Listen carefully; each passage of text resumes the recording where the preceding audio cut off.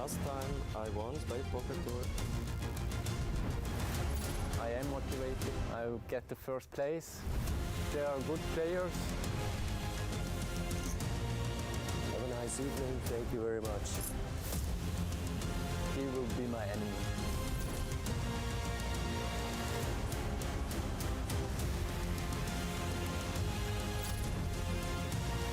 The brains start to interrupt my boss.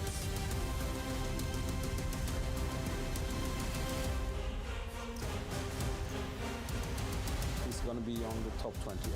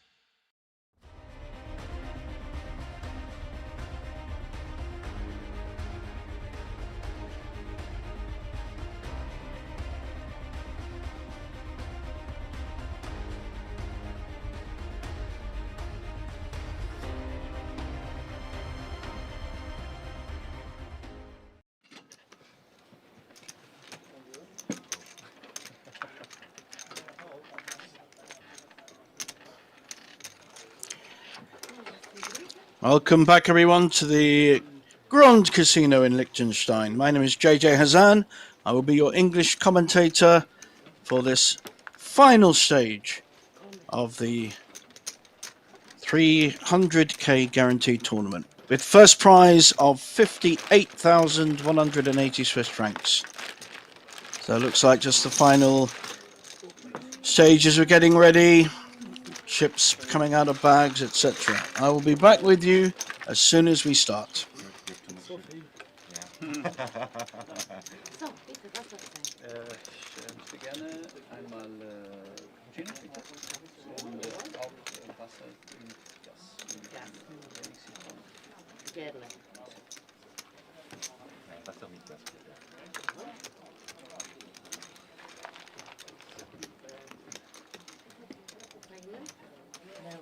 An espresso and sparkling water without lemon. Thank you.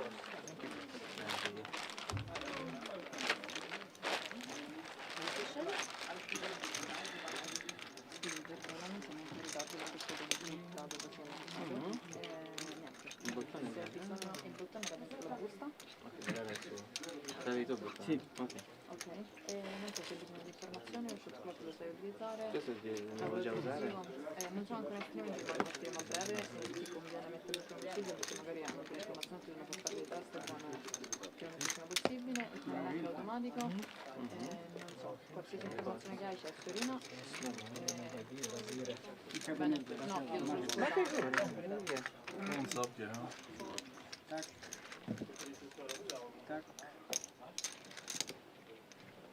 Sorry guys, can I take a picture of you? Ok. Smetto che vado a mettere in carica.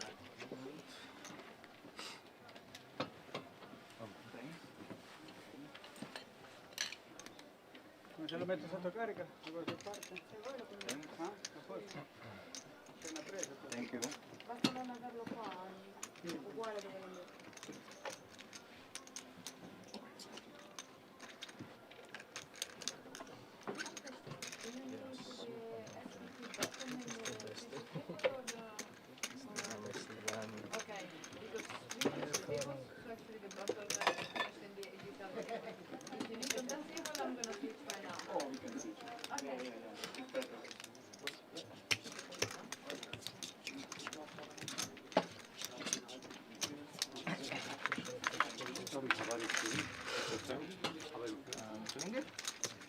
Getting rested, getting focused. Let's do it just. I'm not feeling so rested. I didn't get much sleep yesterday, but positive. What's your feeling? How are you feeling? Feeling? I think I'm the winner and I win. Short stack, big stack. You? Yeah, I'm feeling good. Happy to play poker. Okay.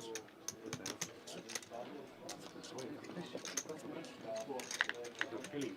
I busted. Never tell me how you feel rested after that. Okay, it's kind of a cringe question to answer, so Yeah, true. come up with some. Yeah, this is it's pretty extreme. Yeah. Wir haben nur Tisch gewechselt. The only thing is just like I had to check out the hotel at fucking 10:30 in the morning or something. Ich weiß. So you wake up for that and then you just have a lot of downtime. Tisch gewechselt. Yeah, true. Well, Feeling my day. I had my very, first very, meeting. very. Oh, yeah. Oh, you were today. Yeah. Nee. Ich bin der Erste. But surprisingly, it's manageable. So long as you don't need to do anything which requires a lot of brain power. Yeah. Brain power will be required now. Yeah. It's like, okay, you just sort of sit in the meetings and nod or say something obvious. Solid. So it kind of goes to show that you don't really do much on these meetings anyway. And you could just not show up. Have a dummy sit in for you. Bisschen mischen mit 2 und 3. Spielen zu zweit gegen mich. Mit Einlasswagenzug. Poteva mettere lui. No, perché ma è normale, io ce l'ho giusto. Perché se io faccio le carte lui me le può vedere. È solo che poi è un casino. Se no vinci tutte, però. Te le vinci tutte. Questo è difficile che ce l'ha. I live in Vedi che questi non sanno nemmeno sistemare le chip e... Sì, sai come sto gioco. Not too bad.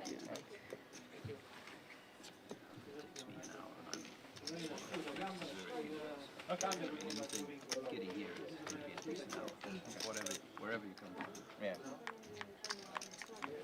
Via. Via in posizione number 2. Welcome back, everyone. This is JJ Hazan here, talking English all night. We are down to 11 players, and we have 6 on our feature table to enjoy before the final table of 8 is made. Level 15, exactly how we finished yesterday. Congratulations to everybody for the performance, and we wish you a lot of luck. And you can prepare the decks, please. We're about to shuffle up and deal.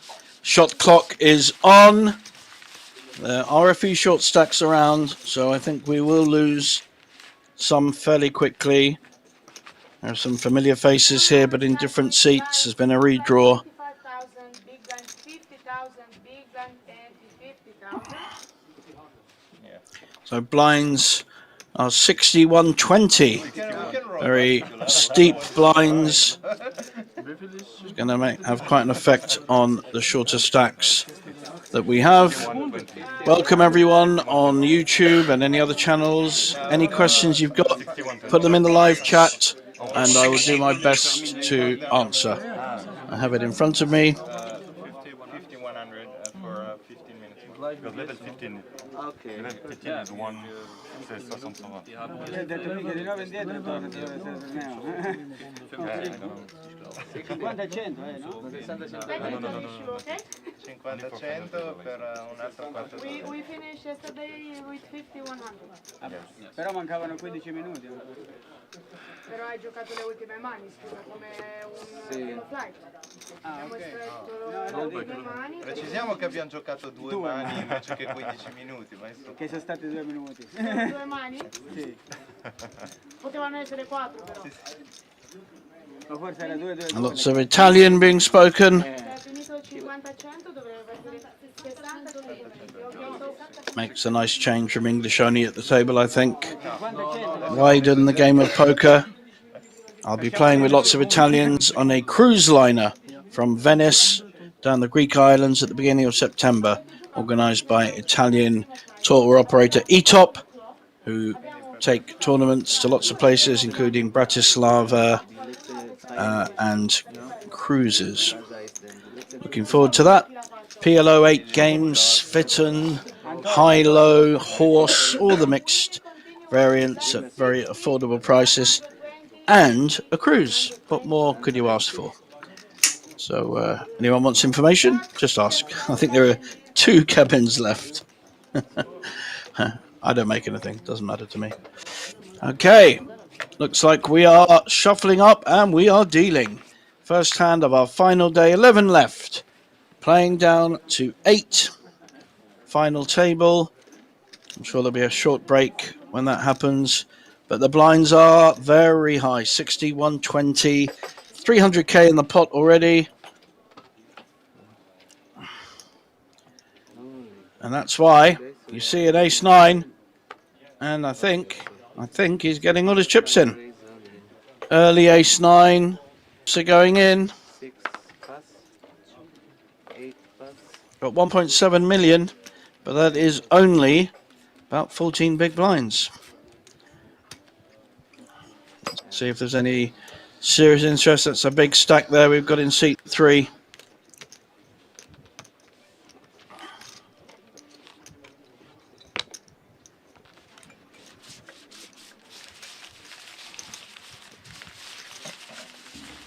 And that push got through. On to the next hand.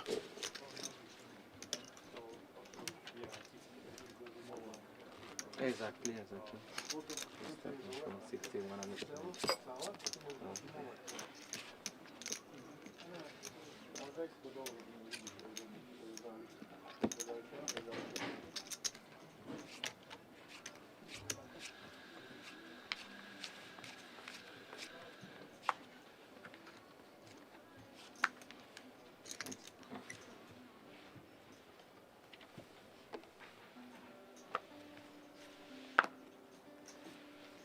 So 6 and 8 plus. 8-9 suited. Giovinco very active yesterday. On the end of day 2, made some very aggressive plays. Most of them worked out. And now sitting on 2 million. Queen 10 suited on the small blind. For raise 250. Raises to 250. Will Doyle Brunson want to see a hand in the shape of Mr. Vegas? You could argue Doyle Brunson was Mr. Vegas. Well, 10-2 to win the World Series many, many years ago.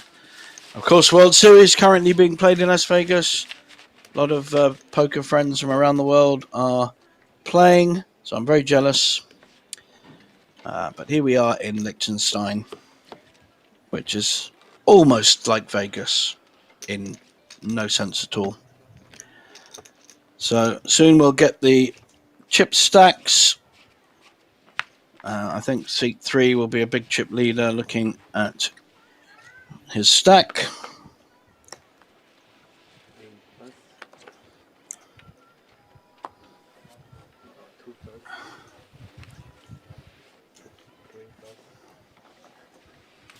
Yep, 7.5 million, big chip leader. Can just relax, doesn't need to do a lot. Play his hands, let the others knock each other out. That's a good way of making the final table. And then he can go about his work with his stack. Let everyone fight amongst themselves. Not a bad tactic. So any ace, Mr. Vegas is pushing. And in this case, he's very unlikely to be called. So it's a very nice play. Mr. Joseph has put in an awful lot, 500. That's a big raise. And so Vegas picks up a very nice pot with no sweat at all. Great push there with the ace-3. His opponent trying to make the action. The problem is, if you've got a player behind with what they consider to be a big enough hand, you are put to the test. And Jack 7 suited is not one you need to know.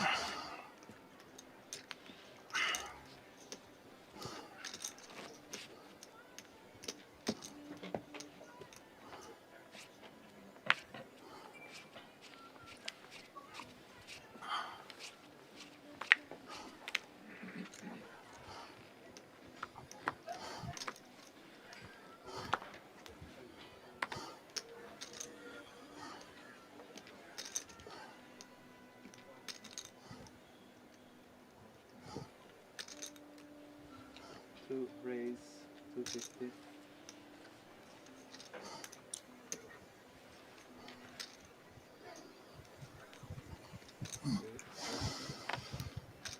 This time, Giovinco raising with the ace-10. It's not a hand he's likely to fold, depending on the raise, if there is one. Not going to see... Oh, man with lots of initials. Mr. Reese with many, many initials. 4 initials. 6-5 suited. Sorry, 6-5 offsuit in the big blind. Does Mr. Ardini want to see a flop? He certainly does. He knows he's live. Not a bad hand to see a flop with.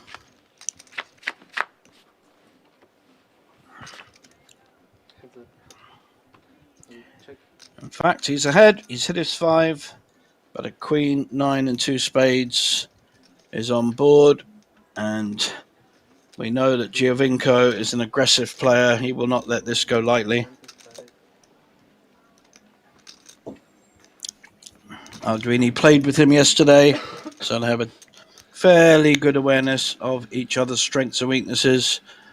And Mr. Ardini, from my observation yesterday, is not someone that can be easily bluffed. He has a healthy cynicism. Just because someone puts chips in does not mean they are winning. When Giovinco was in this position before, he's now just moved ahead on the river. When he was in this position before and had nothing, he made a big push.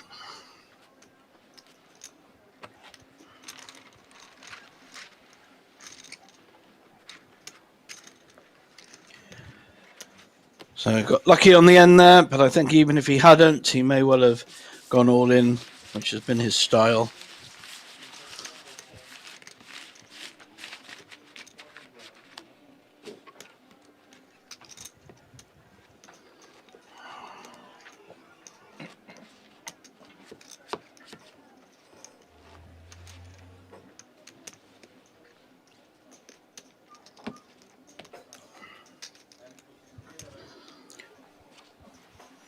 So, seat 3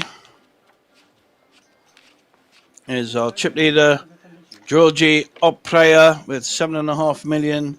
He has more than double the next chips and is in a very, very strong position. Now, here's the kind of hand a chip leader would be raising with.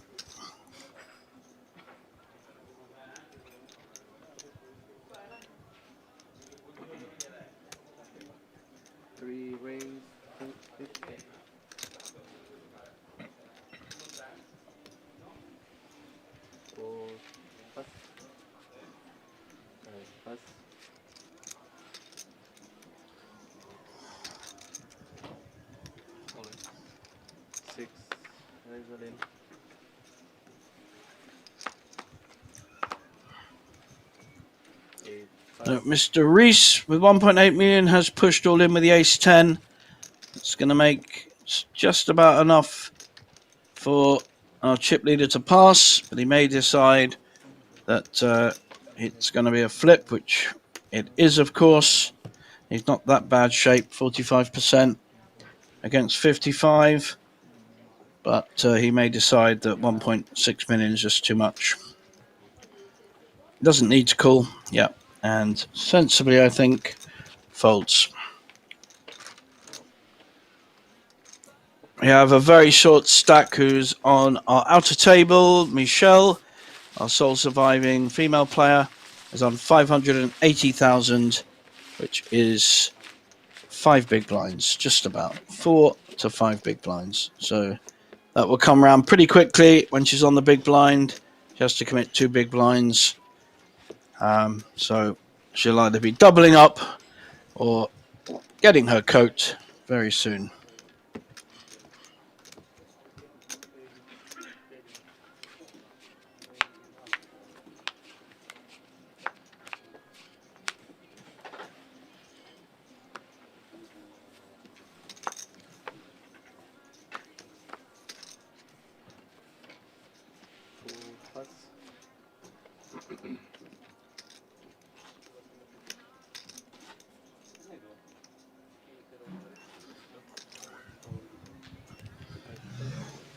Mr. Vegas. I think we're going to see a raise here with the ace-jack. Mr. Vegas tempted by his 8-7 suited, but decides against it.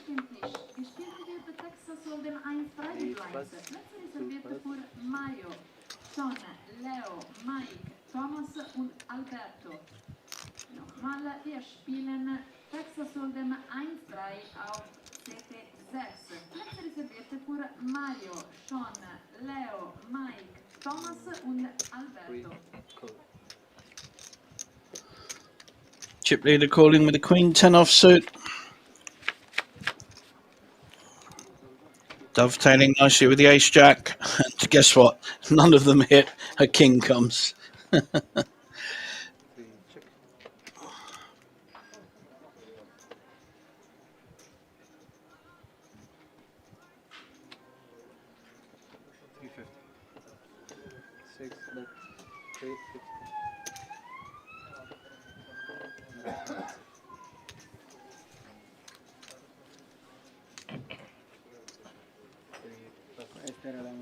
Follow up, C-bet, aggressive play, the winner there.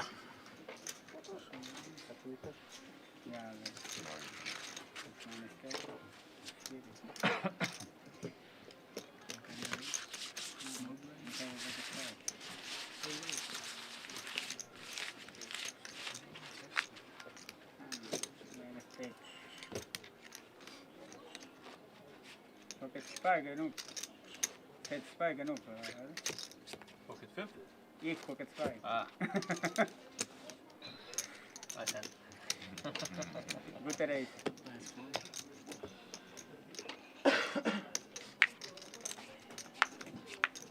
In 20 Minuten, in 20 minutes you can see the replay. Nein, ich habe 15 Bäder, keine 15 Flag.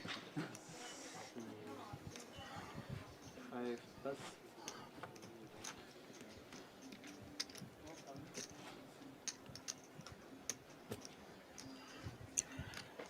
Mr. Reese starting this final day with some good hands, raising with jacks. My namesake, JJ. I'm sure that's going to get through.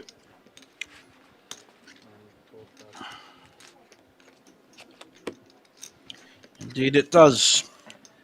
I think we're going to see a recording that was made earlier.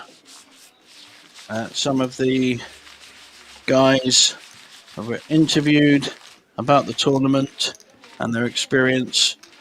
Not quite sure when that's coming on. It could come on at any minute. I'm feeling good. Feeling rested, feeling focused. Let's see how it goes. I'm not feeling so rested. I didn't get much sleep yesterday, but positive. I think I'm the winner and I win. Short stack, big stack. Yeah, I'm feeling good. Happy to play poker here. I bust first. I bust first. It's kind of a strange question to answer. So Very good. I'm very excited and I'm good. My feeling? I'm curious. The first time I work with this clocker, so. but it's not a bump. Exciting. No. It's not a bump. My feeling, carpe diem. Okay. Yes, I feel good. A little bit tired because of yesterday night. We play very long match, but I feel good. Yes.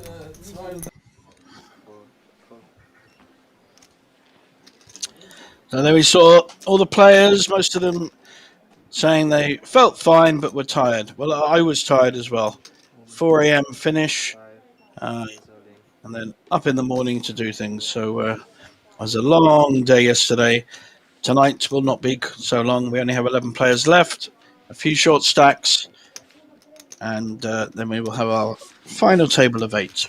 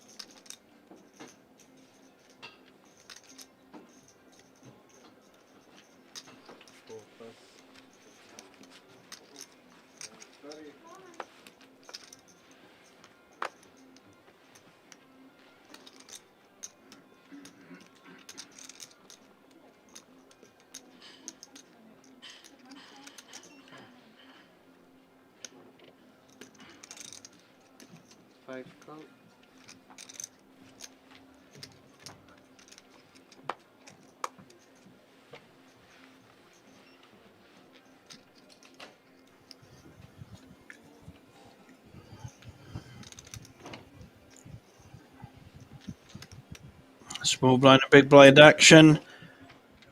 Mr. Reese is here to win. Raising with a very mediocre hand. He just smelt weakness, I think, with Vegas's call and decided to put the pressure on. Good poker, sir. Good poker. We like it. He's won every pot he's been in so far, and that's all you can do in this game.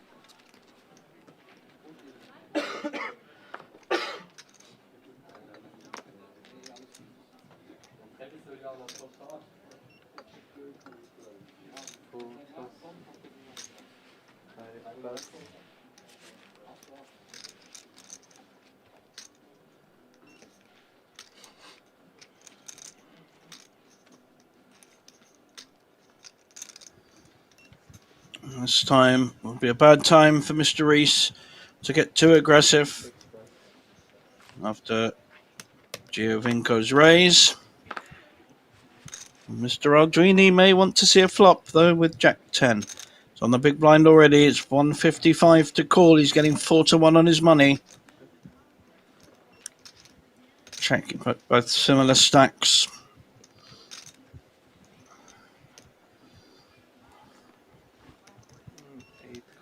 Makes the call.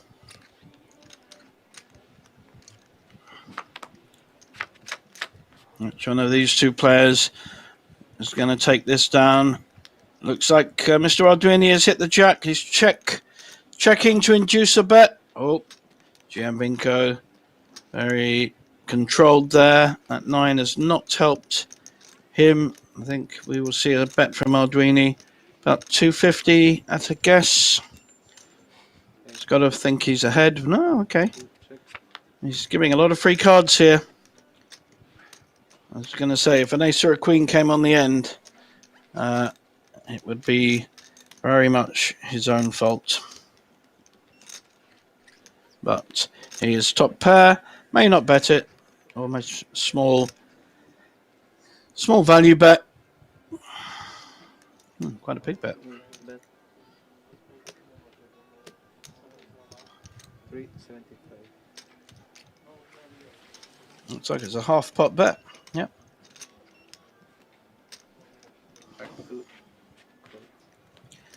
Wow.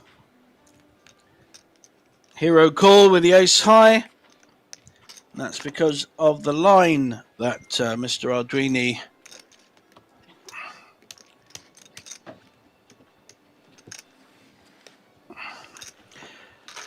the line he took was a very passive line, and he got paid on the end with that bet. So good poker there from Mr. Arduini. I liked the way he played yesterday. Played very well. Got unlucky in a couple of hands, but showed some good poker skills. There's our current leaderboard. Our chip leader's gone down a bit from 7.5 million, played a couple of hands, lost them, but still in very good shape. And our short stack on the table, Mr. Joseph, just below Mr. Vegas, 13 big blinds, so still a playable stack.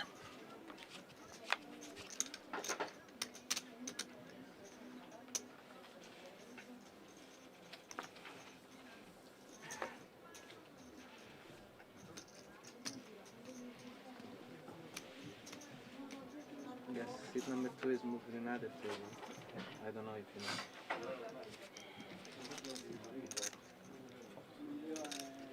So 4, 5, and 6 pass.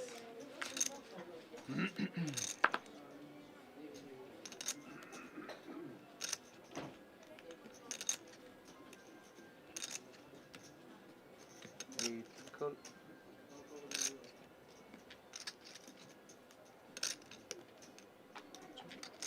Three check.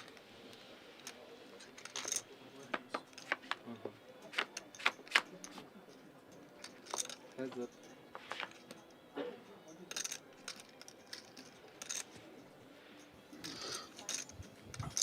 Beautiful board for Mr. Arduini. There's a gut shot draw for our chip leader. It's a great chance to make a good pot here.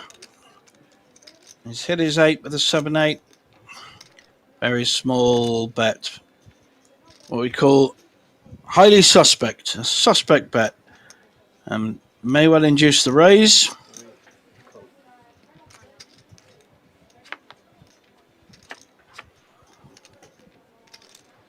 Just a call.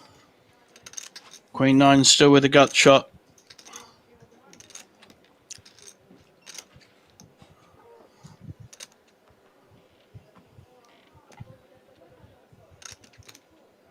Bet 3, 25.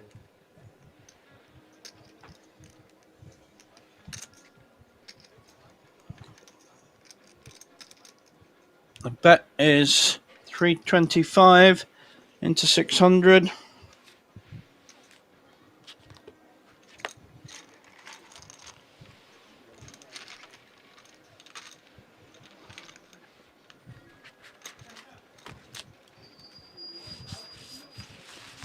And takes down the pot.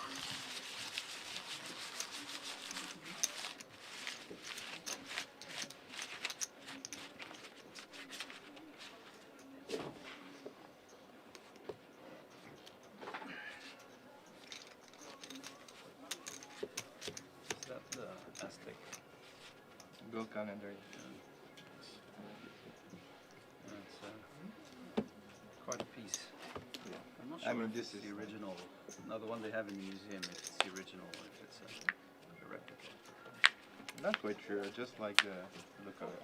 Oh, it's amazing. Yeah. I was looking for a card protector of this style kind of thing. I was like, found this one. I was like, oh, it's so cool. That's pretty amazing.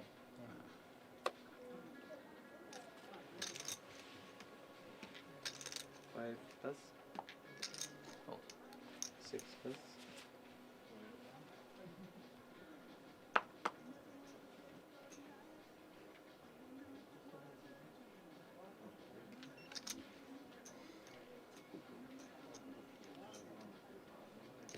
Eight raise 250.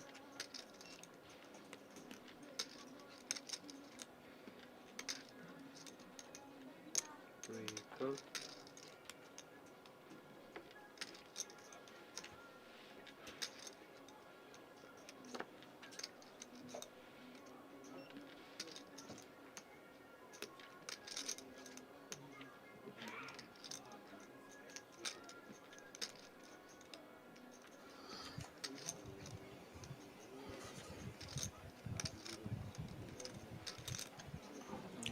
Raise with the ace jack.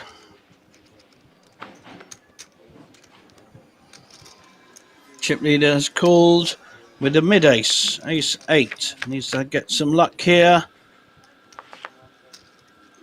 Well, lots of split pot possibilities here. For 2 hits, 2 pairs, the ace of each player will count. So I do expect Mr. Ardrini to be betting this, though. He was the pre-flop aggressor. Yep.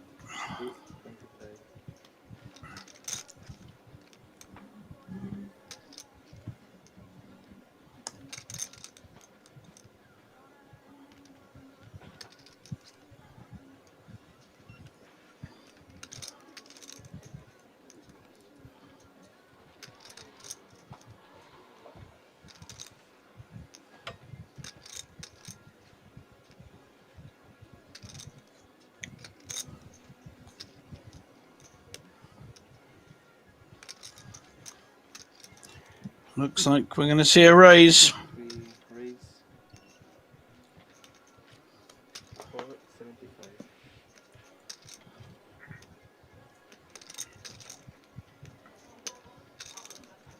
And chip leader using his stack to try and put pressure on Ardrini. Hasn't shown much fear so far, though. If he feels he is winning, he will call.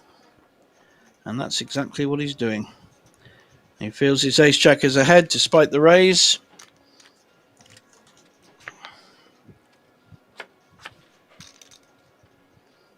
We've both got the gut shot draw now to the 5. And more split pot possibilities. Any 4, any 2.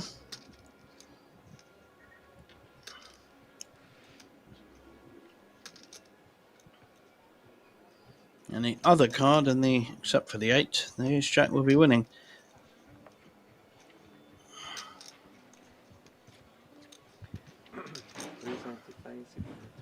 It's quite a weak bet, 375. I think Mr. Ardrini will realise that this is a weak bet. He just has to work out, is it weak because Mr. Oplaya has a strong hand, or because he has a weak hand? I think we know what he's thinking now.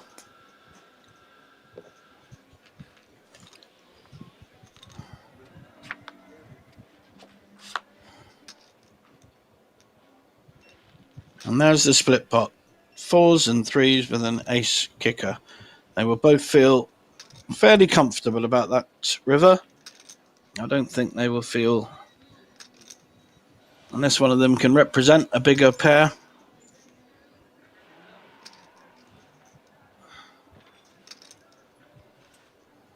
Check and 8 check.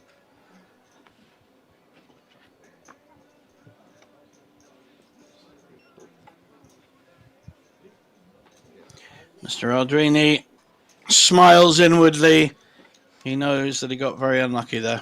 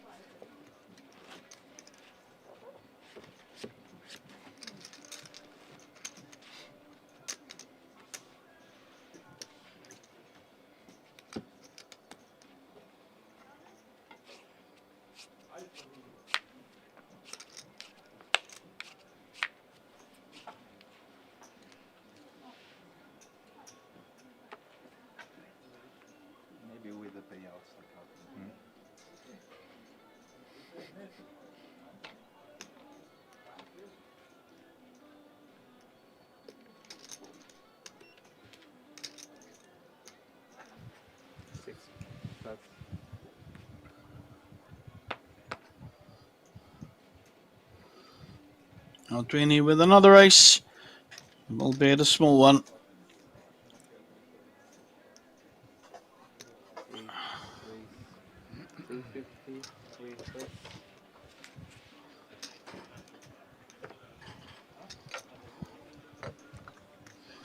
Button folds. I think the small blind will be folding. Does the big blind have anything to fight with? Not really. May just be folding his queen six. And another pot goes Mr. Aldrini's way. Floor man, table, please.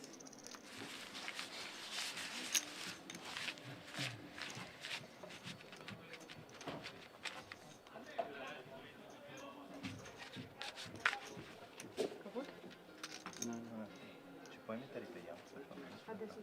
Ah, ci sei, ok, perfetto. Just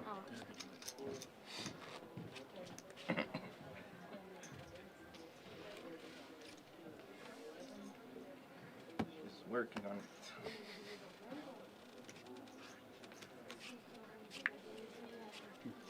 Cooking up the numbers.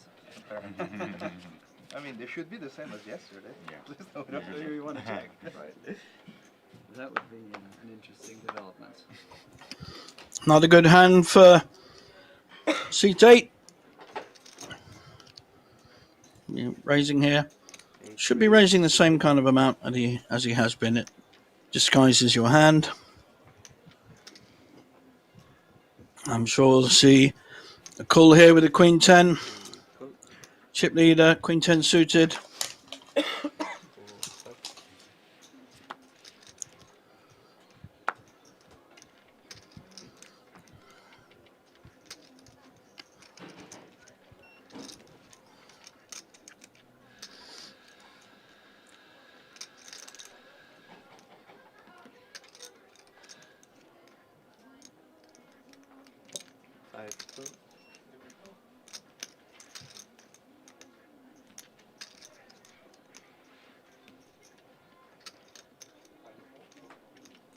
Call.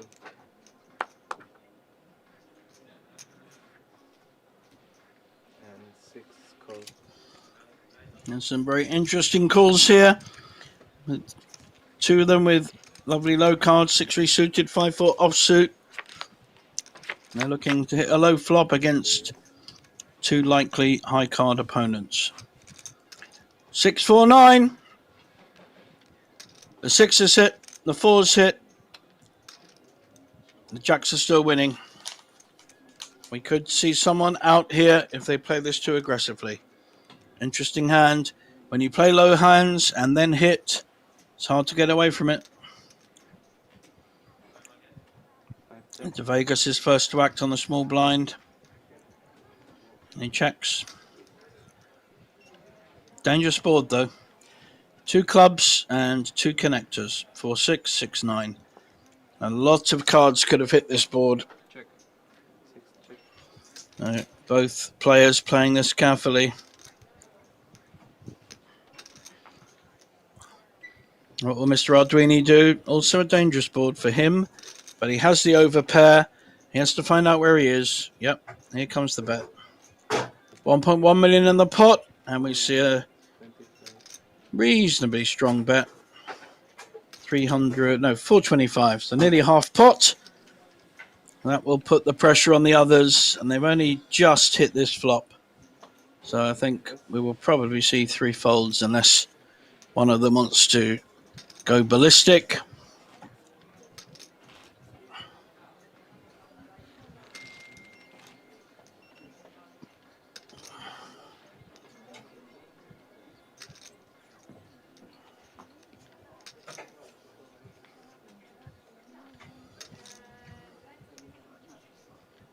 I'm certainly thinking about it.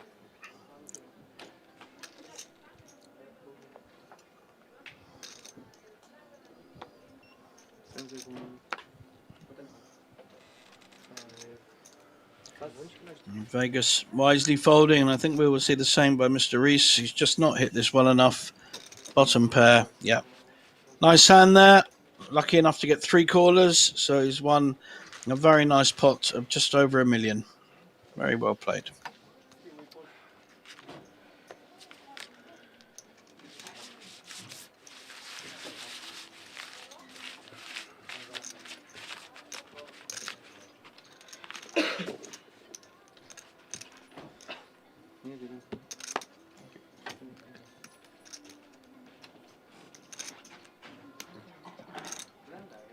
È 17-17 da Chiara.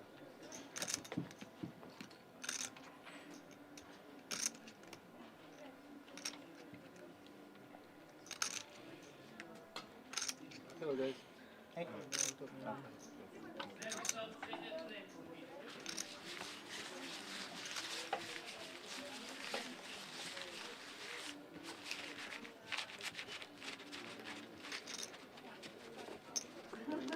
I'm a young man.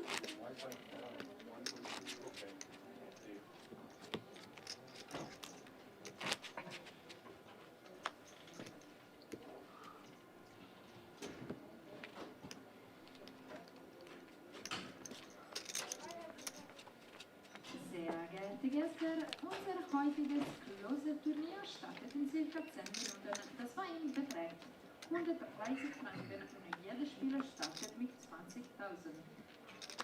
Die Levelzeiten betragen 20 Minuten. Unlimited Reentry sind möglich bis nach Level 6. Wir bitten alle Interessierten in den Pokerroom zu kommen.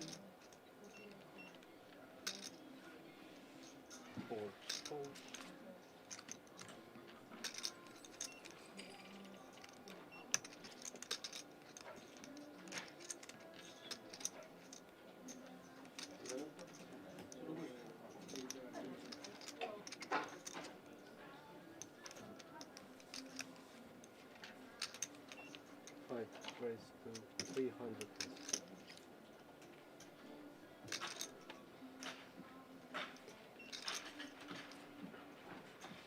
6 fold.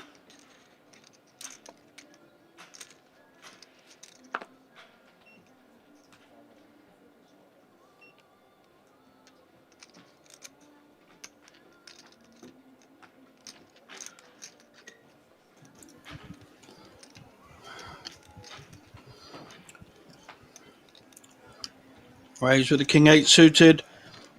I think Ardrini is a good enough player post-flop not to worry too much about calling here.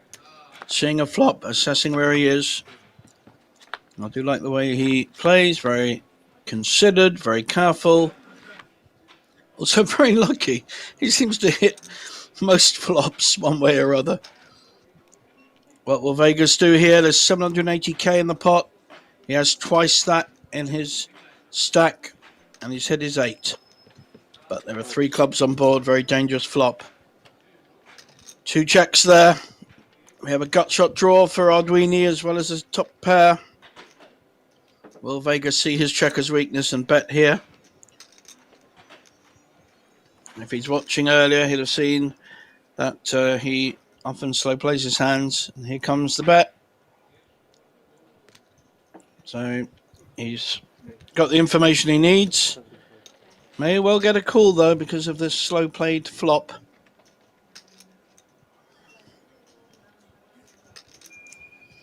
Or will Vegas make a move?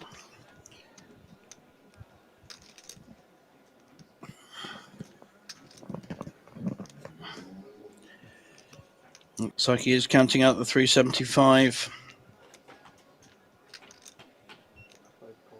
Will the river, a club on the river will certainly slow everyone down.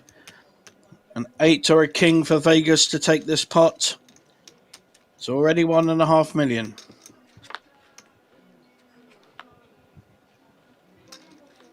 Jack 9 now, top 2.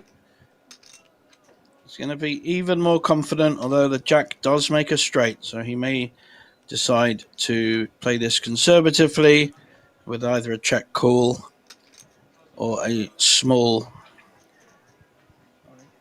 value bet. He's going for the opposite. He's going for the full. He's going for the full amount. He feels there's no way Vegas has made this hand.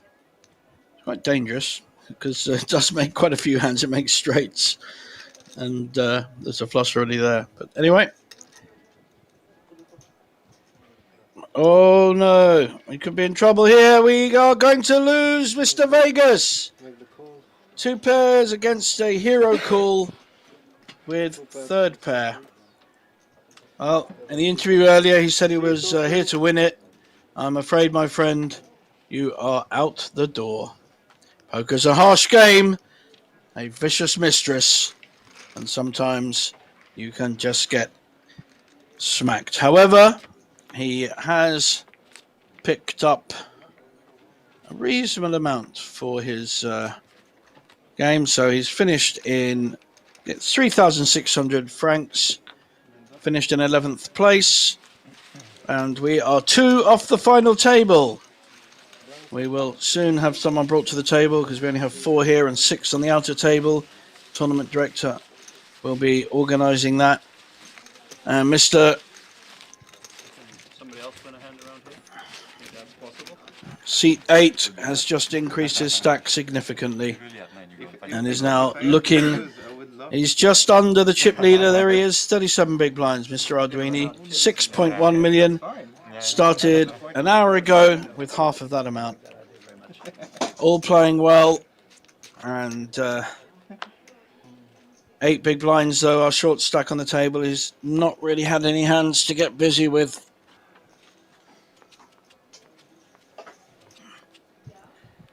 But I'm sure he will put those chips to good use when he can. And this may be the hand. Ace 4 with only 8 big blinds. If he doesn't get called, he will pick up all the blinds. Yep, there he goes, all in. 6-4, but all in. Let's see if the 2 chip leaders have a hand to call with.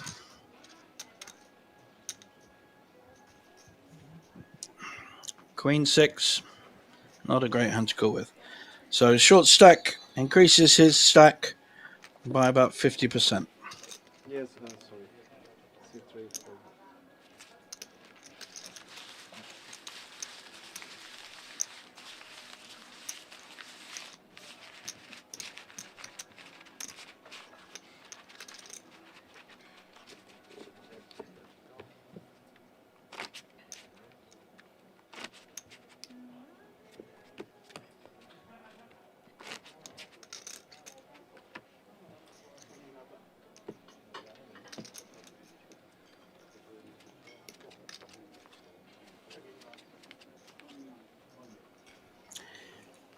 Something to note, people, is that we're down to only 4 at the moment on the feature table.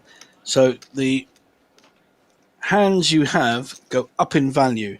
So your ace 10, ace 9 is a lot better hand because there are such few players on the table. So you need to adjust your range, widen your range with less players on the table, because those kind of hands, ace 10, ace 9, pair of 7s, pair of 8s, is that much stronger with fewer players. So do watch out for any of these players that do that. 8 raise to 325. 350. Mr. Arduini using his stack to raise. And his fellow chip leader going nowhere with 10-8 suited. Very playable hand. You know where you are with 10-8 suited. You've hit that straight, hit that flush draw, hit your pair, 2 pairs. And if you put your opposition on 2 high cards, then it can very much work in your favour. Let's see what kind of flop we get. Mr. Arduini made the first raise, though. He'll be repping any ace. So the ace is there, but the 8's hit as well. Be interesting to see if he does represent this ace.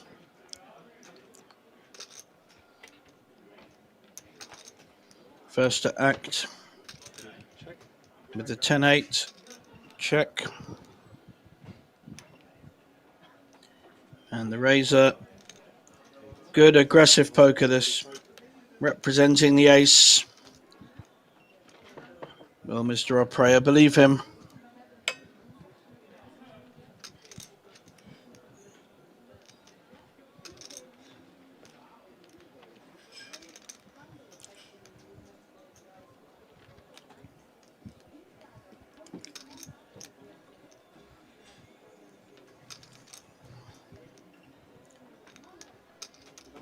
counting out a raise? Certainly is. It's a big raise. Does not believe he's got the ace. He's hit his 8. He's feeling very confident. And that confidence is rewarded. Great play there. Mr. Ardwini just accepts his fate. Folds quickly. Good for the game. Nice poker there. Very aggressive, positive poker.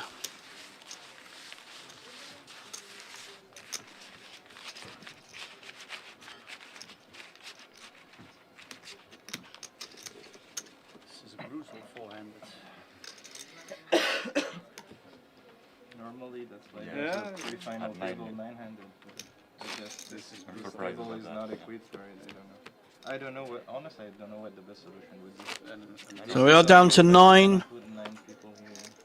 Not quite sure why we aren't playing hand for hand at this point. Maybe it would not be better. Also, what they do sometimes is One more player down and we will have the final table. but without the the without the live card. card feed. Exactly. But this table is too small anyway. Yeah.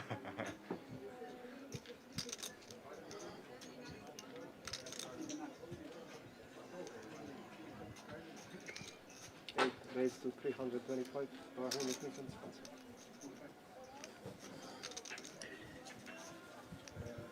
Ace King now for our chip leader.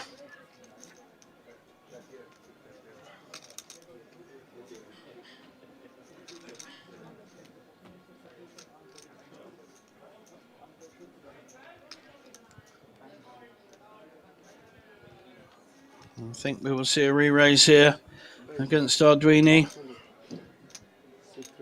Nice strong re-raise. Nearly 800.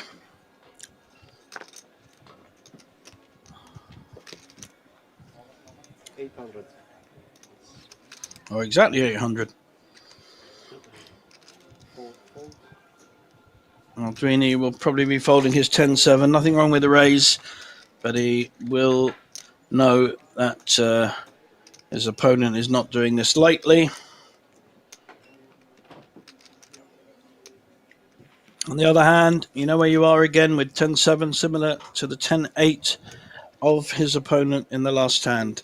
So he's decided to call. He's taking risks, but in a good way. He's very comfortable post-flop, so happy to take a flop. Well, he is actually ahead, but I suspect we'll see a c-bet here.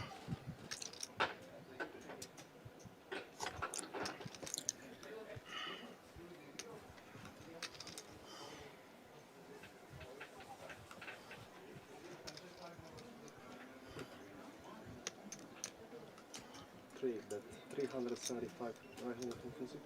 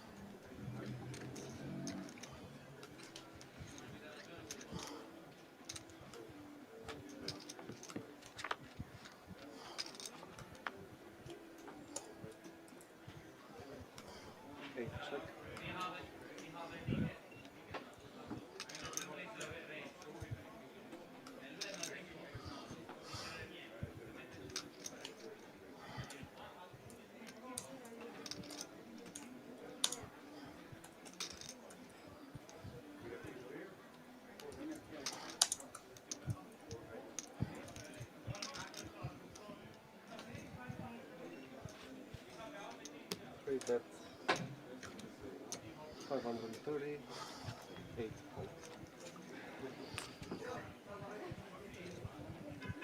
Very good poker there. Using his stack, using his pre-flop raise. Despite there being 4 spades, he was able to take that pot down. And despite his opponent actually being in the lead. These two deserving of their chip lead, both playing some very good poker. The others just have to look on and hope they get a hand in time.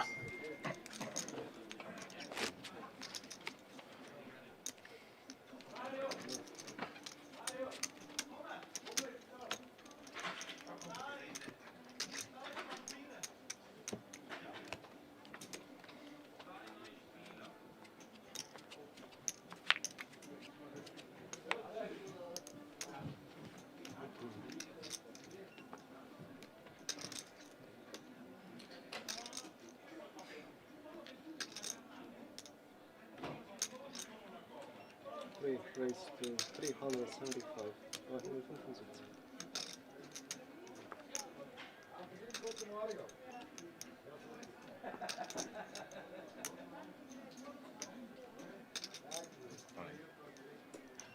Sit for raise all in.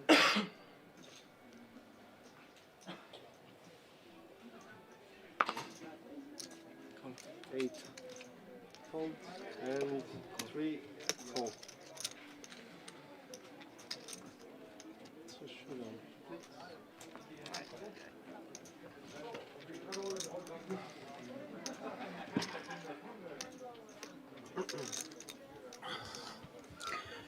Big hand here, all in with ace 10, but looked up by yet another ace king from our chip leader. Mr. Joseph needs a lot of luck here. Has to hit his 3 outer. Split pot possibilities though. An 8 will be a split pot. He's almost calling for it. Yeah, I don't mind. I'll have a split pot. The rest of the table appreciating his position. 3 million in the pot though. So king, very, very hard now for Mr. Joseph to win. Only a jack to make a straight. Oh, and there she goes. Commentator's curse. Called in the jack, and there it is. Wow. Still alive with 3 million. Just shows you poker. Poker's a harsh mistress. He was so very much out the door. And one jack pops in.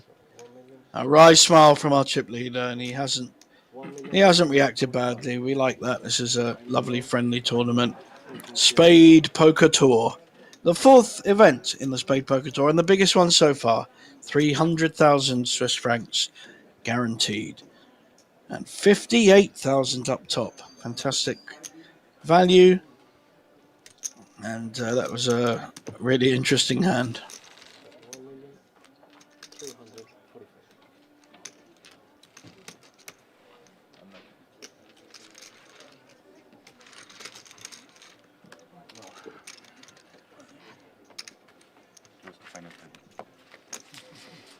One card away. Yeah.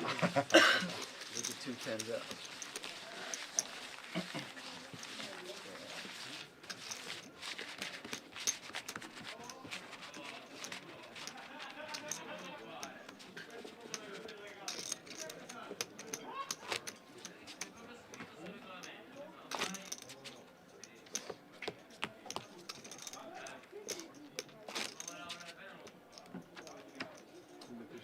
Zweimal auf 160.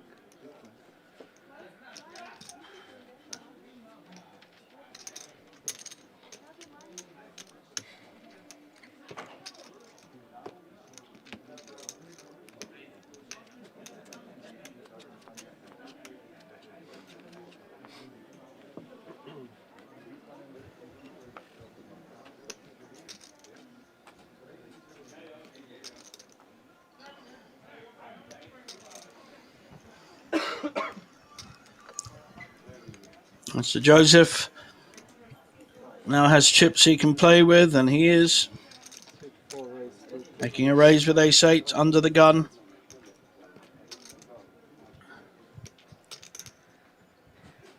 Mr. Rice can't see his hand at the moment. Also ace 8. Queen 9 probably folding Aldrini. And now the big blind may well want to see a flop with 8-7 suited. It's a good hand.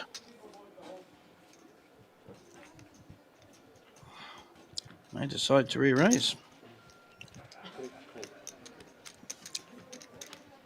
It's out of position. It's not the most sensible play.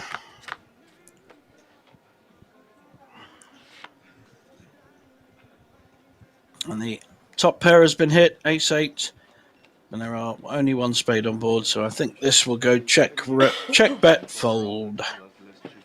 And if it doesn't, you can send me abusive messages on YouTube.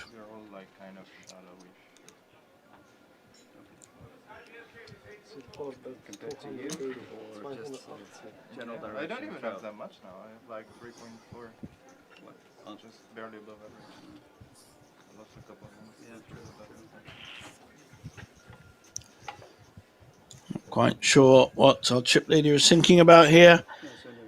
He's got no pair, no draw.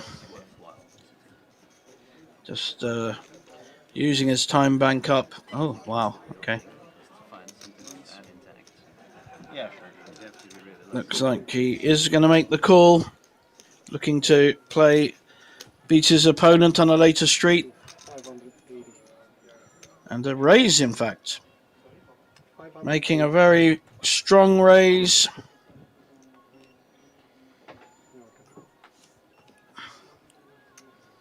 I don't think Mr. Joseph's going anywhere. He's just calling.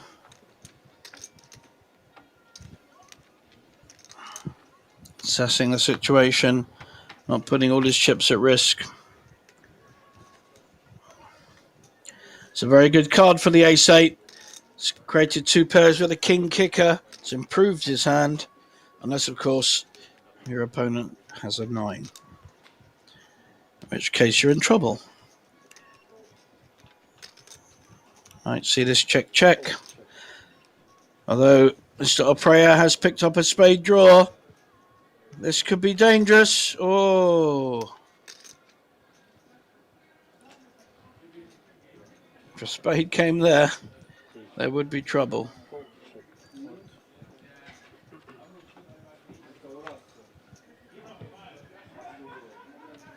And another pot goes away with Mr. Joseph. He's gone from our short stack to having a very healthy stack.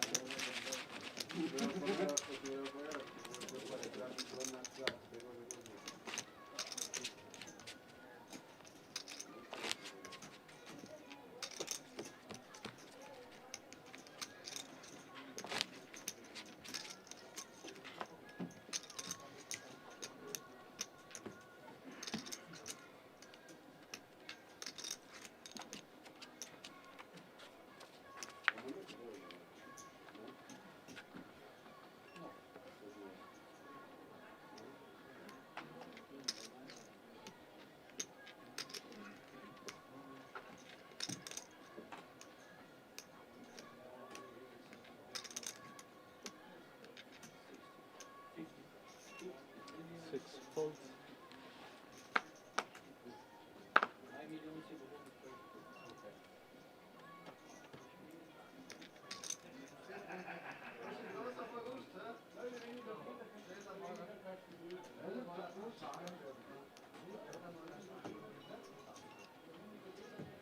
Eight raised to 325.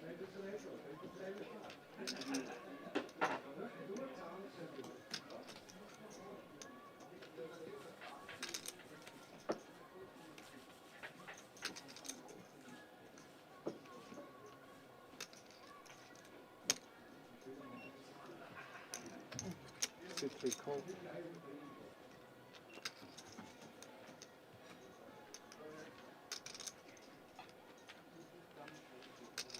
Four call.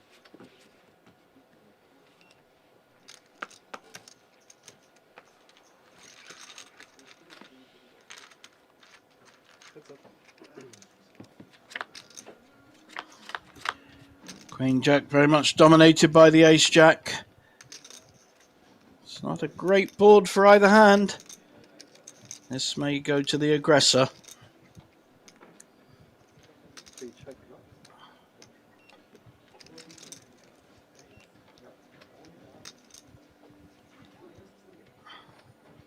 Eight check. Mr. Ardrini was up there with the equal chip lead and is now down to 3.5 million. Most of them going to Mr. Joseph. Ace Jack still winning, but he's playing it very conservatively, very sensibly, really. We do not want Mr. Ardrini to hit his jack. Oh! I should take this up for a living. Right, wow. So we now have the Queen Jack out kicked, and I'd be amazed if he doesn't bet. This is an interesting check. I think Mr. Ardrini may well be betting this. He likes a value bet. Anything that may stop him is the rest of the board. 4, 5, 6 makes a straight. Sixes, but I think we're going to see a bet call. I don't think we'll see a raise. Wow, here we go. Will we see a raise? 575. 575,000 bet on the end. He will be confident his Queen Jack is winning. We know different.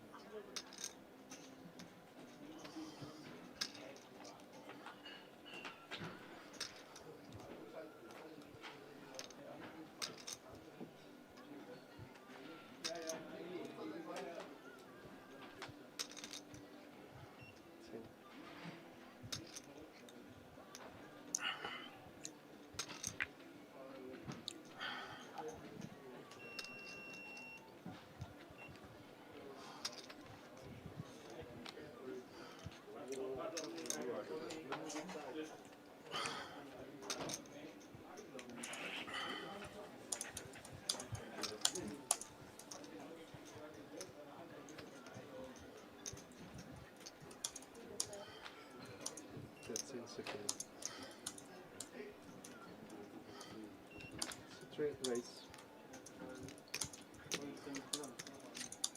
1,075,000. 1,375,000.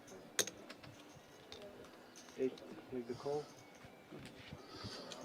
And a big pot there for our chip leader. He's increased his chips even more with a very nice check raise on the end. He knew exactly where he was, Mr. Ardrini. Very unlucky there that he hit his jack, although he was behind, of course, the whole time. Good poker played there. Our chip leader's gone up to 8.1 million, 50 big blinds. He's been around 50 big blinds most of the tournament and is our deserved chip leader.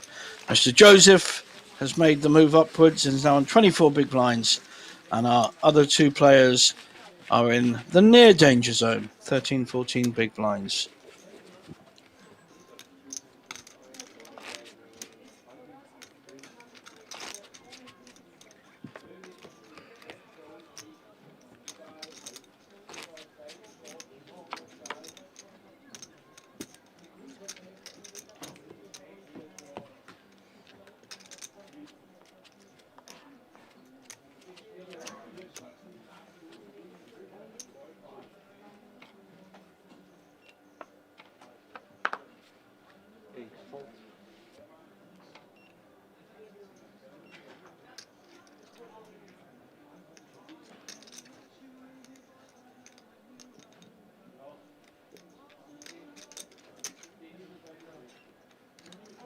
Straight raise 350.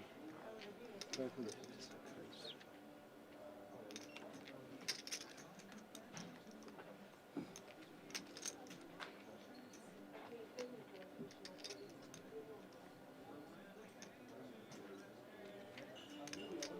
6 call.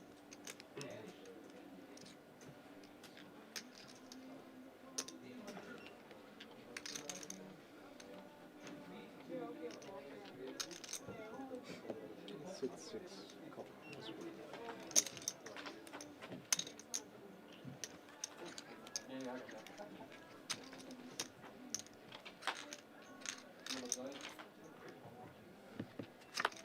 Why spiel? Players. Yeah, movement over there.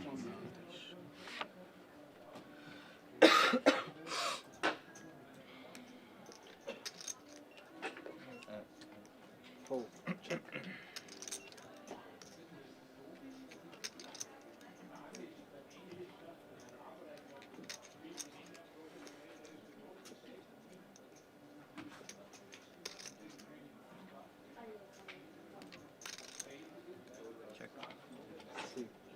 Check.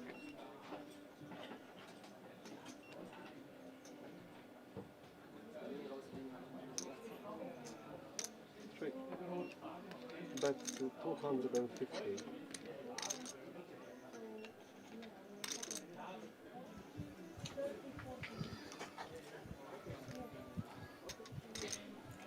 Top pair here has bet 250. Our chip leader, Mr. Joseph, with a gut shot is calling. He's a brave man. And Queen 3 has hit, but you may feel he is behind at least one of the other players' aces. I think Mr. Reese will fold. And he does.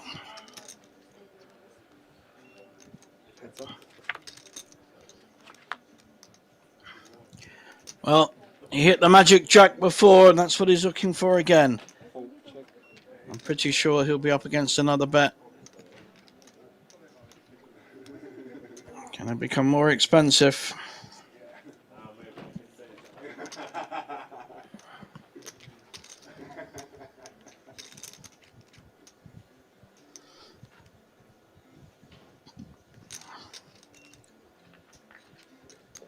Fairly small bet.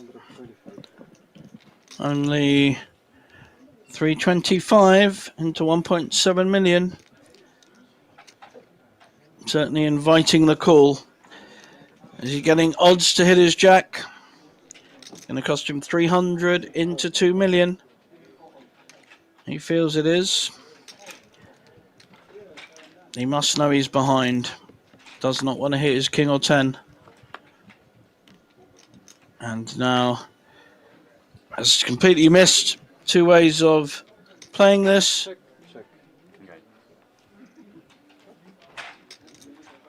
And chip leader increases his stack. No jack this time.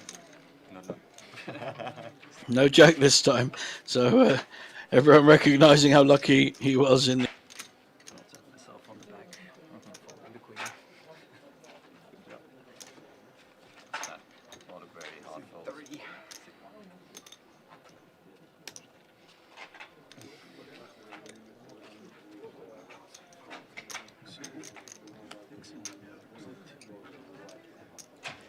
It looks like we are down to 8 players now. I think we've lost one from the outer table, which means we will be on a break soon.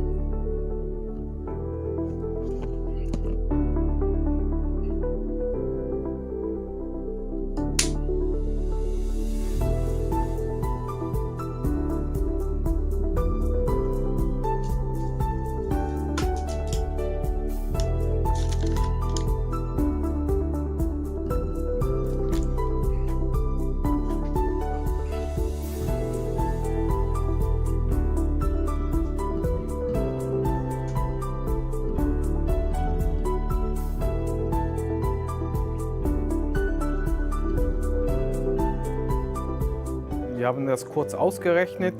ICM passte für mich und die Varianz ist so okay. Deswegen waren alle einverstanden, für alle passt es. So wird alle glücklich, alle happy.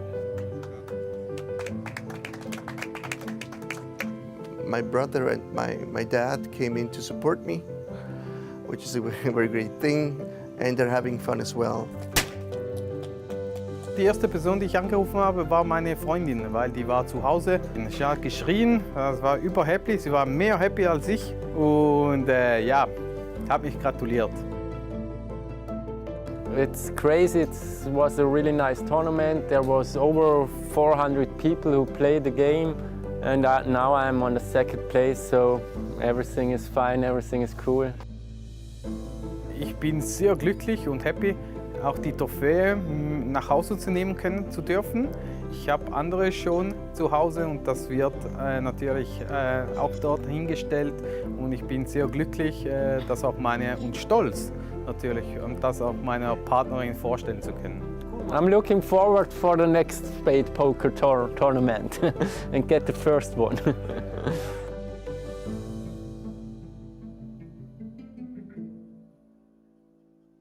576 Spieler hier, die an diesem Turnier teilgenommen haben und einen Preispool von 178.000 Schweizer Franken generiert haben.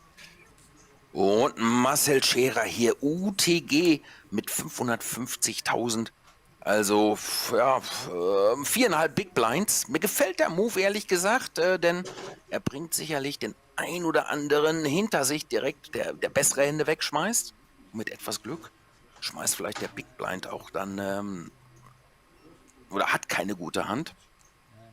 Aber Ass Bube, denke, dass hier Selvo 10 mit Ass Bube von Karo hier callen wird. Er hat dann auch zwar nur noch etwas mehr als 4 Big Blinds, aber das ist auf jeden Fall, das ist ein Call. Ja, nochmal erst eine Timebank, eine Zeitkarte geopfert. Braucht noch weitere 30 Sekunden. Oh, und er entsorgt das Bube. Das ist auf jeden Fall schon mal eine gute Nachricht für Marcel. Aber jetzt Roger Heim aus der Schweiz mit dem 6er-Pärchen. Auch er nicht mehr super viele Chips vor sich. Also knapp 7 Big Blinds. Ja, Pocket 6er da. Auch er opfert da eine Zeitkarte.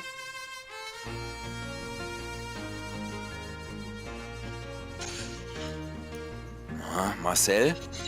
Oh, er legt auch die 6er weg und der Move. I guess I made a very bad laydown, but I see it probably later. It was under the gun. And so, as I told you, the balls were screaming, call that guy. But then the brain started to interrupt my balls. And that was a mistake, you know? I probably should have called that guy, and I'm pretty sure I made a bad decision. But it's okay. Sometimes you do bad decisions, sometimes you make good decisions. That's poker. That's the game. Die Blinds mittlerweile auch angestiegen. Wir sehen es rechts unten in der Ecke 40 und 80.000. Small und Big Blind. Und der Big Blind muss immer noch 80.000 hinzulegen. Das heißt, jede Runde kostet hier 200.000 Chips. Givi, ja, Stammspieler, erfolgreicher Pokerprofi im Small Blind, füllt auf mit 8-7. Und Stefan Mehr aus Österreich checkt eine Option. Und die 7, ja, mit der sitzen natürlich beide zufrieden jetzt hier. Sehen den Flop als ziemlich gut an. 100.000 gefordert von Givi und Stefan bezahlt. Oh, da kommt die letzte im Deck befindliche 7 hinzu. Beide jetzt hier Trips. Und beide werden sich denken, wie kriege ich jetzt am besten die Chips vom Gegner. Aber für Stefan sieht es nicht gut aus. Denn die 5 ist kleiner als die 8 von Givi.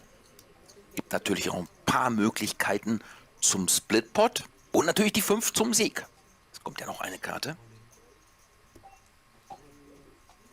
250.000 von Givi gesetzt. All-in von Stefan und der Snap-Call jetzt hier von Givi. Alle Chips in der Mitte. Und eine nichts verändernde Dame. Und die 8 von Givi kommt in die Wertung. Er geht hoch auf 2,1 Millionen. Stefan runter auf 1,1 Millionen. Alles so entscheidende Pötte. Mein Nickname ist Givi. Ich komme aus Italien ursprünglich, wohne hier in der Schweiz. Bin 37 Jahre alt, unverheiratet, keine Kinder, habe eine Partnerin seit langen Jahren und ich spiele Poker eben, wie gesagt, wie ich schon gesagt habe, seit 20 Jahren. Ist auch ein Hobby von mir, Hobby, Beruf. Ich war schon x-mal in Las Vegas, in allen Casinos von Europa, die ganze Tours früher, alle mitgespielt und ja, es ist eine große Leidenschaft. Ich spiele sehr gerne Turniere, aber ich spiele auch sehr, sehr gerne Cash Game. Am Tisch die Gegner, die ich mit großem Respekt anschaute, war natürlich der Stefan, weil der hatte auch sehr viele Chips. Ich war schon mit ihm gestern den ganzen Tag am Tisch, hat sehr guten Poker gespielt.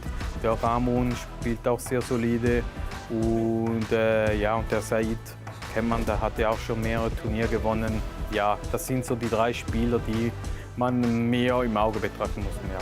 Ass Dame, er hat bisher noch gar nicht so viele Turniererfolge auf der Habenseite.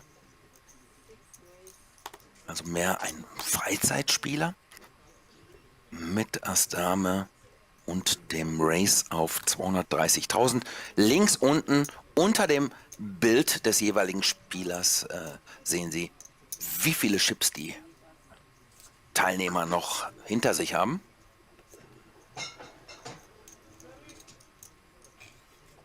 Oh, Ass Bube bei Claudio Di Vito aus der Schweiz.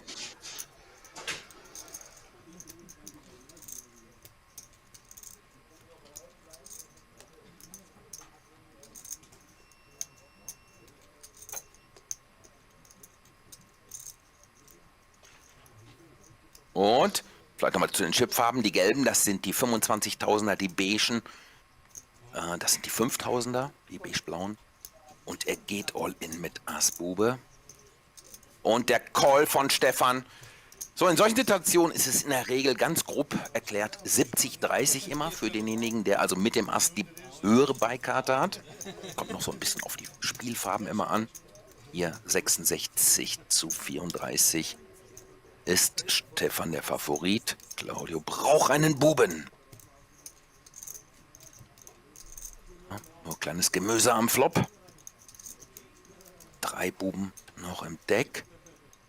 Jetzt gibt es natürlich noch ein paar Möglichkeiten zum Splitpot. Eine 3 oder eine 6 zum Beispiel. Dann hätten beide 2 Paar. Und das Ass würde als 5. Karte in die Wertung kommen.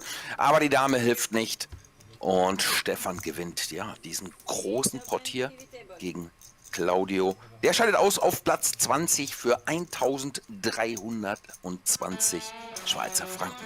My name is Stefan Mehr. I'm from Austria and I'm 38 years old. I work with natural fragrances in my normal life and I like to play poker. I like to climb, to drive with skateboards. I start the first day and play a solid game and close it with 280,000 chips. And the second day I had some swings, but always good chip stack. They are good players and would be a nice final table with them to play. 576 Spieler hier, die an diesem Turnier teilgenommen haben und einen Preispool von 178.000 Schweizer Franken generiert haben. Und Marcel Scherer hier, UTG mit 550.000.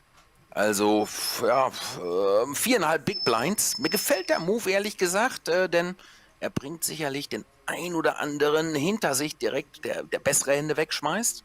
Mit etwas Glück schmeißt vielleicht der Big Blind auch dann oder hat keine gute Hand. Aber Ass Bube, denke, dass hier Selvo 10 mit Ass Bube von Karo hier callen wird. Er hat dann auch zwar nur noch etwas mehr als 4 Big Blinds, aber das ist auf jeden Fall, das ist ein Call. Ja, hat nochmal erst eine Timebank, eine Zeitkarte geopfert.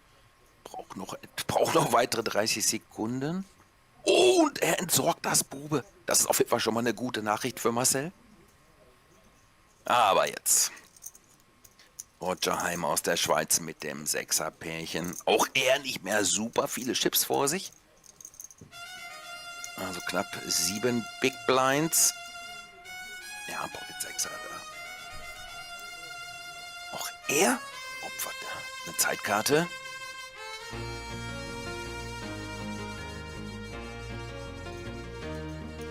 Na, Marcel. Oh, er legt auch die 6er weg und der Move. I guess I made a very bad laydown, but I see it probably later. It was under the gun.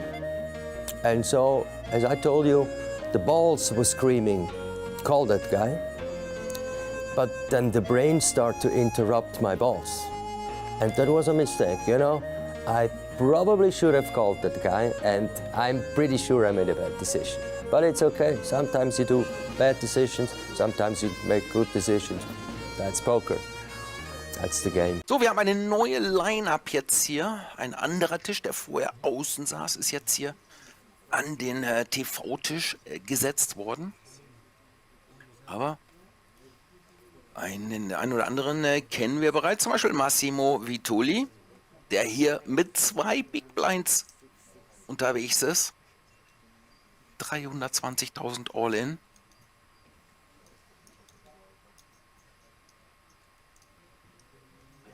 Und Thomas Hart mit Ass 3 hat er auf 500.000 geraced.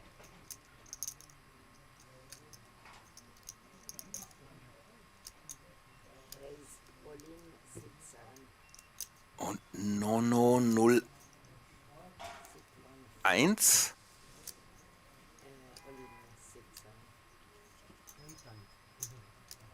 All-in mit 1,3 Millionen. So, Massimo ist All-in.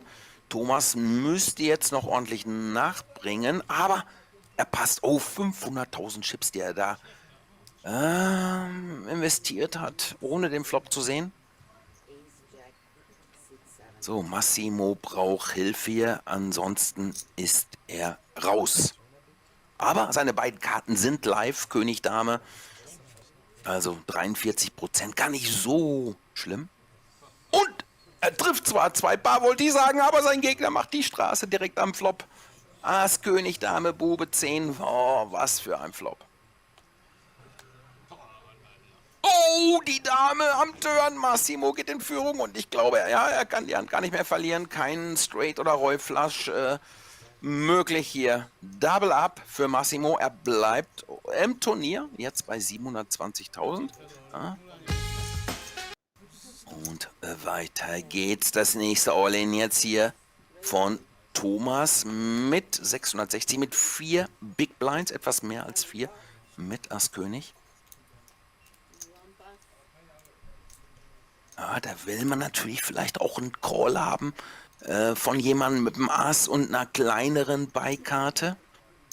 Massimo mit König 9 an Cut-Off. Ja, da bin ich mir fast sicher, dass er die Hand entsorgen wird. Da ist es einfach zu häufig, dass man genau in solche Hände läuft, wo man dann dominiert ist, wo der Gegner vielleicht auch einen König hat, mit einem besseren Kicker. Oder selbst wenn der Gegner Ass Dame, Ass Bube hat, ist man hinten. Und ich glaube nicht, dass man hier mit König 9 Offsuit das Turnierleben riskieren sollte. Ich glaube, da wird auch Massimo die gleiche Entscheidung treffen.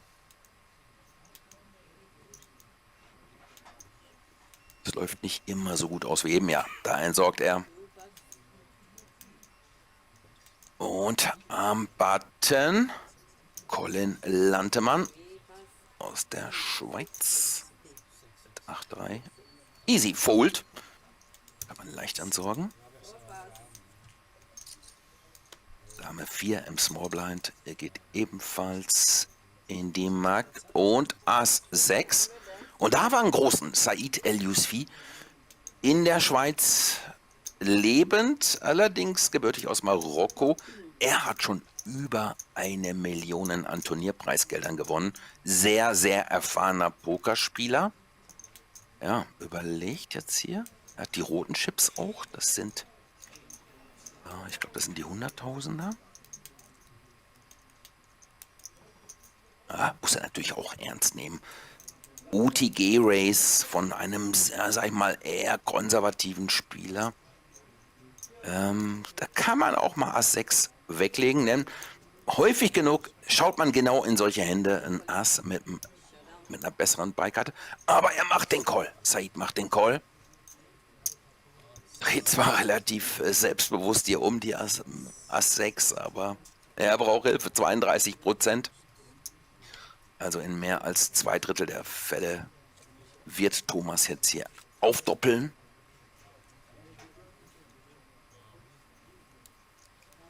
Und die 6 am Flop.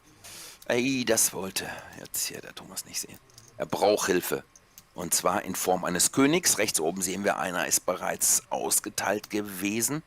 Das kann man durch die Technik ganz gut direkt simultan erkennen. 2 Könige noch im Deck. Einer davon muss jetzt kommen am River. Kommt nicht. Und Thomas ist raus.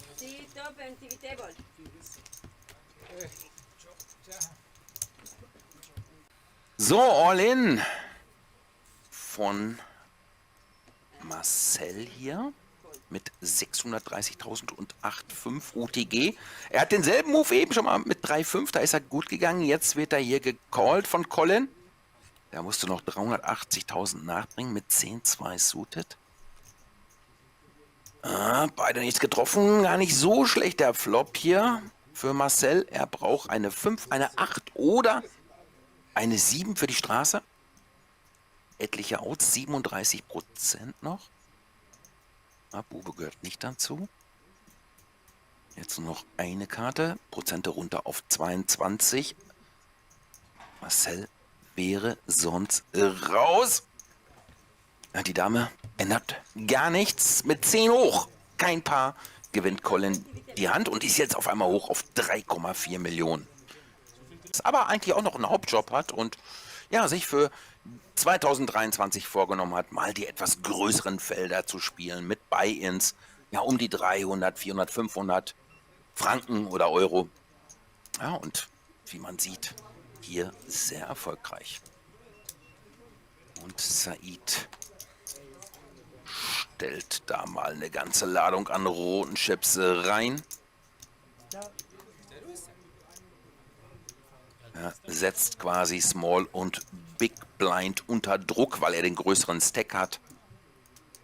Nono mit König, Dame.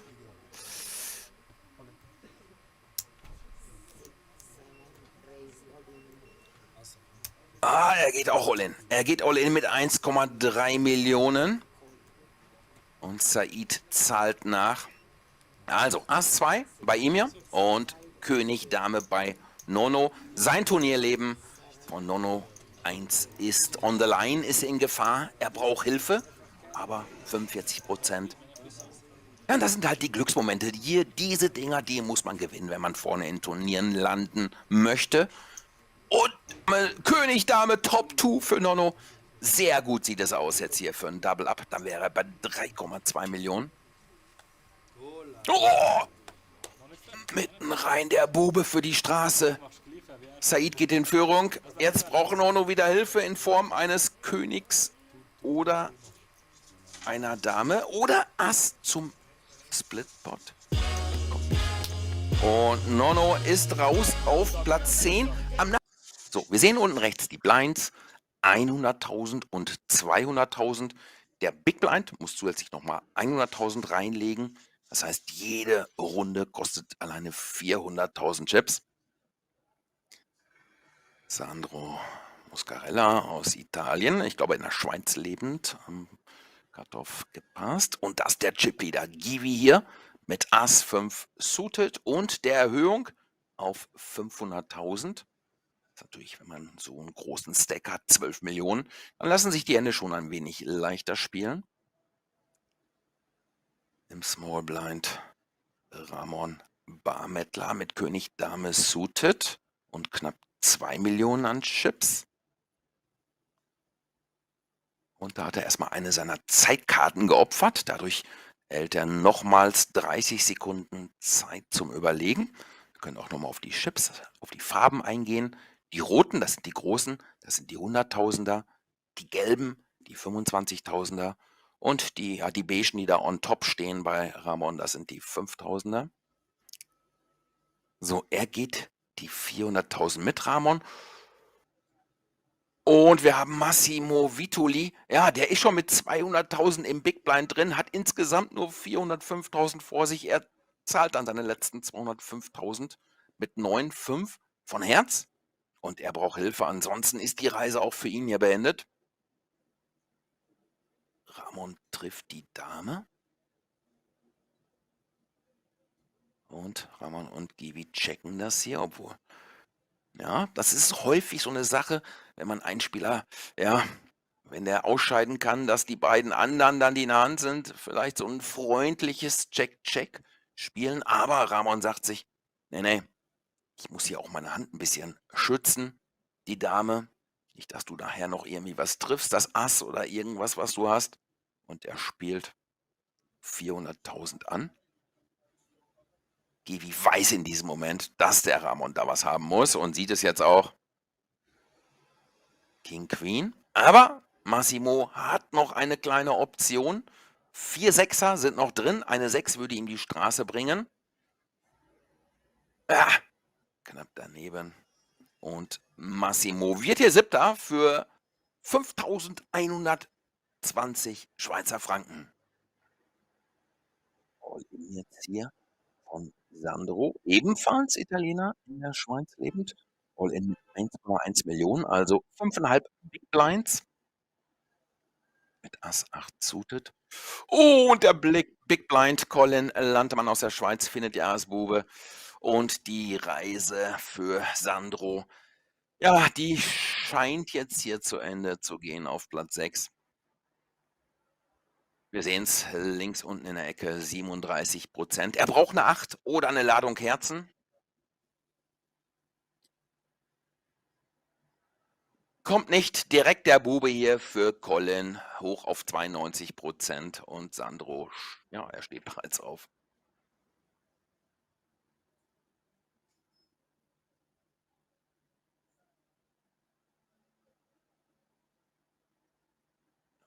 Nochmal ein klein wenig Hoffnung mit dem zweiten Herz, Herz 7. Jetzt sehen wir ein paar weitere Outs jetzt hier rechts oben. 8 Outs. Dann bitte hoch auf 22%. Und da kommt das Herz. Runner für den Flush und Sandro bleibt im Spiel hoch jetzt auf 2,4 Millionen. Da schöpft er wieder Hoffnung. Bald die Faust. Ja, für ihn ist es natürlich ein herber Rückschlag. Die Chips hat er ja wahrscheinlich schon vor sich gesehen, der Colin. Noch dabei hier. Sandro Muscarello. Mit König 4 suited hier. Jetzt mit 10 Big Blinds hält er sich raus. Auch gute Entscheidung. Givi am Button. Auch er schmeißt 9-4 suited weg. Ass 3 im Small Blind. 12,5 Big Blinds. Ja, das kann man mal auch schon pushen. Kann man auch noch min-raisen. Aber er geht direkt all in. Ich denke, absolut in Ordnung, der Move. Dame 10 suited bei Said. Er, wir sehen es, 1,8 Millionen, also 9 Big Blinds. Und ja, man denkt sich doch, der Small Blind, der will doch hier nur meine Blinds und die ganzen Antis stibitzen. Und dann, ich kann mich ganz gut reinversetzen hier in den Schweizer, eigentlich marokkanische Wurzeln, der sehr erfahrene Spieler.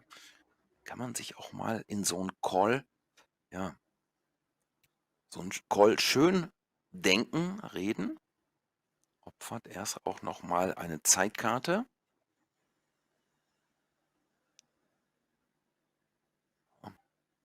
Oder macht er den Call?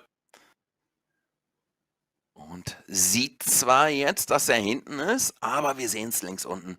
46% auch noch bei Said, also fast ein Coinflip. Für 50-50.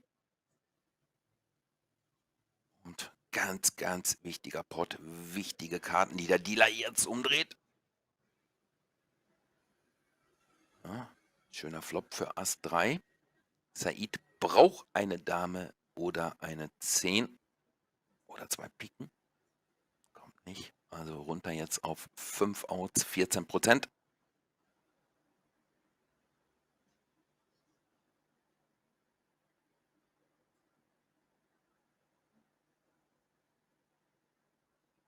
Und nein, keine Hilfe. Und Said wird hier Sechster für 6.830 Schweizer Franken. Glückwunsch an den Schweizer. Wie gesagt, mit marokkanischen Wurzeln. Über 1 Million schon an Turnierpreisgeldern gewonnen. 5 Spieler noch übrig. Und die Preissprünge werden natürlich jetzt immer gewaltiger.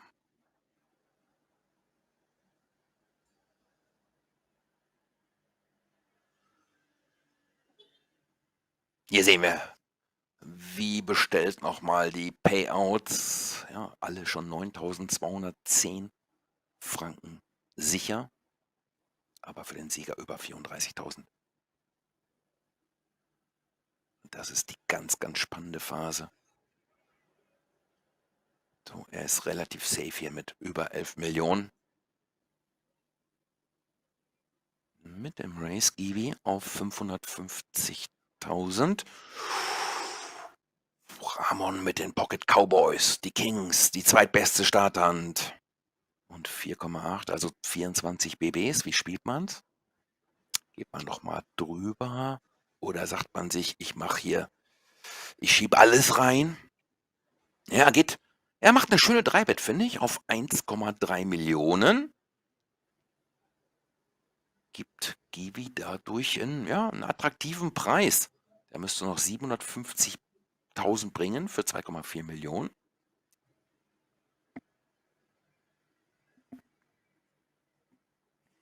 Könnte mir durchaus vorstellen, dass er da noch mal reinschaut, und das macht er auch.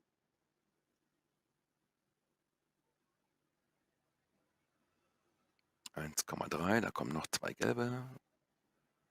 Ja, ich glaube, er hat 1,4 reingelegt, kriegt er natürlich Wechselgeld vom Dealer. Oh, sehr, sehr schöner Flop hier für Givi. Top-Paar mit Bauchschuss für die Straße.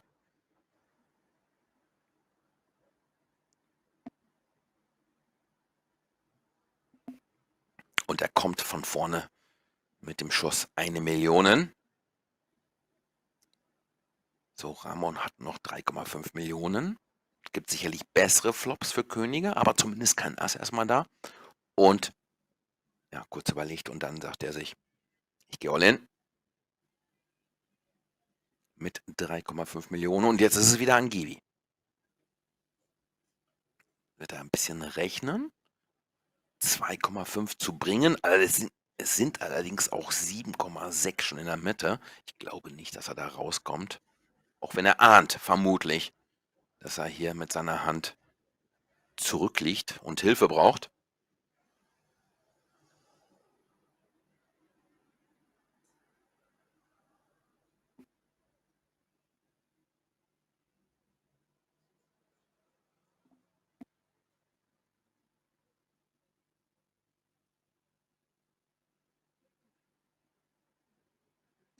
Ja, also je mehr er rechnet, desto sicherer bin ich mir fast, dass er den Call machen wird.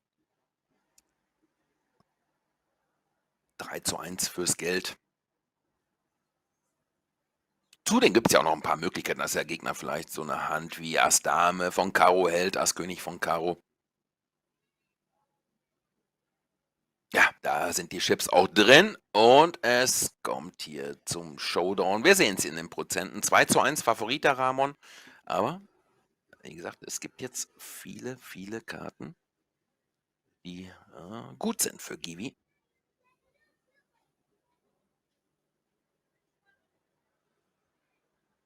Oh, und direkt am Turn die 7 rein für die Straße.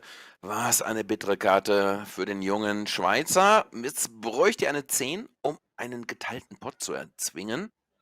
Ja, kommt nicht. Und Ramon scheidet hier aus auf Platz 6 für 6.830 Franken. Schönes Turnier für den jungen Schweizer.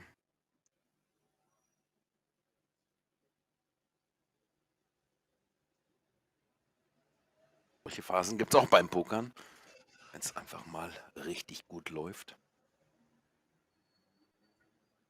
Colin, König, Dame und etwas mehr als um die 7 Big Blinds. Ich glaube, da muss es rein. Und genau den Move macht er auch. All in. Oh, das ist sein persönlicher Enemy. Sandro hat ihn bereits zweimal aufgedoppelt und Sandro findet jetzt Ass Bube. 1,7 Millionen. Hat er den Dealer nochmal gefragt, wie viel sind das? Ich glaube, da gibt es keine andere Möglichkeit, als zu callen oder beziehungsweise selbst All-In zu gehen. Macht er auch. Stefan auch nochmal mit dem Ass, aber der hält sich, wie gesagt, der ist ganz gut mit der Position des Zuschauens bisher gefahren. Ja. Jetzt hat der Colin seinen Sitznachbarn schon zweimal aufgedoppelt und jetzt könnte der Sandro auch Endstation sein für den jungen Schweizer Colin Lantemann.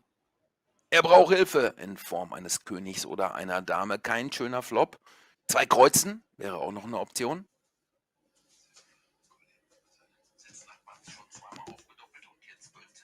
Und da ist das erste Kreuz. Jetzt 13 Outs, 32%. Ah, kommt nicht. Und wir sind runter auf 3 Spieler. Gibt es auch mal, ja, faire Verabschiedung von Colin, die sich für dieses Turnier registriert haben. 350 Schweizer Franken war das Buy-in. Wir sind im Geld, wir sind bereits bei den letzten 63 Spielern. Wir sehen es rechts unten eingeblendet, die Blinds mittlerweile bei 10 und 25.000. Wir haben eine neue Line-Up hier bei uns am Feature Table. Unter anderem auch Mediana mit einer Dame. Ist ungefähr 1% der Pokerspieler sind Frauen. Ich hoffe immer mal, dass es ein bisschen mehr werden. Es wird auch langsam mehr, denn ja, es ist einfach ein schönes Spiel. So, Nokia 3310, das hier sein Screen-Name. Ich denke nicht, dass es ein richtiger Name ist. Mit der bestmöglichen Starthand mit Pocket-Assen und dem Race auf 50.000.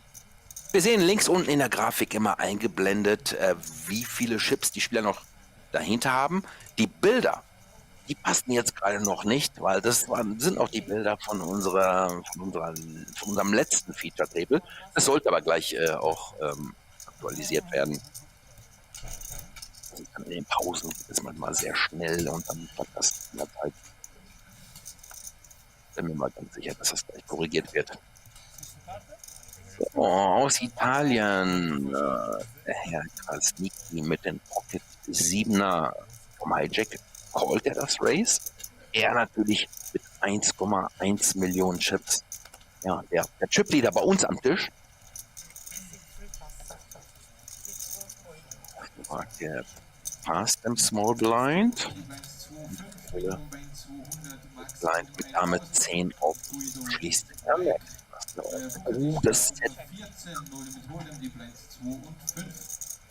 Ja, den Spieler rechts hier im Bild. Das ist nicht die. Aber auch Nokia dürfte sich hier recht wohl fühlen bei dem Flop. 7-5-2. Sieht er keine Gefahr für seine Asse. Und er schießt nach 75.000. Ungefähr Drittel des Pots. Ja, versucht es sogar schwach aussehen zu lassen.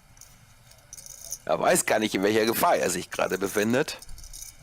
Call vom Italiener. Der spielt sein Drilling slow, will natürlich die wahre Stärke noch gar nicht so preisgeben. Kreuz 9 hier am Turn. Ja, wollten beide nicht so gerne sehen hier. Mögliche Flush-Gefahr. Check. Den Pocket Assen. Pot Control. Was macht Exxon Krasnicki hier? In der Schweiz lebend.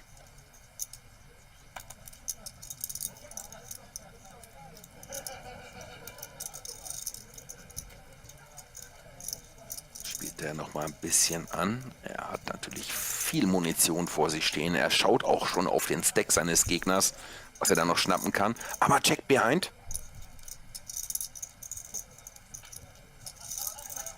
Ja, der Erzbube würde jetzt theoretisch auch nochmal eine Straße komplettieren mit 8-10. Aber das ist natürlich unwahrscheinlich nach der Action. Ja, jetzt kommt er mit den Assen rausgeschossen. Ist sich da jetzt relativ sicher nach dem Check seines Gegners. Und der callt auch nur. Ist sich vielleicht auch nicht mehr so ganz sicher, ob er da mit seinem Set 7 nach vorne liegt. Sieht die Asse und kassiert den Pot. Da ist der Nokia noch einigermaßen gimpflich davongekommen. Das hätte auch schon mit dem Turnierende vielleicht aus meiner Sicht zumindest nicht von der Optik her nicht der typische Buchhalter, aber mit Zahlen wird er umgehen können. Und er ist auf jeden Fall hier noch im Turnier. Sagt aber auch, mit jedem Turnier merke ich, dass ich mich noch ein bisschen verbessere, dass ich noch ein paar kleine Schwachstellen habe. Und ja, das sind so die Gedanken fast eines jeden Pokerspielers. Die Regeln lernt man schnell, aber bis man es dann richtig gut kann, Ja, da vergeht oft eine sehr lange Zeit. Man lernt ein Leben lang immer dazu beim Pokern.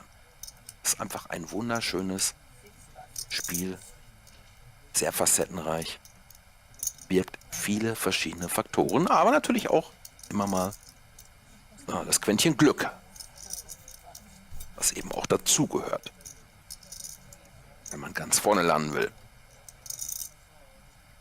Interessanter Move jetzt hier von Peso, vom Slowaken hier.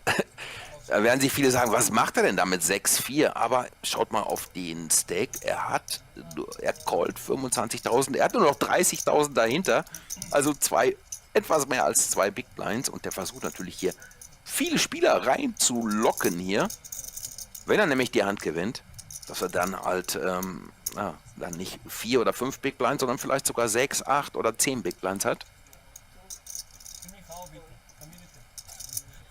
Son Krasnicki mit dem Race auf 55.000. Und der kriegt 2 Calls aus den Blinds. Und natürlich Peso geht hier auch all in. 4 Spieler dabei. Und da hat so gut wie keiner was getroffen. Doch, Exxon hat das kleinste Paar am Flop getroffen. Das 8er-Pärchen. Sieht nicht gut aus für den Slowaken jetzt hier mit 6-4. Auch 2 perfekte Karten. Eine wäre da, die 4 ist da. Da braucht er noch eine von. Oder die 6. Wenn er hier noch im Turnier bleiben möchte. Check von den Blinds, nachdem am Flop jetzt hier überhaupt keiner angespielt hat.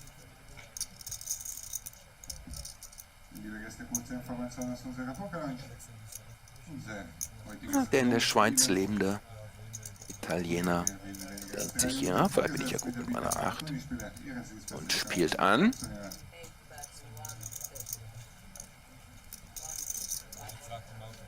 $130.000. Ja, wir sehen es. Die Spieler in den Blinds müssen hier passen. Und Peso, ja, mit einer 6%igen Chance hier. Er braucht eine, ja, die Vierer sind schon raus, sehen wir hier oben rechts in der Grafik. Also er braucht eine 6. Und zwar ganz dringend.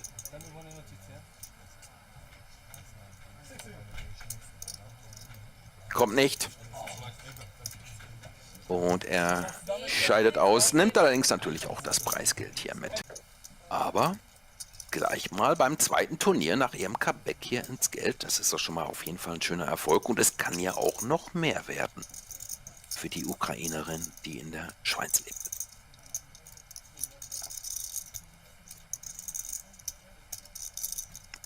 Randy am Cut-Off mit Ass 6. Das ist auf jeden Fall ein guter Spot, um seine knapp 4 BBs reinzubringen. Vielleicht will man da sogar Action haben. Es kommen dann ja auch nur noch 3 Spieler, also der Spieler im Big Blind sowie die beiden Spieler in den Blinds. Wahrscheinlich, dass da noch eine stärkere Hand wie Ass 6 unterwegs ist. Exxon am Überlegen mit Ass 3 suited. Sind nur knapp 4 Big Blinds und der hat einen Stack von 1,6 Millionen, aber trennt sich dennoch von der Hand. Oh, aber er wird es nicht machen. Pocket Damen.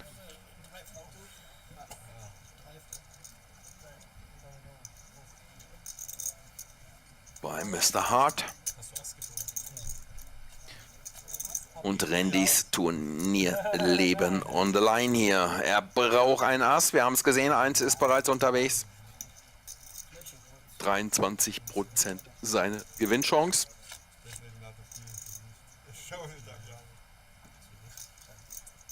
(883). Keine Hilfe. 2 Asse noch unterwegs. 11%. Und die Prozente sinken. Keine Hilfe am Turn. 6%. Kommt nicht und der Buchhalter Randy scheidet aus. Aber er mit einem Lächeln verabschiedet sich. Die letzte Hand, ich hatte nicht mehr viel Chips, 4 Big Blinds, hab Ass 6 all in und dann Small Blind hat Queen Queen, Dame Dame. Und ja, ist kein Ass gekommen, habe verloren.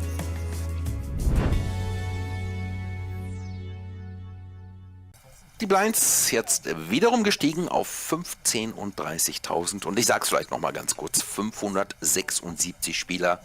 Alle haben ein Buy-in von 350 Schweizer Franken geleistet. 178.000 Schweizer Franken im Preispool. Und alleine der Gewinner bei diesem Turnier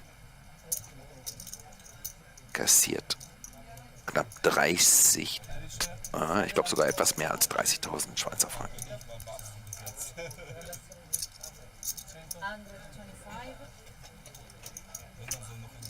34.500 sogar.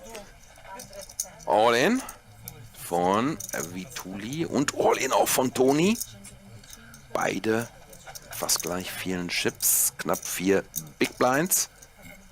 Und Exxon Krasnicki könnte hier zum großen Schlag ausholen. Mit Dame 8 suited könnte er gleich 2 Spieler ausnocken. Er hat die Chips natürlich, um auch so mal ein bisschen zu spekulieren. Dame 9. Viele Damen unterwegs hier. Ja, noch eine drin. So, er hat im Big Blind. Würde natürlich sehr, sehr gute Odds kriegen, hier 95.000 zu bringen für über 400.000. Aber er sagt sich, komm, ich halte mich da raus. Kann nur zu Problemen führen.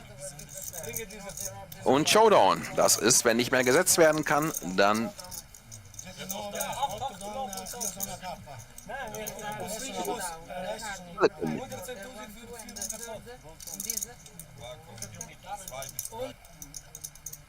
Einfach die Kreuz, 3 Kreuz.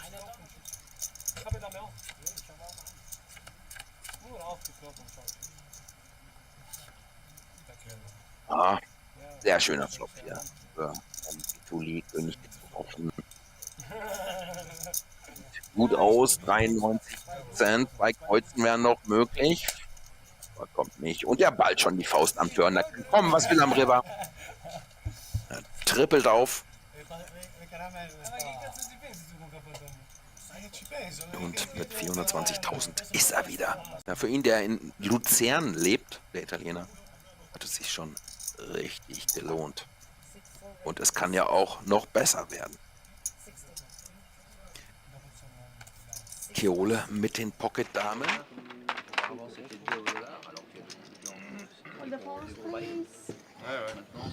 Welcome back, everyone, to the Grand Casino in Liechtenstein. We are just finalizing arrangements for the final 8 of this tournament. There's some excellent prizes to be won. So our 8th place finisher will get 6,400 euros, not to be sneezed at, and our winner will get 58,000 Swiss francs. And of course the top 5 will get 1,000 francs value of a ticket to the WPT here in September. So getting final arrangements, chips are in place, seat draw's been done. This is where it matters. Who's your favourite, guys? Any particular thoughts on that? If you do have thoughts, please send me a message Nowhere is comfortable. in the chat. Bring it back for the heads up or something. We are both in English and German on this feed. And here we see our seats. So we have a very short stack there in Angelo Arossi, our Italian friend. And our chip leader is Giorgi Oprea. A few medium stacks there. Chaba has moved into second place. And Daniele Nulario, who played very well yesterday, is second in chips. But the blinds are fairly harsh, and I think we will see a few out in the early stages. Now our chip leader is in seat 6, and a few friends from yesterday's day 2 feature table are back here on the final table. Can recognize at least 5.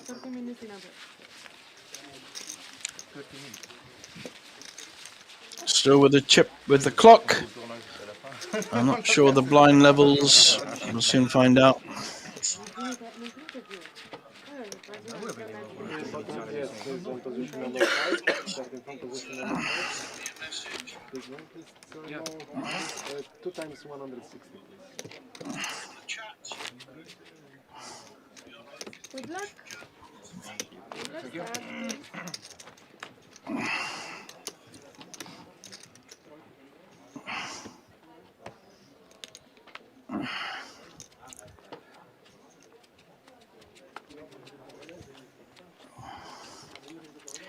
There's the first hand of our final table. The player at risk is in seat 2 with only 500,000.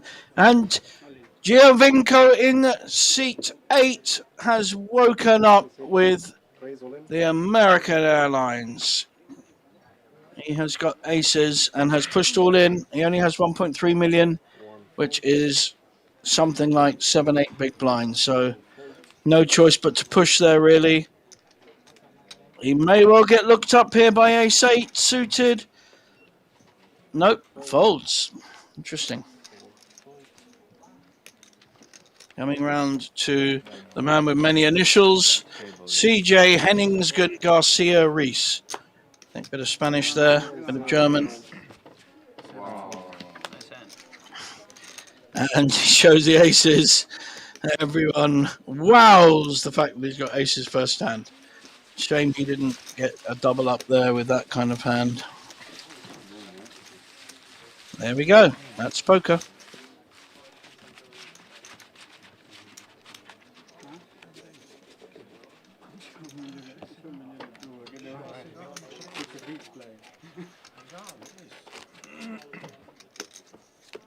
Meglio così, penso.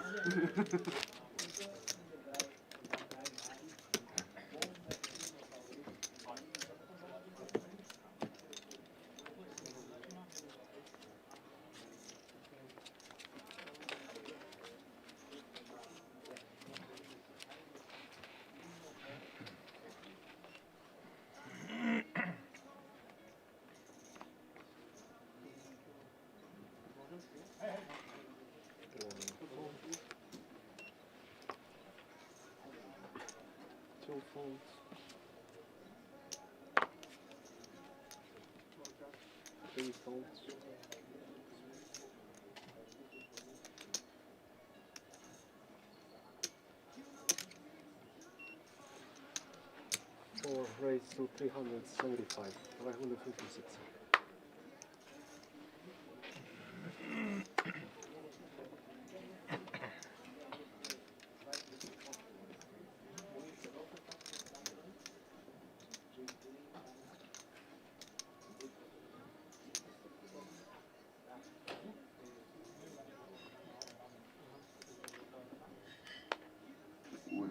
Information an alle SPT-Klose, Turnierteilnehmer. Das Turnier beginnt in weniger als 3 Minuten fortgesetzt. Somit würden wir Sie bitten, Ihre Sitzplätze wieder einzunehmen. 1,050,000. 1,050,000. 6 fold. 7 fold, 8 fold.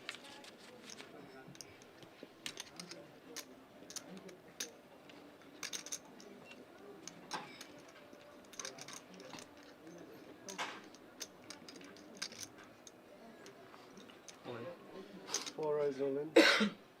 Call. And 5. Call. Oh.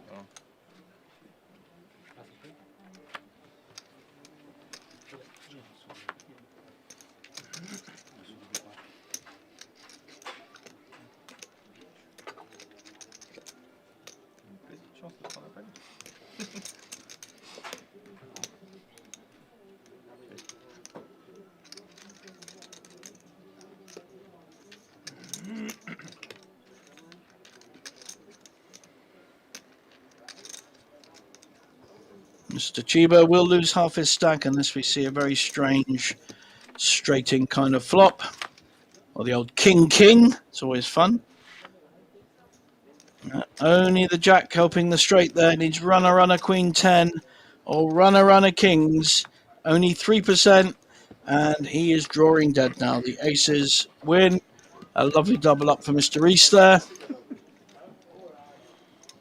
Very well timed. 2 in a row. One player doubled, the other just won the blinds.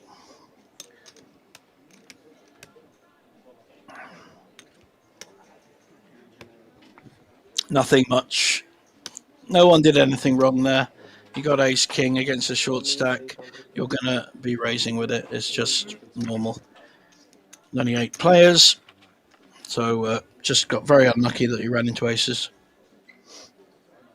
Mr. Reese is on the rise.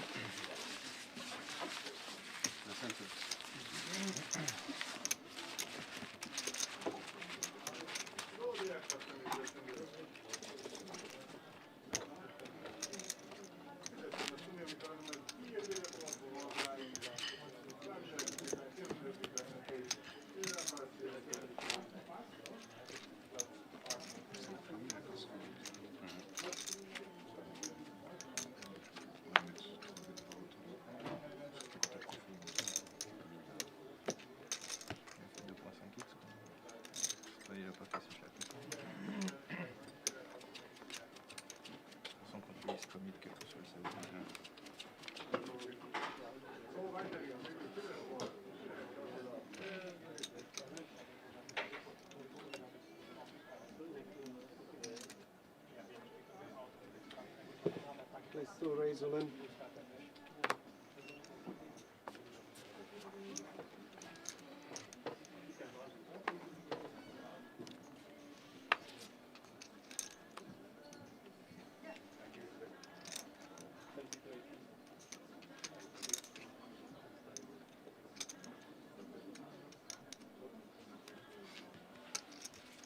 Five fold, 6 fold.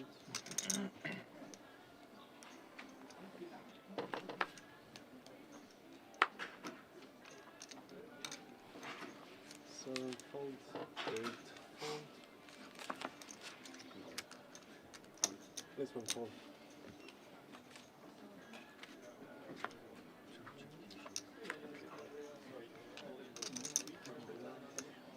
All-in is from second position. Yes, and the first position makes the call, the big blind. Sorry?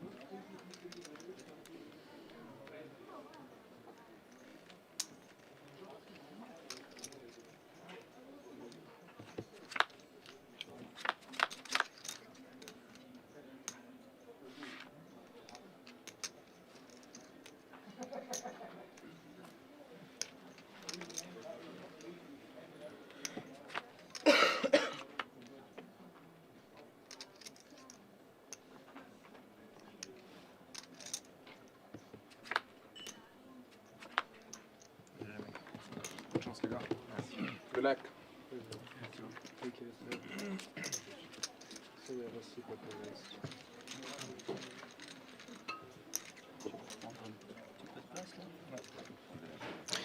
We are down to 7 with the loss of our short stack from the table. Played well yesterday and just ran out of luck. 7 placed. See, pick up 6,400 Swiss francs for his 2 and a bit days work. Not too shabby.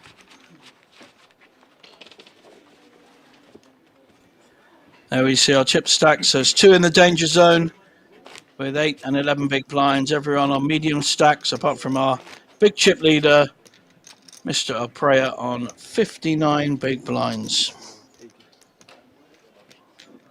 Blinds are now fairly steep. 80.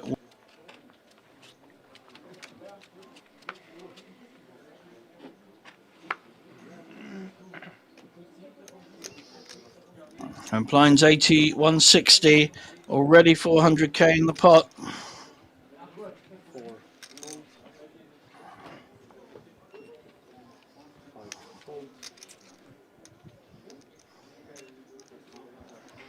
Pair of nines for our chip leader. We'll be raising.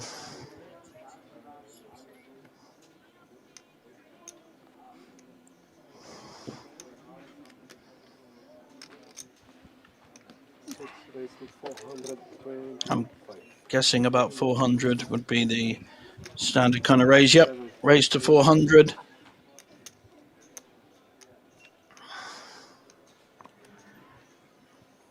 Will Mr. Joseph want to play his Queen Jack? Seem to remember he played Queen Jack yesterday, so obviously a hand he likes. I think he was up against Ace Jack, so it wasn't in great shape. But here you've got the 2 overcards to the nines, very even, 50-50 really. Let's have a look at this flop. 1.2 million in the pot already. Ace 10-4, gut shot for Mr. Joseph, and an under pair for Mr. Chip Leader. A lot will depend on the betting here. One check.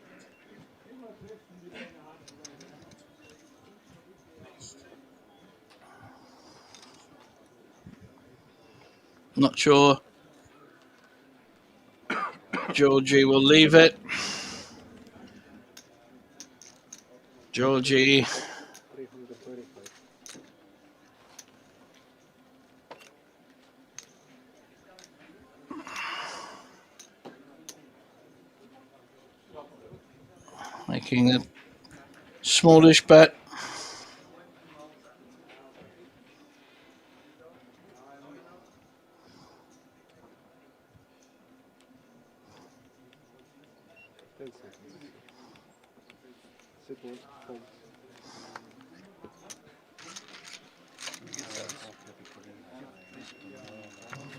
Trying to call the guy, but Takes down the pressure. or he's camera shy. I don't know. Played. Thank you.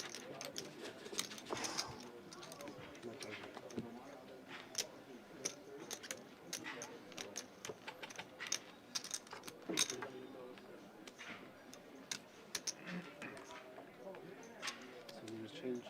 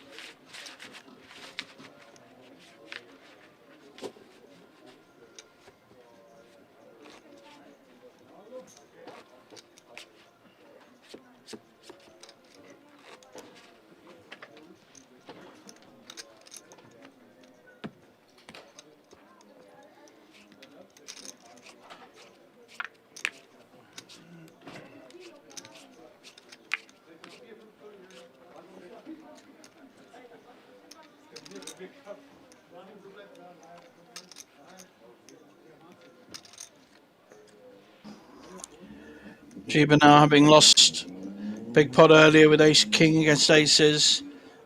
Decides to raise with the Queen Jack.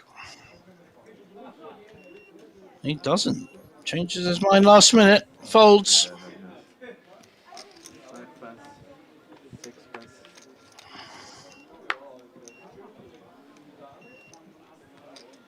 Seven pass. You could need to replace the shot clock.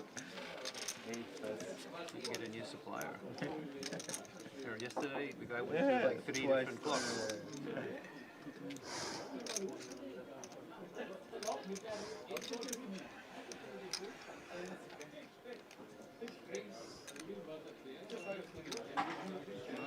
Folding the king two.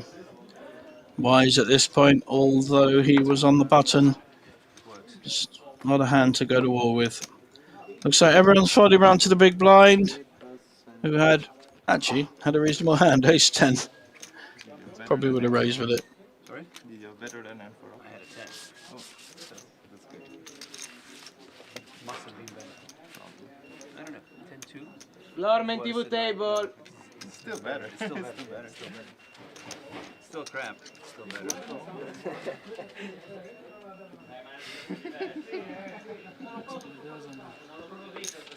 This is crap, yeah. I was under the impression that people watches some blocks well in this. Shot block is not speciality. We're not in Switzerland technically, maybe that's why. This is pretty much it's like an additional canton. Yeah, pretty much.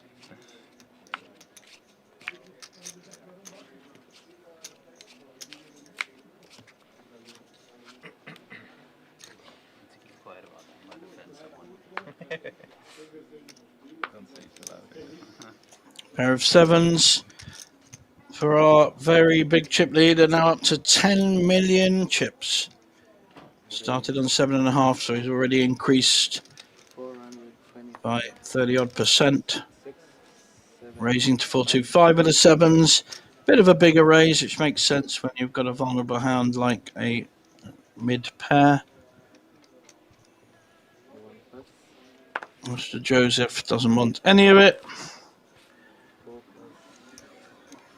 Mr. Reese on the small blind. So Chiba with an ace though on the big blind. May well want to peel here and see a flop. If so, needs to hit his ace against the sevens. Or will he want to play it more aggressively against the chip leader? Trouble is, it's an early raise, shows strength. He may even feel that if he has an ace, it's dominated. And that's exactly what he feels. He only had one overcard, so it's, pretty good fold, really. Probably don't really know about the existence of Liechtenstein.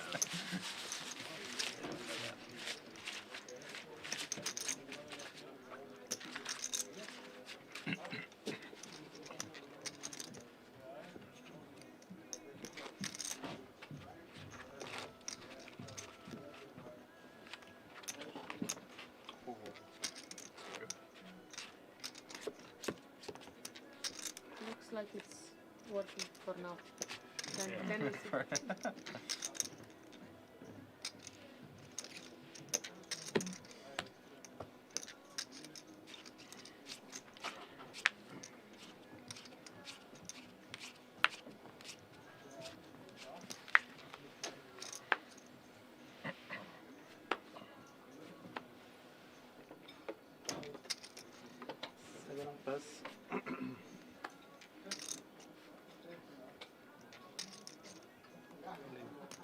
Eight, all in.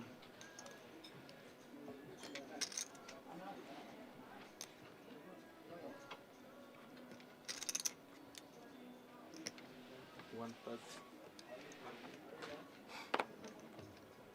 Three plus. Four plus.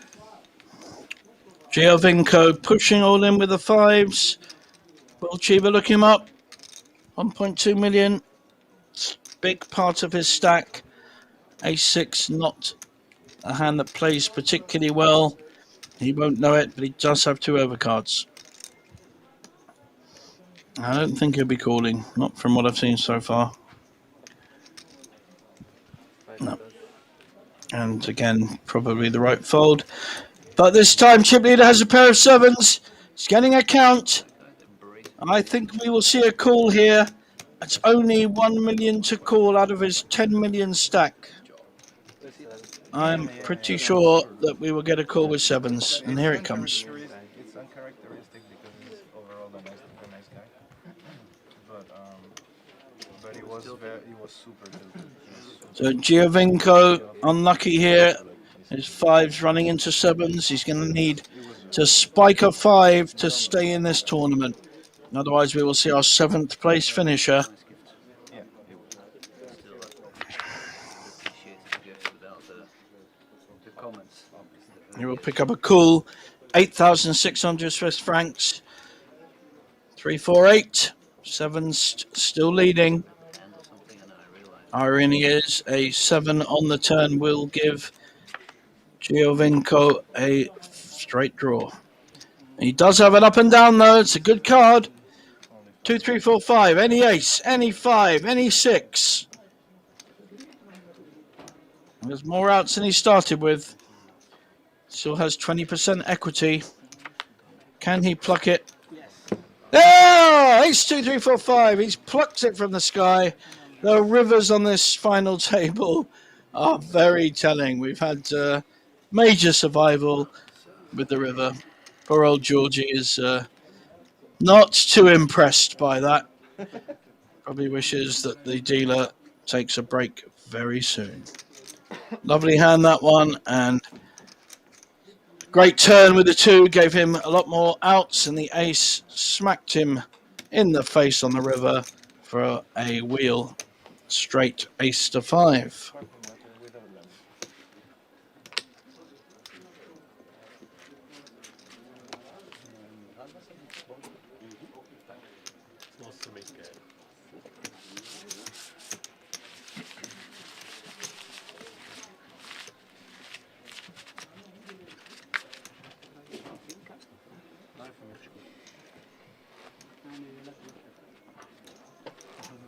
You change, please, on this one. 5,000.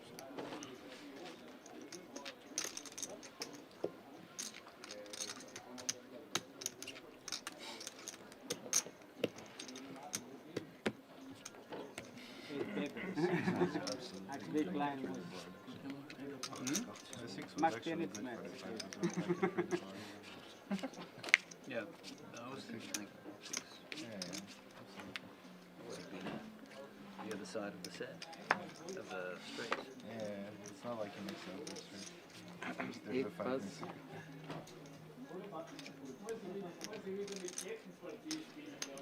And 1 buzz.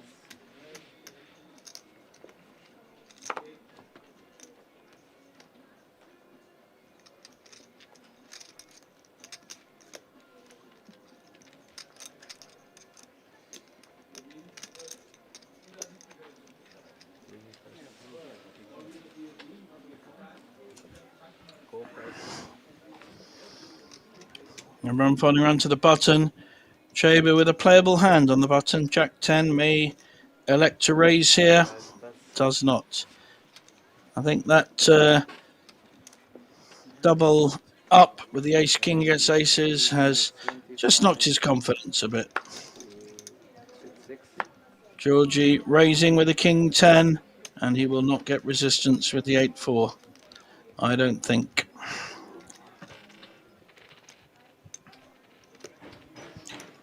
From Mr. Lunario.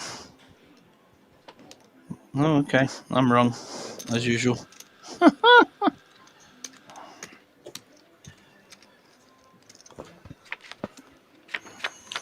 Got to feel he's live, and he is flushing as well, and he has completely missed. So I think this pot will go down to Giorgio, who will 3-bet this. He's got the gut shot. It's representing the ace.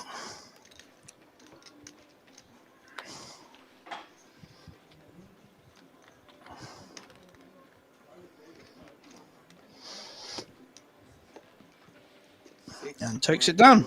Easy game.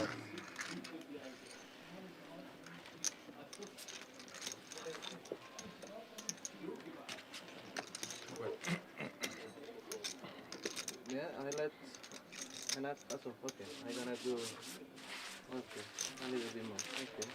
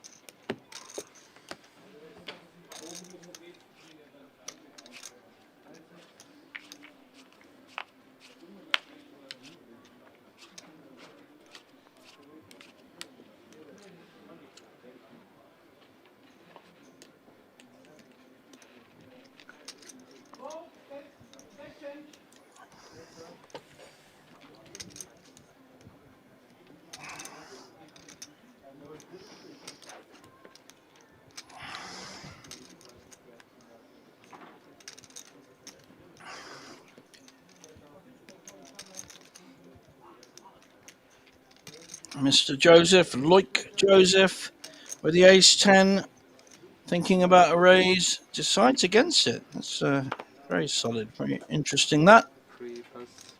Mr. Arduina,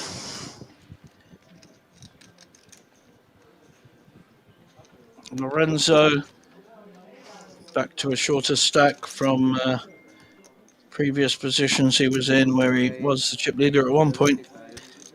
Had 6.5 million. King 9 suited, raised by Mr. Rias, the man with the long name, CJ Hannigans Garcia Rias. Wow, that's quite some name.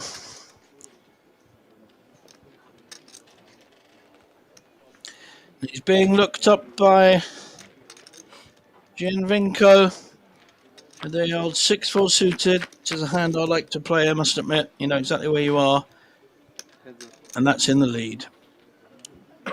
He's hit 2 pairs. I can't see him folding. May check and check call this one, see what happens. Assuming there'll be a follow through C-bet, which there certainly is. Snap call.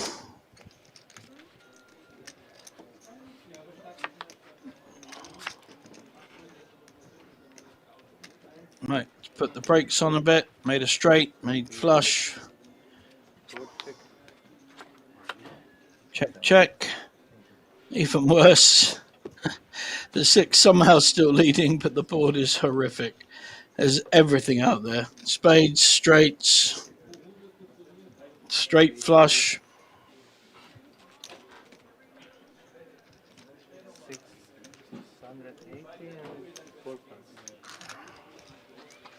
692 bet, and Mr. Reese folds. The one with the lemon, yeah.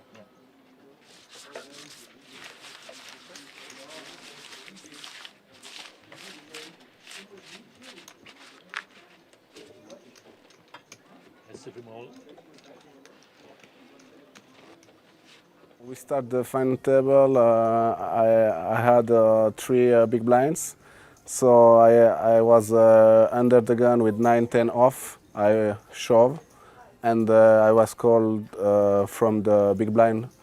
So he has queen 2 off, and he won queen high. So it's like that, but I'm happy to play the final table, and I hope the next time I will be more and have good times, more good times, because I have a lot of good times tonight. Yeah. So I think the winner of the tournament will be the position 5, 6, or 7. I know the position 5 is very strong. He has a good stack. Right now he lose a big hand, but he's a good player, and I think he will be good. But there is another player with a big stack in position 6. He's the favorite really, because he had 10 million, so he's very, very far. There we heard from Angelo Arossi, who finished in 7th place. Sorry, in 8th place. He was our first finisher, was the short stack on the table. And his favourite is our chip leader at the moment. Although he did give praise to Chaber, I think it was, in the seat next to him. King Queen against Ace 3.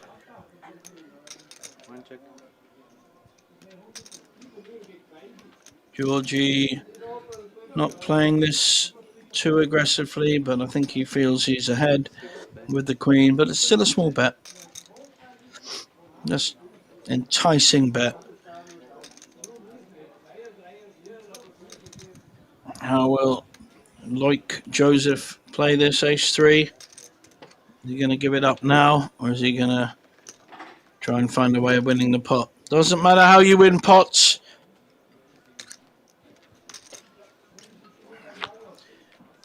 Don't know whether he's looking to spike an ace or represent the draw when he gets it. If he checks here, I think we know the answer. Yeah. Didn't really think through what he was going to do on the river if he missed. He was only drawing to an ace.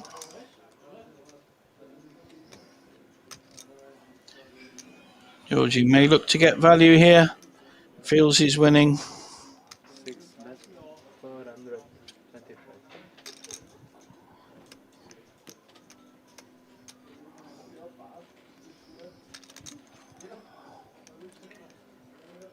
It's Mr. Joseph planning a big raise here, representing either the flush or a slow play 10. We shall find out very soon.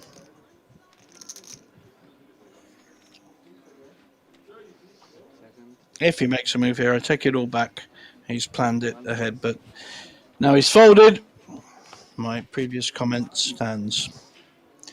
Shows the queen to everyone. I don't think many people doubted he was ahead.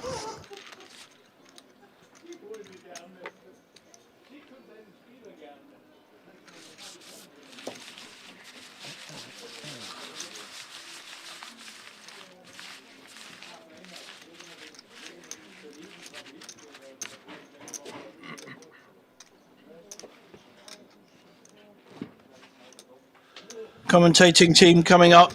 JJ Hazan, that's me, and my colleague Martin with the German on our other channel. Mein Deutsch ist nicht gut. I don't think I could commentate in German on a poker tournament. But I can say thank you and please, which is really all you need in most languages.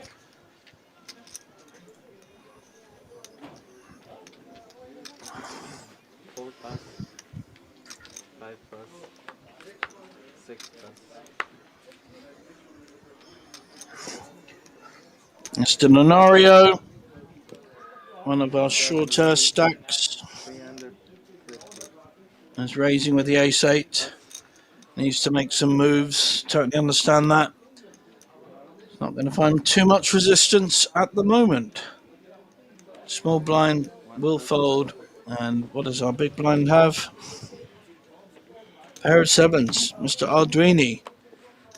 We could see a push here with 1.1 million. He only has 6 big blinds. He has a pair. And if he pushes, I think we may see a call because the value will be too high. There we go. Once he gets a count, he'll realize he is priced in. He has 2 overcards. He will be in a better position than he thought. It's better than being up against ace-10, ace-jack. So it's as good as he can ask for, but does need to hit. Otherwise, Mr. Arduini, Lorenzo will double up.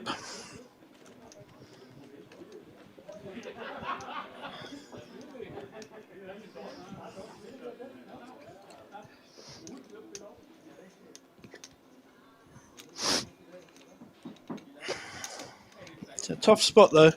It's nearly half his stack, and he only has ace-8.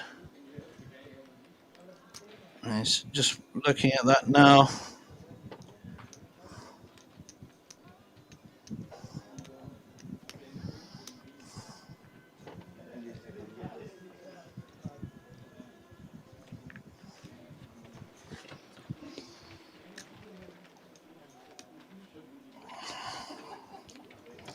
No decision made yet. And he does call. It's the right call with the amount that was in the pot. You can't raise fold here, not against the short stack. Could have been pushing with ace-4, ace-5, ace-6 quite easily. Any ace is going to push there. I like this young man though, played very well yesterday. Be sad to see him go. Lorenzo, I'm kind of rooting for you. I know I shouldn't take sides, but I've decided that I will. However, there's the ace. And there's the 7, set of 7s on the flop. Ace-8 almost drawing dead now, only 4% equity. So a lovely double up there for Lorenzo. I think it's because I was supporting him. I don't think there's any other reason. And we've even got 2 pairs Ace-8. Love that. So an ace or an 8 will win the pot for Mr. Lunario. It's not all over.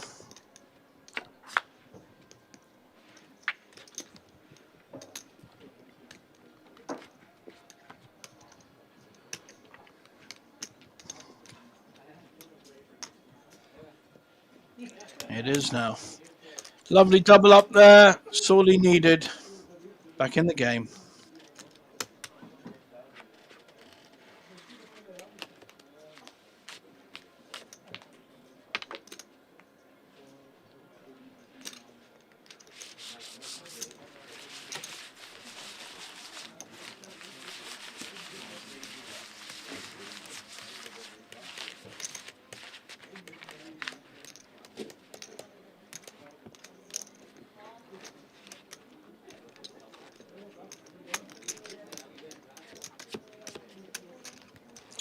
Mr. Lunario, our player at risk, and Mr. Joseph and Mr. Arduini not far behind after losing that pot there. So we still have a very big chip leader and quite a few players in and around the 20 big blind mark. Very playable stacks.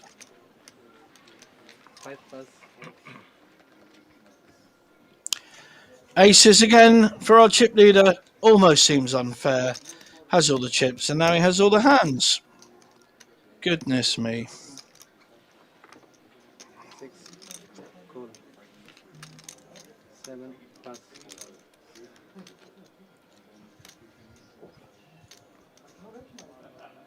When you get looked up here.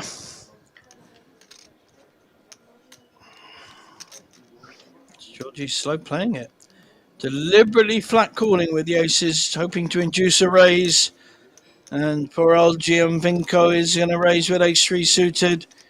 And he will be met by the force of the top pair in poker.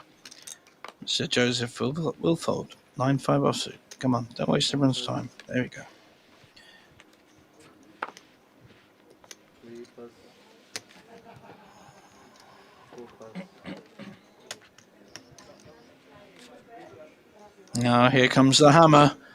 Is he going to smack Gianvinco's raise down? Giving him a smile. Oh, it's nice, I like that.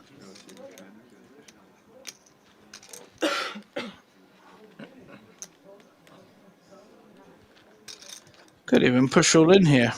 Makes it very confusing for Gianvinco. Not going to put him on aces if he pushes all in.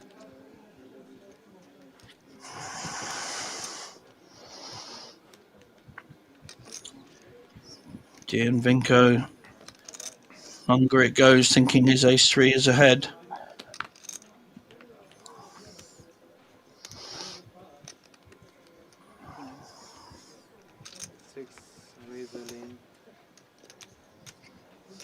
And 8 pass. And an immediate fold. Gianvinco carefully watching that hand and felt that if Giorgio made a move that he would have the goods, and he certainly did. Very good play by both players, I think. Organization says that it would be better without break because we already had a break and we played 1 hour and we have another break of 30 minutes. The point is we put it like this also because it's for you to have the dinner break and later the hour buffet is gonna be closed. So you tell me. Are we allowed to take something and bring No. it? It's up to you. I mean, like, if you really need it to eat, it's okay. 30 minuti. 30 minuti? Sì, dinner break 30 minuti. Giusto? Sì. Per me va bene. Il problema è che non si può mangiare al tavolo, cioè sarebbe molto più semplice. not eating. Se giochiamo fino alle 4 del mattino senza mangiare, non lo so. No, questo non va. Quindi facciamo pausa.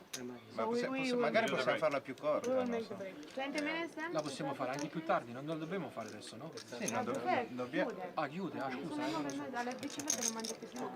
Solo se mangiate al bar non è più senso. Ma io prendo qualcosa al bar comunque, ma cioè, in ogni caso. You make 20 minutes or? Yeah, for me 20 minutes is more than enough. Looks like they're just negotiating. There was a set break, but we did have quite a big break before the final table. So I think they will have a 20-minute break quite soon. You can all get yourselves a nice drink, maybe something to eat, before we see this final table through with the last 7 players left. 1 very big chip leader, 6 in the middle, and 1 short stack.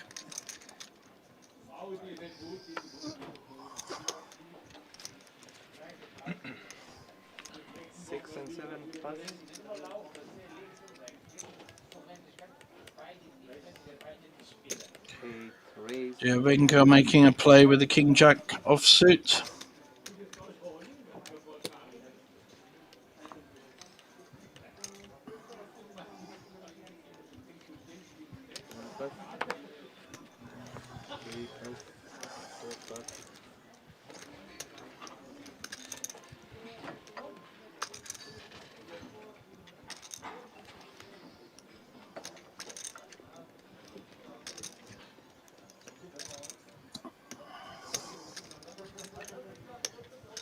Chiba considering calling with a Jack 5 suited.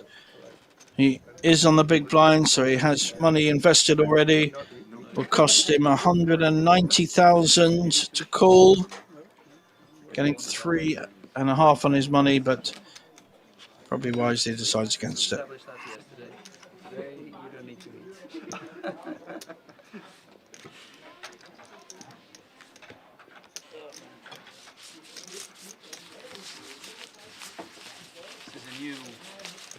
There's a new format of the tournament. So like you starve people and you sleep deprive them. They survive. And you see who Poker survives. alone is not enough challenge. You have to survive. No food. Not only poker.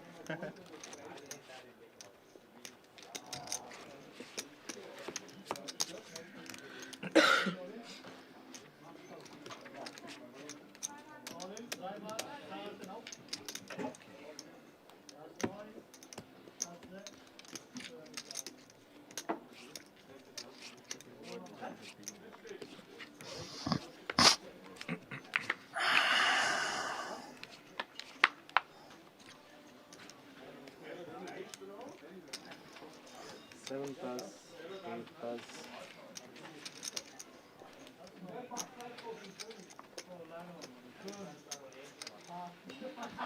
And 1 pass. 3 pass.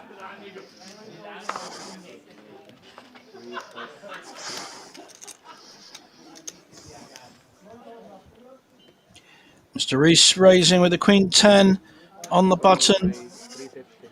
Perfectly valid hand to be raising with for sure. Mr. Chiba has a Queen 10 as well.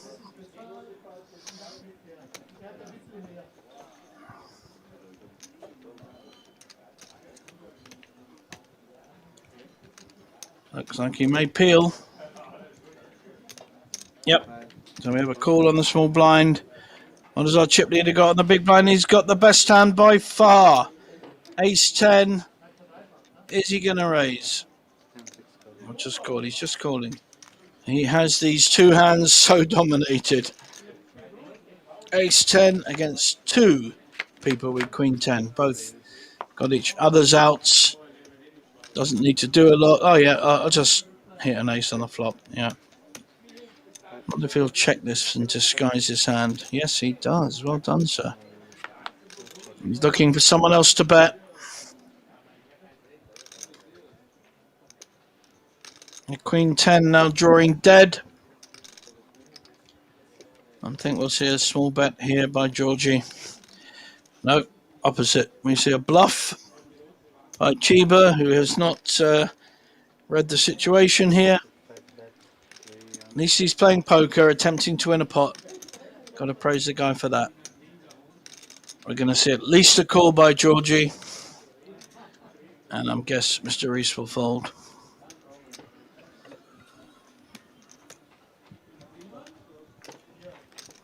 If he's going to raise, how much will he raise by? 6 call.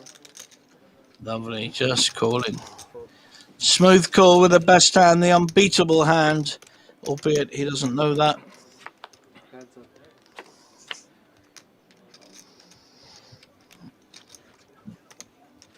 4 is not going to make much difference.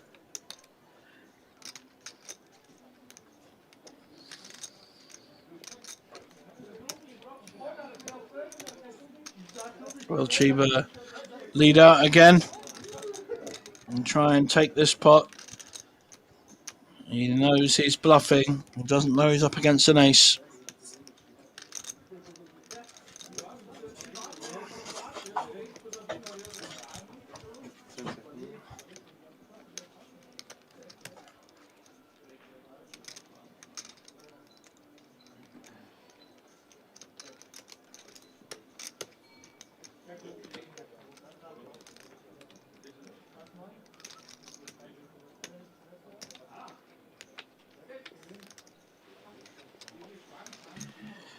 He's using his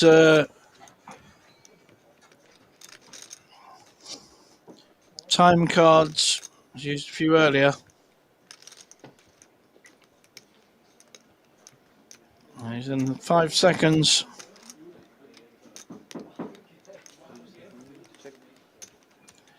He checks before the clock runs out. We may see a bet for value. He's done it before. Or we may just see a check. I think he knows he's winning. And we will see some kind of bet.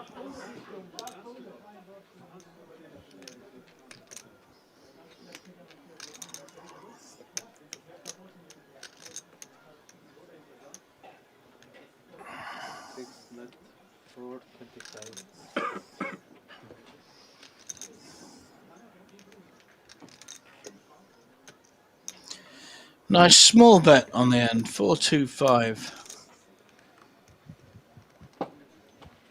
And Chiba just folds. Nice pot again for our chip leader.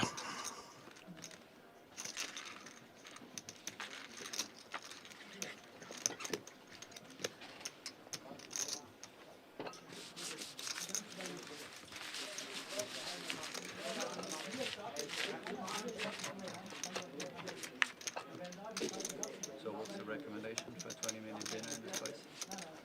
I have no idea. I usually just take whatever at the bar and chill in the corner. I prefer it over the food, but we're not so much like that.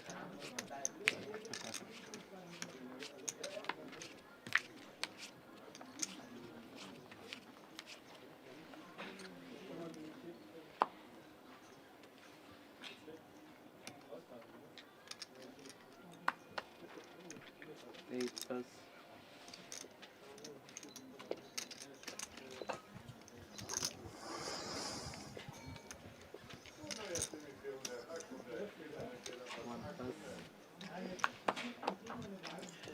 Pair of queens for Mr. Arduini. He's in the hijack. He does have about 15, 16 big blinds, so he doesn't need to go mad here. I think we'll see a raise to about 400. Maybe a little bit more. 350, 375. Ace folds.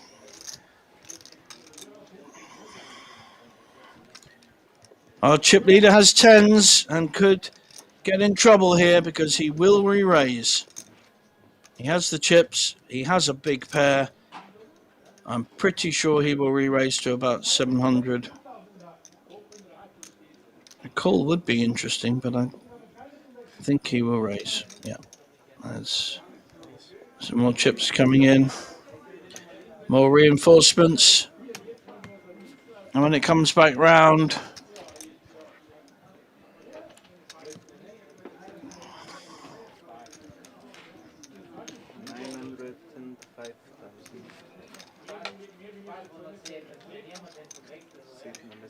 And it comes back round, which it is now. Mr. Odrina will surely shove the rest of his 2.3 million, and Georgie will have to call with tens and will be in very bad shape.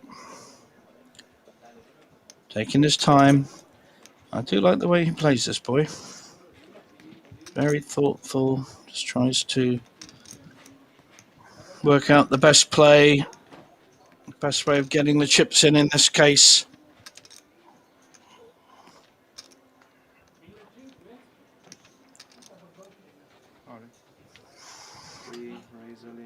There they go. He's all in with the queens, 2.7 million, 1.8 to call. Georgie will think about it. 2740.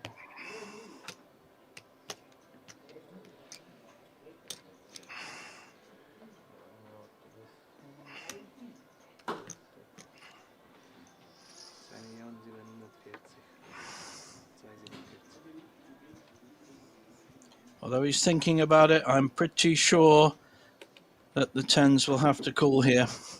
And we should see a very nice double up to something like nearly 6 million for Ardrini, who was our chip leader with Georgie late yesterday on day 2.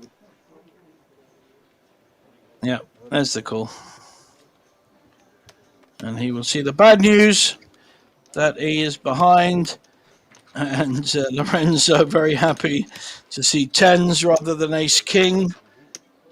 So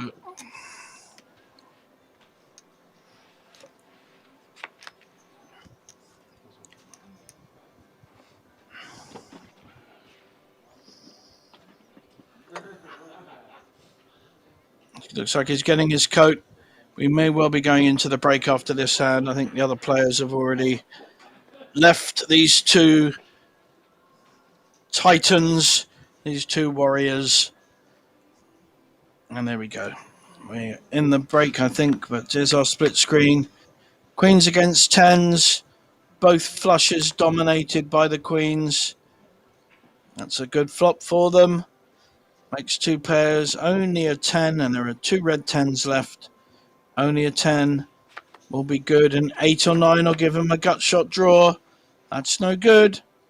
2 tens in the pack for Georgie. Otherwise, he will go down to 9.9 million. Still in good shape, though. And Lorenzo will be up to nearly 6 million. Right, see you in 20 minutes, guys. We're on a quick break. Join us downstairs for the buffet? Or are you going to be counting chips? Sure, I'll join. It's on the first floor, right? Yeah, I've never been for that direction. I'll be right there. ¿Le posso sistemare dopo il break? Sì, sì. Yeah,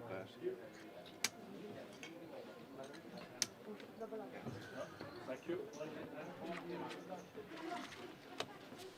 Allora, chip count, chip raise, prima... Chip down. E pure chip down. Oh, vai in pausa, Stefano. Ehi, mangiare? Io, vierne. Sorry.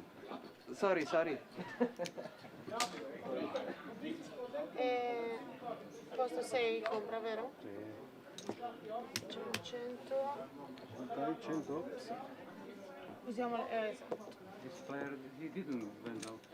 No. No, okay. Double up. Okay, double. Und es kann ja auch noch besser werden. Keole mit den Pocket-Damen und dem Minimum Race auf 60.000.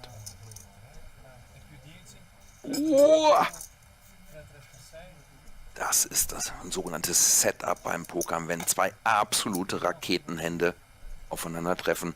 Pocket-Damen, die drittbeste Starthand, die man überhaupt haben kann. Die zweitbeste Könige und natürlich die absolute Bombe. Das ist die Hand, die jetzt Exxon Krasnicki hält, Pocket Asse. American Airlines, wie sie auch gern genannt wird. Er geht nochmal drüber auf 155.000. 7 auch noch unterwegs hier im Big Blind, aber nach Race und Re-Race, da sehen die 7er nicht mehr so richtig rosig aus und der Herr Scherer trennt sich auch. All-in von Keole. Er spürt vielleicht schon, dass am Minimum gegen Ass König läuft hier und sieht dann jetzt hier, ach du Heiliger, er läuft gegen die Asse. Runter auf 14%. Ja, das bedeutet, glaube ich, dass eine Dame auch schon, ne, 29% so. Ah. Ass A direkt am Flop. 2 perfekte Karten müssen kommen. Entweder 2 Kreuzen oder 2 Damen. Kommt nicht und das... Ah ne, es sind ja schon 3 Kreuzen am Flop. Entschuldigung, ein Kreuz reicht schon. Was erzähle ich denn jetzt hier? Ein Kreuz. Ah, kommt nicht. Und der Italiener nimmt den nächsten Spieler raus. Keole scheidet aus. Der hatte sein... Er hat es gar nicht selbst mit angeschaut. Vielleicht war er zu nervös und kommt dann zurück zum Tisch und freut sich, dass die Asse gehalten haben. Das ist halt aber im Pokern, es ist schon ein aufregendes Spiel. Und genau deshalb wird es von vielen so geliebt. Probiert's mal selbst aus. Es gibt garantiert ein Casino in der Nähe mit kleinen Buy-ins, kleinen Startgeldern. Wenn ihr da ein bisschen Nerven prickeln braucht.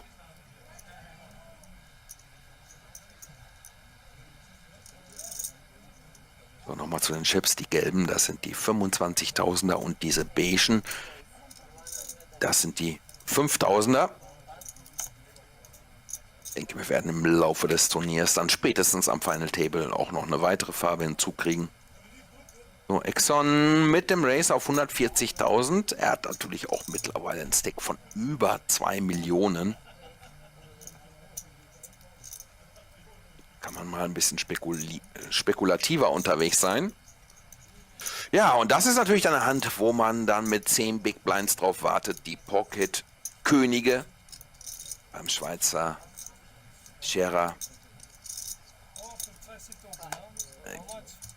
Geht da all in und das ist jetzt ein Move von Jana, da bin ich nicht so sehr mit einverstanden. Also sie hat natürlich auch nur noch knapp 5 Big Blinds, aber nach Race und all in vor einem, ja, da gibt es nicht mehr so viele Hände, wo man mit Ass 3 gut aussieht. Sie geht auch all in.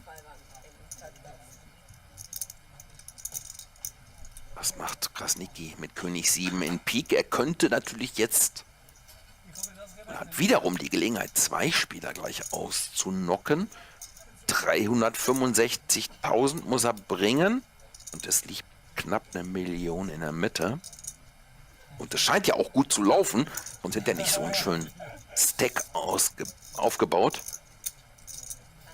Er macht den Call.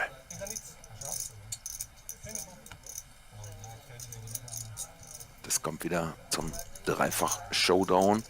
Ja, Jana braucht eigentlich jetzt nur ein Ass. Nur in Anführungsstrichen. Kommt das Ass. König ist da, der letzte König. Aber so ganz schlecht ist der Flop für Jana auch nicht. Denn eine 10 und sie hätte die Straße. Keine Hilfe am Turn. Niki bereits bei 0%, aber Jana mit einer 10 könnte sie jetzt hier diesen schönen Pot gewinnen. Kommt nicht. Und die Ukrainerin ist leider ausgeschieden. Die Blinds mittlerweile auch angestiegen. Wir sehen es rechts unten in der Ecke 40 und 80.000. Small und Big Blind. Und der Big Blind muss immer noch 80.000 hinzulegen. Das heißt, jede Runde kostet hier 200.000 Chips. Givi, ja, Stammspieler, erfolgreicher Pokerprofi im Small Blind, füllt auf mit 8-7. Und Stefan Mehr aus Österreich checkt eine Option. Und die 7, ja, mit der sitzen natürlich beide zufrieden jetzt hier. sehen den Flop als ziemlich gut an. 100.000 gefordert von Givi und Stefan bezahlt. Oh, da kommt die letzte im Deck befindliche 7 hinzu. Beide jetzt hier Trips. Und beide werden sich denken, ja, wie kriege ich jetzt am besten die Chips vom Gegner? Aber für Stefan sieht es nicht gut aus. Denn die 5 ist kleiner als die 8 von Givi. Gibt natürlich auch ein paar Möglichkeiten zum Splitpot. Und natürlich die 5 zum Sieg. Es kommt ja noch eine Karte. 250.000 von Givi gesetzt. All-in von Stefan und der Snap-Call jetzt hier von Givi.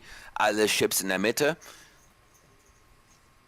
Und eine nichts verändernde Dame. Und die 8 von Givi kommt in die Wertung. Er geht hoch auf 2,1 Millionen. Stefan runter auf 1, Millionen. Alles so entscheidende Pötte. Mein Nickname ist Givi. Ich komme aus Italien ursprünglich, wohne hier in der Schweiz.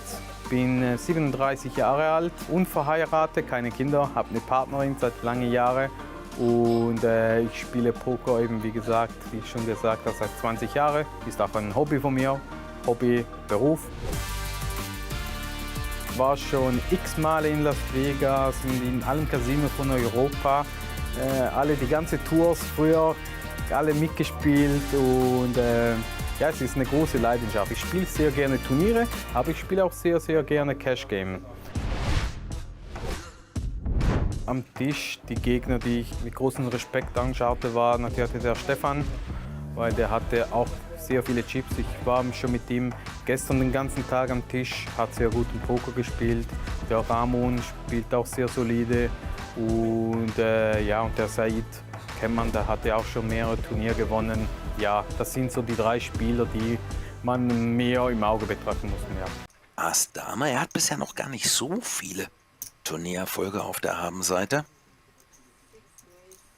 Also mehr ein Freizeitspieler mit Ass Dame und dem Race auf 230.000. Links unten unter dem Bild des jeweiligen Spielers sehen Sie, wie viele Chips die Teilnehmer noch hinter sich haben.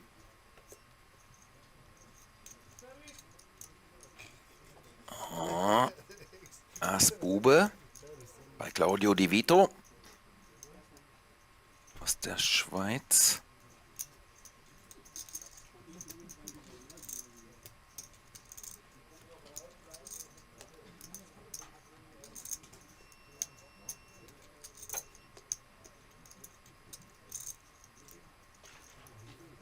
Und vielleicht nochmal zu den Chipfarben. Die gelben, das sind die 25.000er, die beigen. Das sind die 5.000er, die beige-blauen. Und er geht all in mit Ass Bube. Und der Call von Stefan.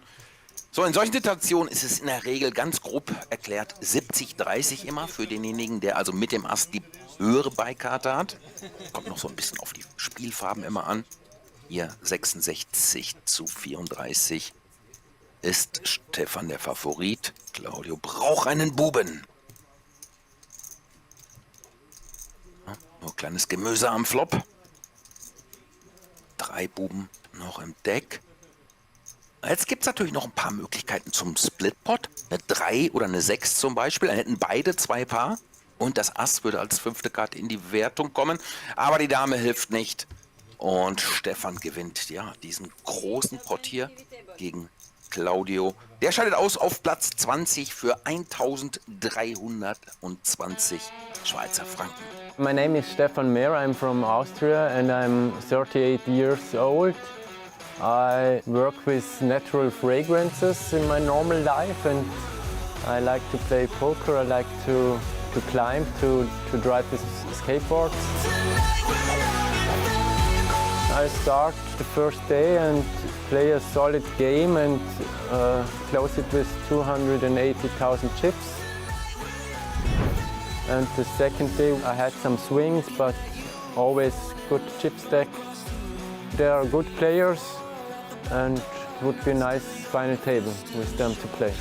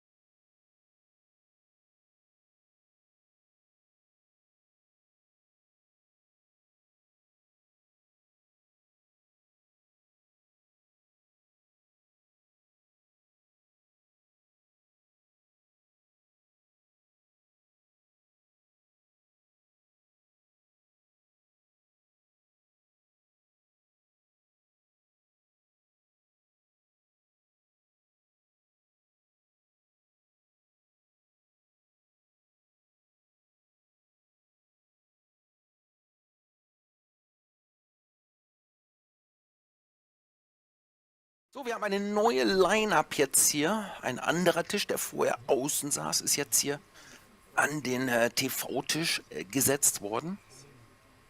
Aber den einen oder anderen kennen wir bereits, zum Beispiel Massimo Vitoli, der hier mit 2 Big Blinds unterwegs ist. 320.000 All-In.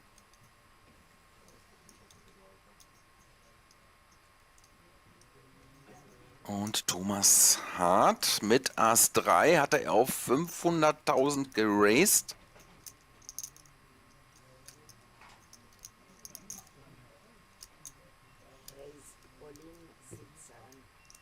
Und Nono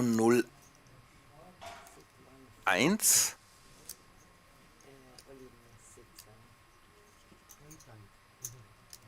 All-in mit 1,3 Millionen. So, Massimo ist All-in.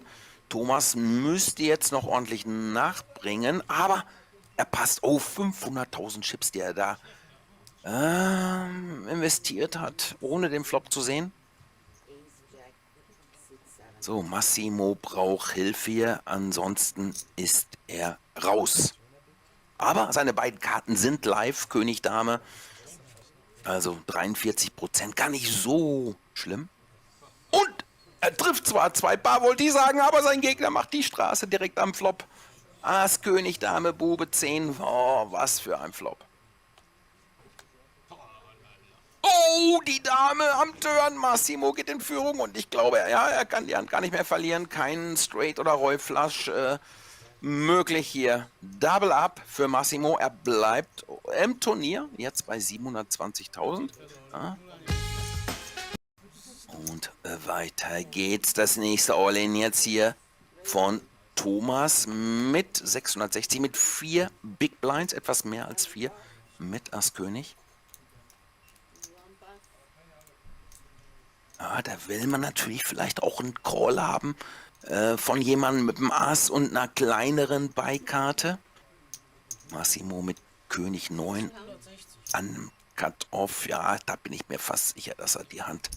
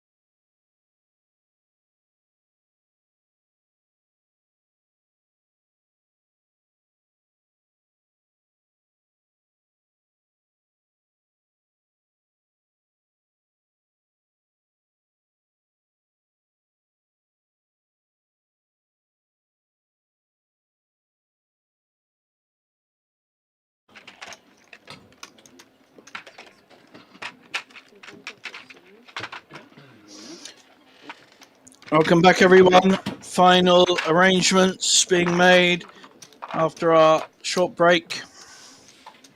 We've had the chips have been made into bigger chips, so there are less of them on the table. And we still have 7 left here on the final of the SpadePoker Tour here in the Grand Casino Liechtenstein. All languages spoken here, but we've mainly heard Italian around the table.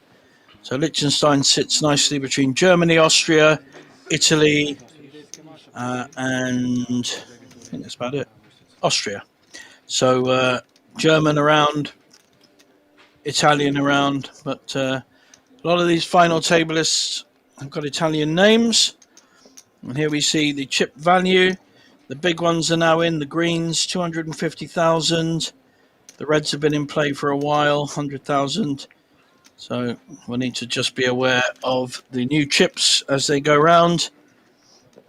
Everyone coming back to the table, having had a short break. Perhaps they've been looking at our coverage and seeing how other players are playing. It's all allowed, all legitimate.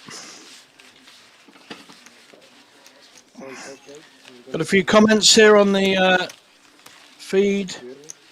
Go Loic, go Joseph. Taxi for de Grat commentary. I think that means thanks for the commentary. Well, my pleasure. Thierry, my pleasure. So quite a lot of support for Joseph. Loic for the win. I think it's Loic Joseph, isn't it? Is that his surname? Tell me if I'm wrong, guys. I think it's Loic. Seems to have the support of the majority of you.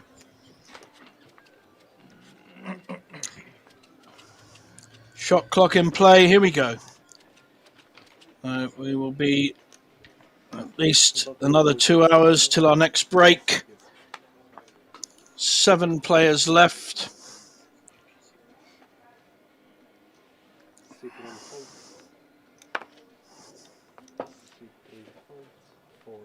Our next payout is 8,600 Swiss francs.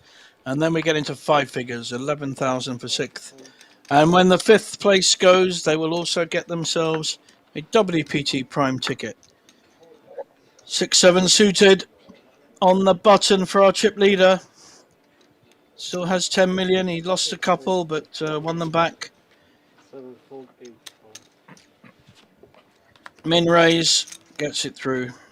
Blinds had no kind of hands to worry about. And so you need to be doing that with you have a chip stack. You need to be using those chips. They're your weapons. They're your soldiers. Put them out to fight for you to get more chips. That's poker. It's that simple, actually. Just try and get all the chips. Then you win. Get a nice trophy. All your friends are happy. They all want you to buy them a drink. And you can have a little bit of limelight. I love a trophy.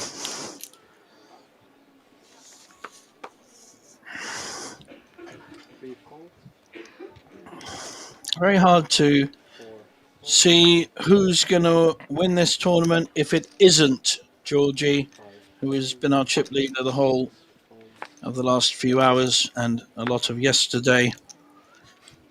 But often final tables surprise you. We have a push here with the King 2. I think Mr. Joseph may well call with ace-9 suited. Could have anything. He's got a reason that the short stack could have absolutely anything. Only has 4.5 big blinds. Ace-9 suited is pretty strong 7-handed, and here it goes. Yeah, absolutely right decision. Even if he loses, it's the right decision. And we now have Mr. Lunario at risk. He's fought well.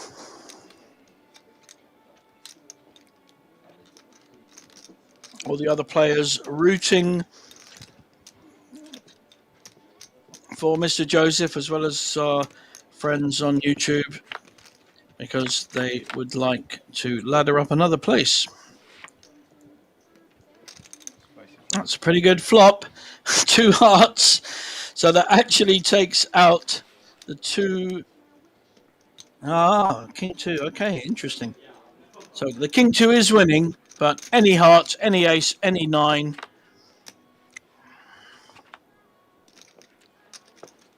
And the King 2 is still winning. Are we going to see a double up here? If we do see that double up, it will cripple Mr. Joseph. Wow. Somehow. And Poor old Mr. makes the right call and gets very unlucky.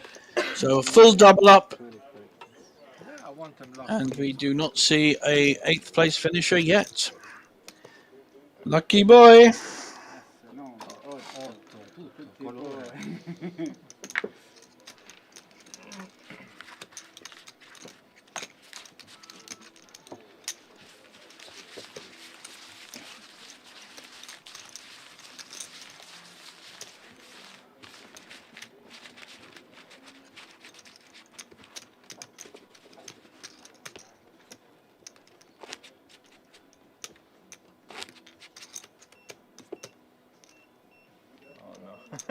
Another clock. Floor.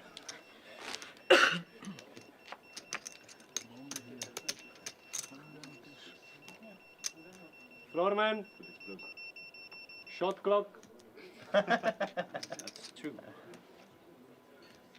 New shot clock being called for. Looks like his batteries have run out. Dealer needs a new one. Come on, Floorman. How many shot clocks have you got? Oh, major discussion about rechargeable batteries ensues. Must be a guy selling these clocks somewhere here.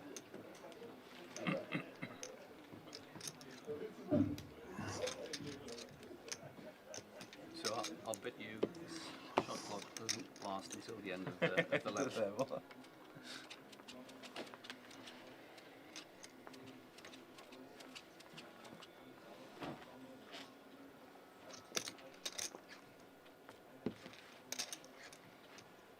4 fold,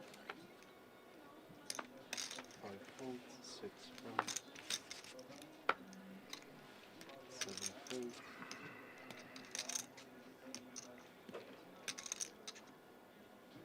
8 raised to 450.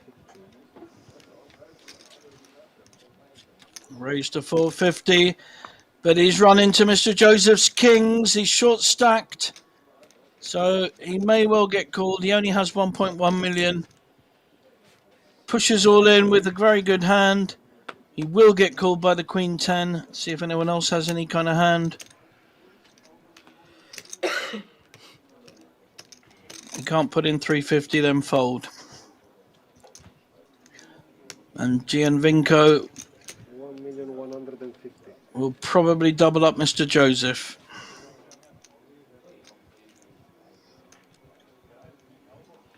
It's only 700k to call into 2 million, and he will get the bad news. Wow, yep, Queen 10 against Kings.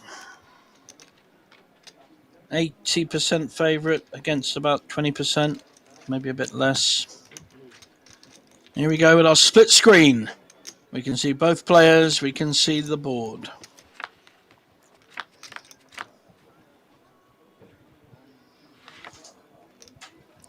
No good for the Queen 10. The King's in full command of this situation, and we're going to see a double up.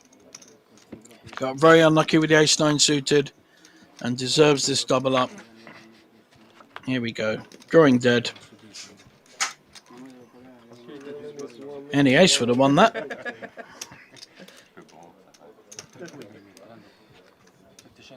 All the Joseph fans out there on YouTube will be happy about that one.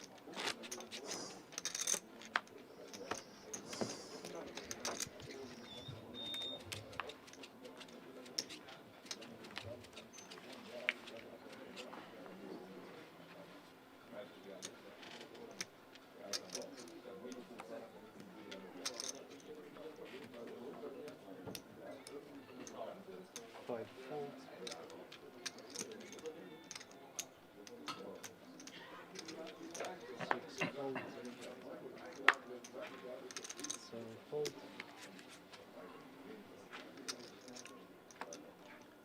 Eight fold.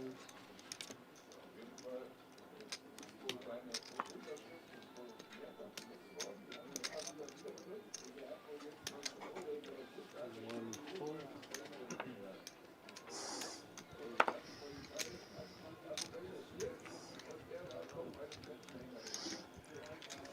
Lorenzo really not had too many big hands on this final table.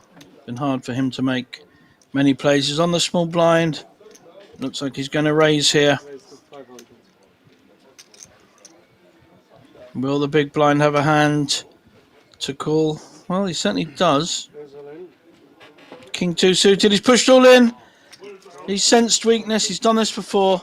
Very good read on the situation. Picks up a nice pot with no risk. Very well played.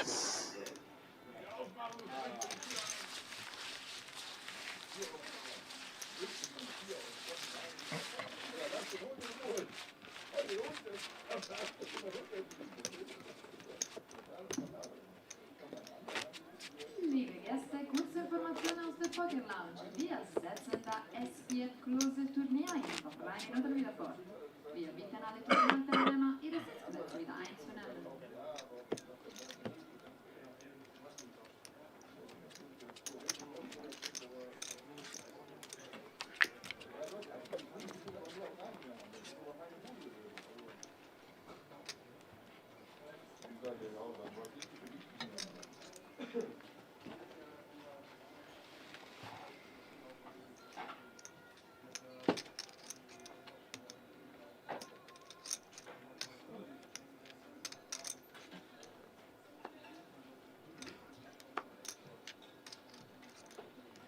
Six.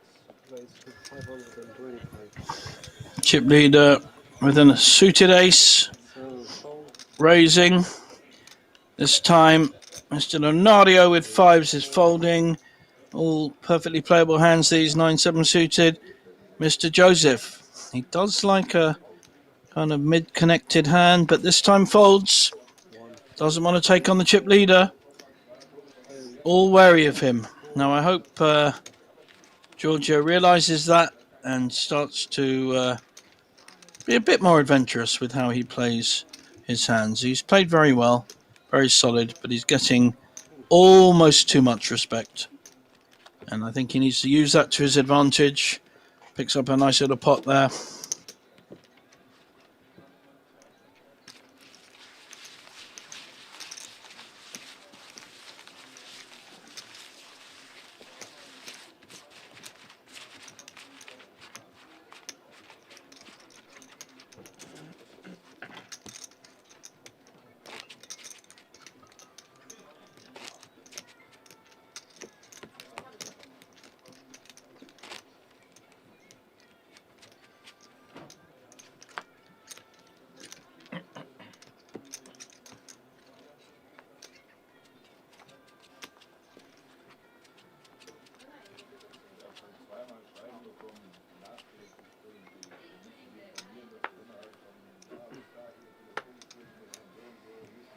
Seven folds.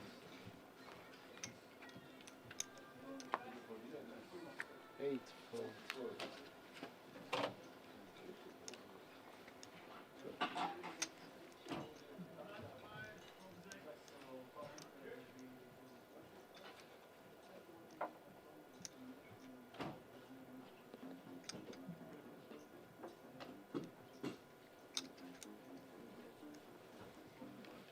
Will raise to 400.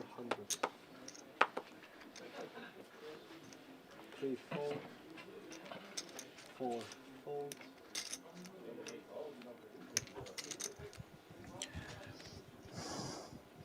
Loic making a raise with the ace-queen suited. At the moment, not finding any action. He needs a customer with that kind of hand. Only 7 on the table, ace-queen suited, absolute premium. Got a lovely smile, this young man. Very good.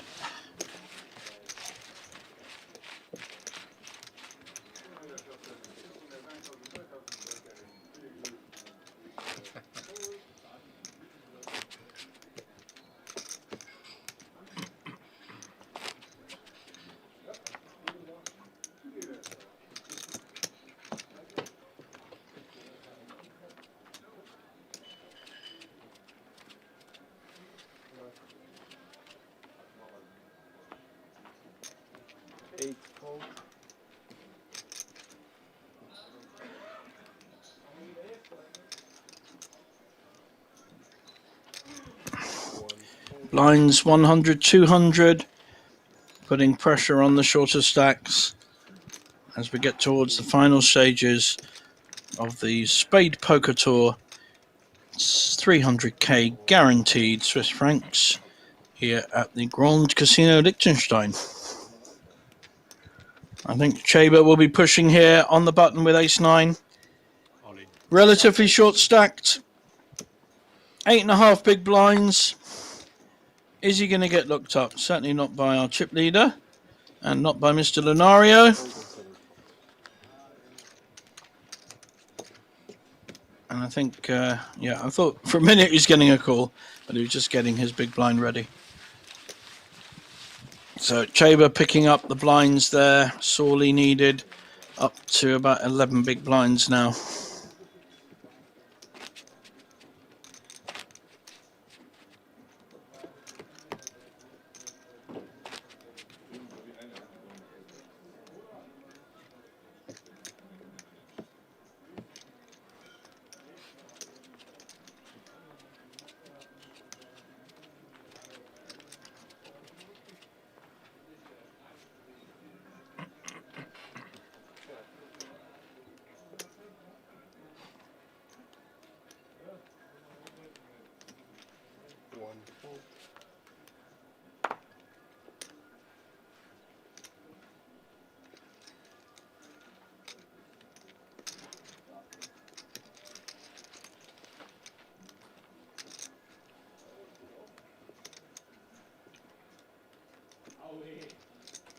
Three raised to 500.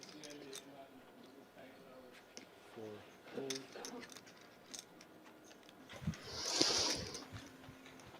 Lorenzo with a king queen, raising the 500, 2.5x. Has anyone got a hand to resist? We're round to the big blind now. What has the big blind got? Nothing to worry about. So, nice sort of pick up there for Lorenzo. Not had many hands, to be fair. There we see our rundown. 10 million for our chip leader. Double Lorenzo in second. And 3 short stacks, really. 6 big blinds, 8 big blinds, 11. They are shoving or folding. They haven't really got much more play. And you'd argue that even our 4th place with 14 big blinds and Mr. Joseph with 16 big blinds have got some difficult decisions. So blinds really putting pressure on all these players, have to make decisions for their tournament life, which is a lot to do. And the big difference between 7th place, 8,600, and let's say 3rd, 26,000. So big difference, big ladders, each place worth 3,000, 3,000 more, 3,000, 5,000, 8,000, 10,000, 12,000. So each place you go up the ladder, significantly different. Always the same with any final table. This is the kind of hand I like the chip leader to be raising with. He's got a pair, they're small, but he's got the chips, so he's raising. And someone has to have a really premium hand to come back at him. So even the king queen, the king jack suited, the ace 9 are probably going to fold.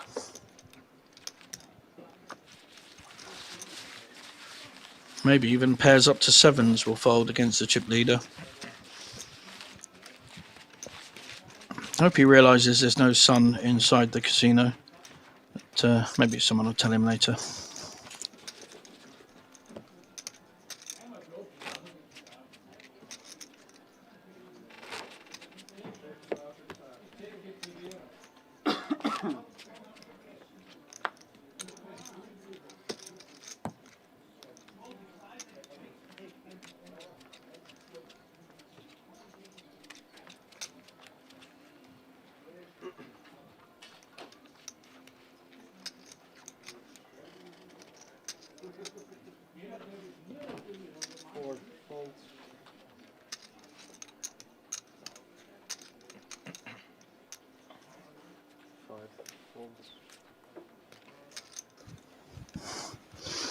This time our chip leader with an ace-9 offsuit in late position, raising to 400, or is it 5?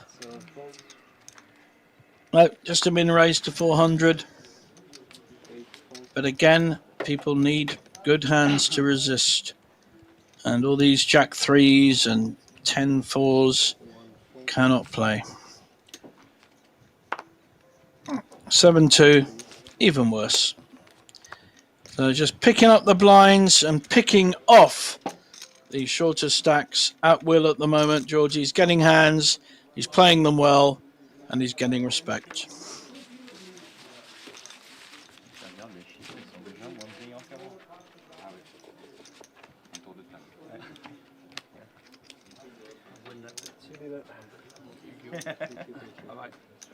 We're gonna last another 10 minutes or so. Not even half 11.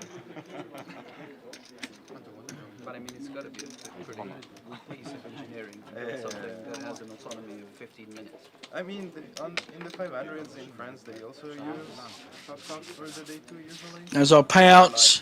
Like I said, next one out will get 8,600. Good return from a 600 I don't know, I thought they were all more or less Swiss franc entry, and first place 58. Now, let's say a deal is done between the top 3. You've got something like 125,000. So if they all took just at a guess 35, 40,000 each and played for 10% of it, something like that. It's a normal rule in most casinos. Then they're all going to have a good payday if it gets down to a deal between the top 3.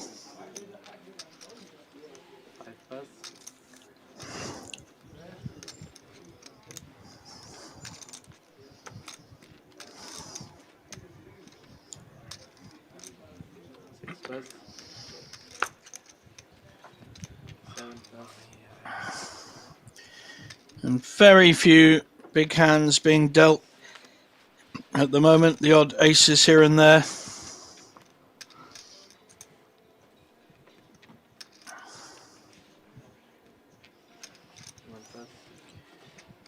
Mr. Joseph decides against raise. Oh, big blind giving him the stare down. Daring Lorenzo to have a go. Oh, he is as well with the Queen 2. Let's see if the stare had any power behind it. 8-2. No, it doesn't. He's going to have to fold. Gave him the stare and then looks down and sees 8-2 offsuit. Not great. Little does Lorenzo know that his Queen 2 totally dominated the 8-2. That was very funny.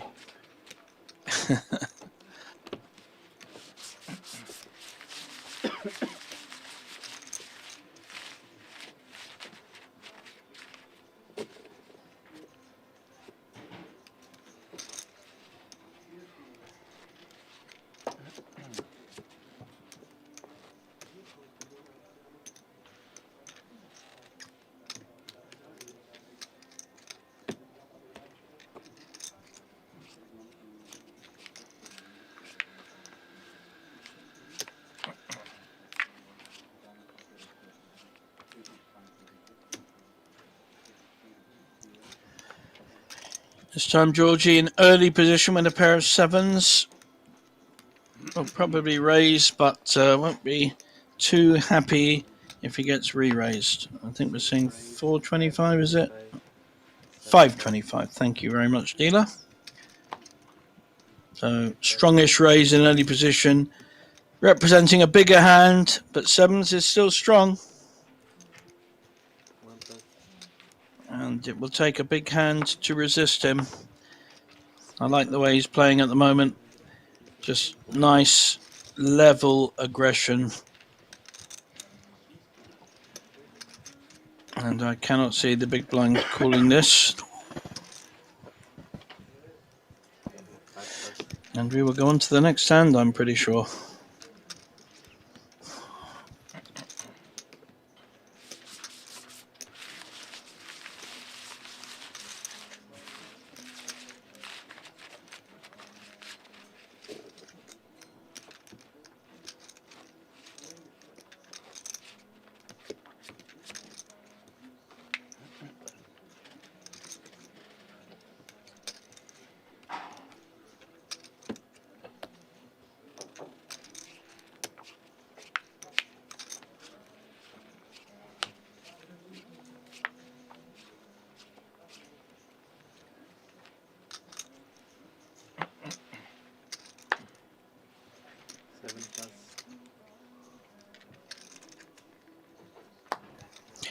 So possible shoving hand here for Gianvinco.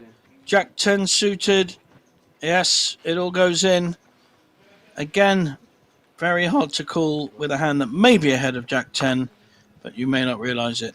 Although Lorenzo with ace 10 wants to count. He's got 5.4 million. It's a relatively small part of his stack to call. I think we will get a call here, possibly even a shove to prevent anyone else getting their chips in. It's a strong hand, seven-handed. And he knows it.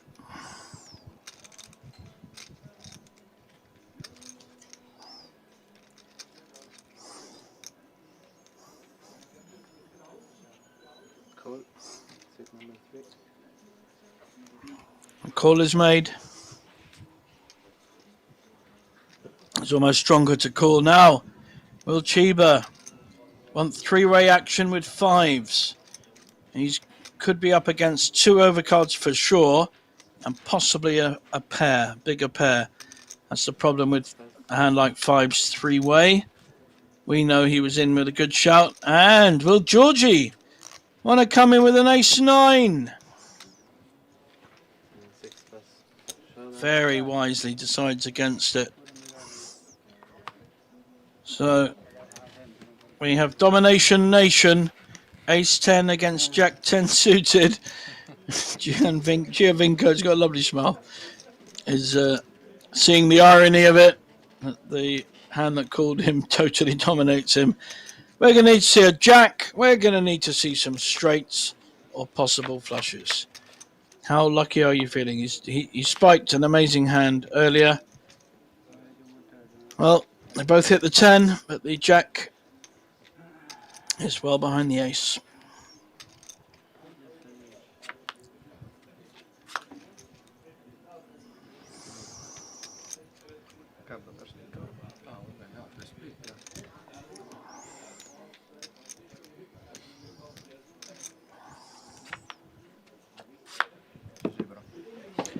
And we see our 7th place finisher. Played very well. Played some nice aggressive poker yesterday. Picked up some big pots with very strong play. But we are now down to 6. Seat open.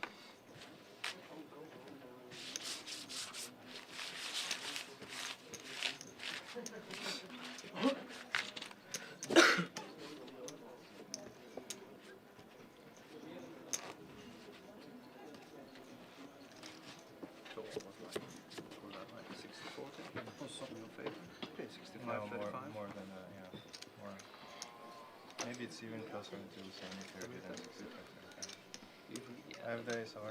getting We see our adjusted table. 2 players under 10 big blinds and 2 just above. Only Lorenzo Arduini and our chip leader in any kind of safe zone. We could see players tumbling soon. Basically 4 players. Very difficult for them to raise and fold, so they will be in shoving territory. 1, 3, and 4. This is where the chip leaders can pick up a lot of small pots because no one is playing anything except premium hands. So Queen 10 on paper may not be a good hand, but he can raise with it knowing that only a premium hand can come back at him. Ace 2 suited is probably good enough. Yep, there we go. It's only $1 million to call, into 2 million, getting 2-1 on his money. He has 2 live cards.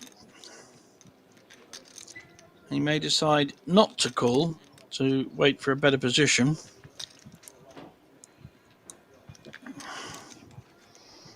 But the book says call.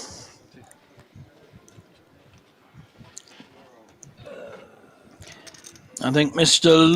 Lunario will be quite pleased to see that he isn't up against a bigger ace.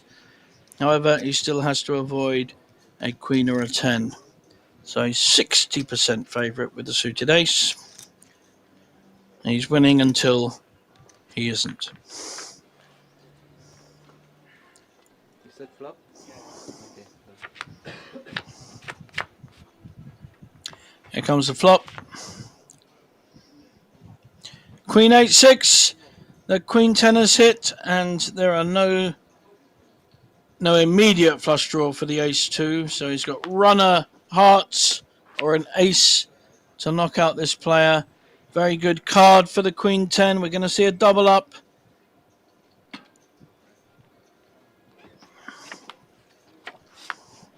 Only an ace. So a nice double up there against the chip leader. He can afford it. He'll live. Yeah, seems like it. And you guys too, like, I don't know about him. Oh, you work here? Yeah. We'll see you in September. Maybe I will be in a live game higher and not anymore in poker. Maybe, I don't know. Okay. It's not sure. Wasser mit Halbwasser und Grundwasser. Danke. Yeah. Sorry, what was your plan? What are you going to do in September? Downstairs there is a live game RDL. So a live game? Live game. Yeah. Aha, okay. So you deal downstairs? For me also. Blackjack and ultimate and so this is a hobby. Stuff like that. All the garbage games. It's like the guys are losing money and you're like, oh, any casino game besides poker. Like, yeah, tough luck. Need to keep a straight face. You have all the math against you, but it's tough luck.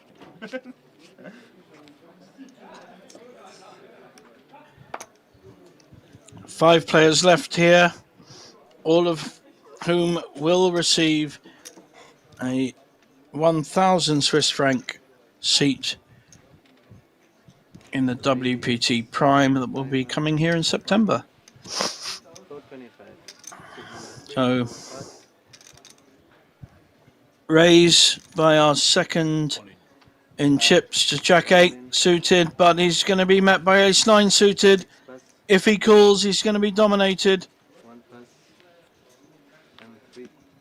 But he knows his way around the poker table, so just folds. Chiba will certainly get respect. He's not played many hands. And when he's put his chips in, he's normally had the hand to do it with. So picks up a nice pot. Still alive.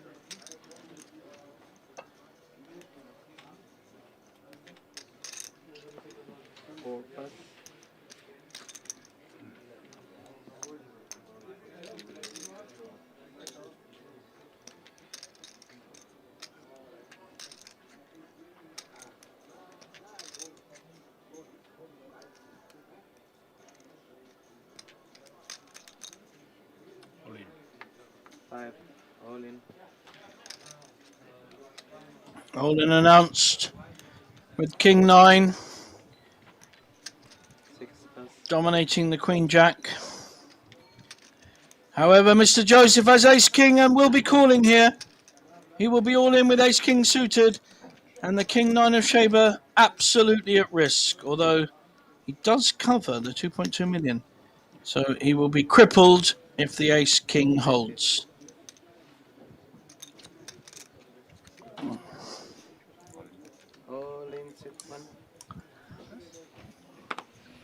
What's a good time to look down and see Ace King suited. Poor Mr. Shaber is going to get the bad news that he is dominated. There we go. Yep, there's the reaction. My luck, just my luck. And this is going to happen. You have to make a move at some point with a short stack, and if you get looked up, chances are you're behind. That's just how it goes. A lot of pushers have got through tonight. This one not so much. So he's pretty well drawing to a 9. Possible straights. So the ace now ahead of the king 9. Not only pre-flop, but he's hit an ace on the flop. So a 9 is no good. He's drawing very, very thin. And now he's drawing dead. There we go. So Mr. Sheba will finish in 5th place. And he will get 14,600 Swiss francs plus a ticket to the WPT event. Oh no, he won't. He's still, that's right. Sorry, he still had about 250, I think it was, left. So it's a great double up. All you fans of Mr. Joseph, I'll be very pleased with that one. Big double up there for him. Definitely back in the game.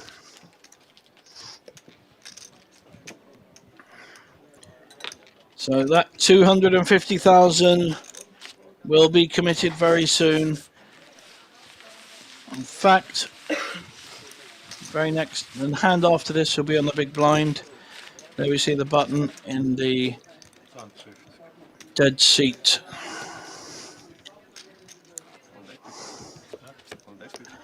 So he has to choose to play this hand because he'll be committed to the next. He'll get the most value by putting it all in with this hand because he can pick up the small and big blind and the ante. If he waits, it will be more limited. So any kind of hand here, he has to shove. Let's see what he's got. This is a hand. He'll shove. Yep, here he goes. 5 all in.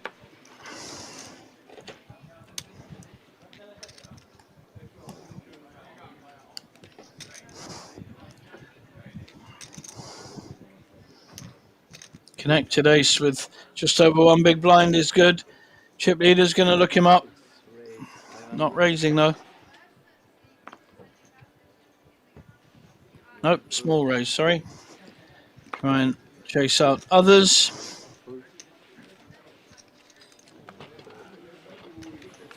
Now here we have the race. King 10 against ace 5. Ace 5 favourites at the moment, 55-45. No, he's only just favourite. The way Georgie's been running though, I would not be surprised to see him hit at least one of his 2 cards, if not both. For Chiba's sake, he will be hoping just to hit an ace and end it. See, he have 5 already. So he's ahead with the board. Doesn't make any difference though because King and 10 need to hit to be ahead. So it hasn't really changed anything. That's changed a lot. And now the ace 5 is 100% win and our chip leader was drawing dead. So nice little double up there.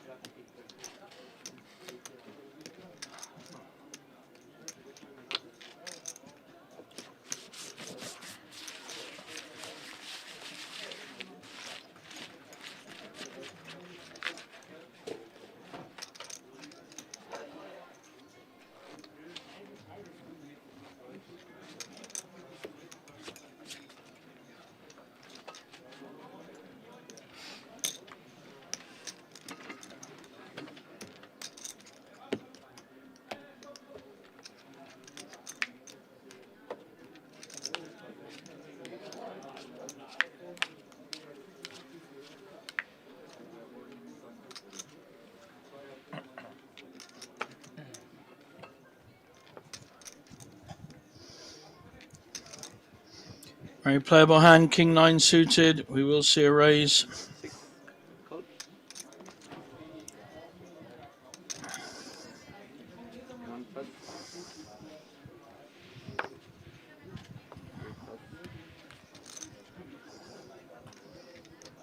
May have just flat called it there. Interesting. Not the best use of a chip stack, but just varies it up a bit. Almost looks more dangerous. Shiba with a very short stack. He doesn't know it, but he's totally dominated by our chip leader. He wants to play, but he doesn't raise. For his sake, he does not want to hit his king.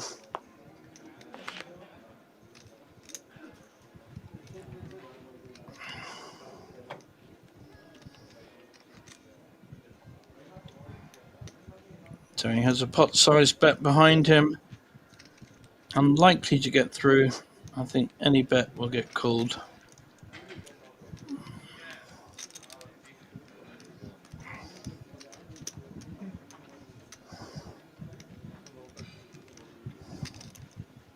All in. 5 all in. It's as good a play as he can make here.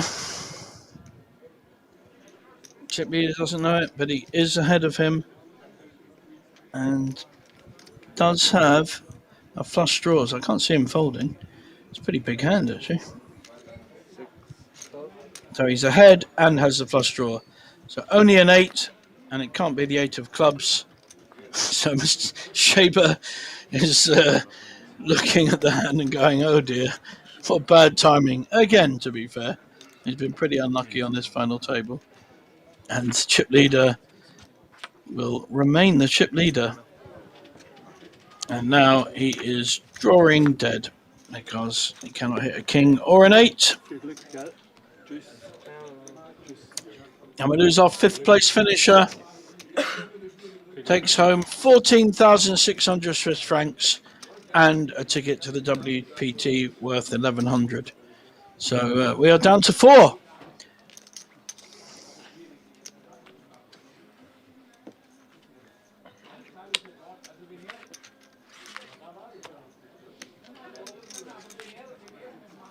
It's open. You got on me? Yep, I am.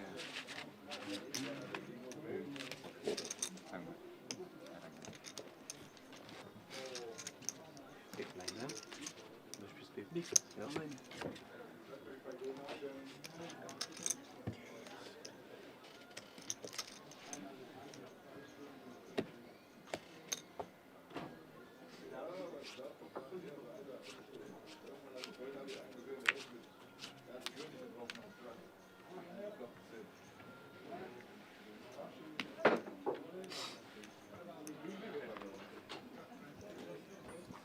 Now we have our new target, Mr. Reese, sitting there in seat 4-5 with a white shirt. He has less than 10 big blinds.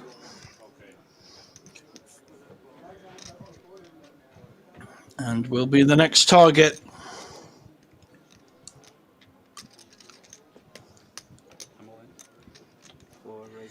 Pushing all in with King 2. Hoping he doesn't get a call. Unless it's from... there's nothing less than King 2. Queen 2. Which is very unlikely. So, this is what he has to do. He has to make these moves to try and get back in the game. Well played.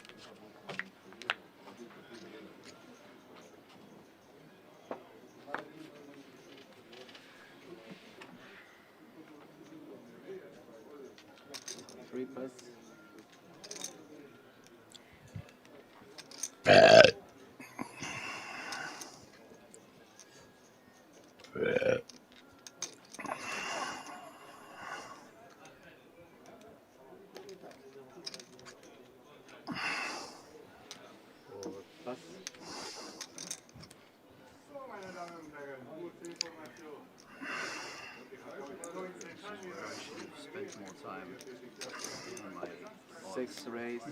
525. Yeah, but that's good stuff.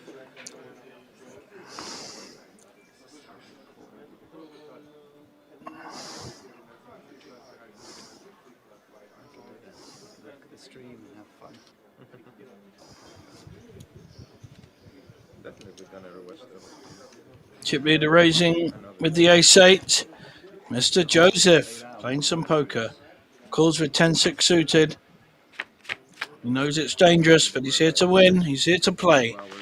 And we love that. Oh! He's going to slow play the hell out of this one. It's a magic flop, set of sixes. We're going to see some serious checking. So, first to play is Georgie. He's on the small blind. He will bet this because he was the original raiser. Now let's see a tank call, please. No raising. Wow, this could be a really good hand for Mr. Joseph. However, Georgie doesn't actually have any kind of draw, so it may not go too big. Very nice, just smooth call. And let's see how Georgie has interpreted that. We now have 3 clubs. He won't like that. To be honest, nor will Mr. Joseph. May well check behind. No, looking to get value from his set. He can't think he's losing, and he isn't. 5, 6.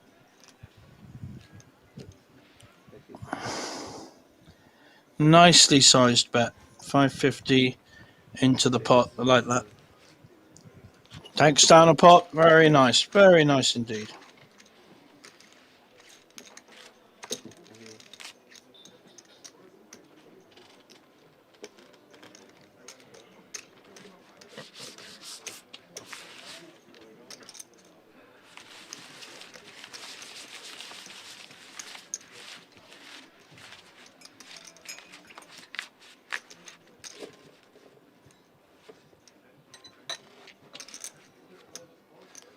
So I guess the mathematics of the antes here start making a difference when you're rounding 4. Makes more of a difference, let's put it that way. Position of the short stack makes a lot of difference. Yeah.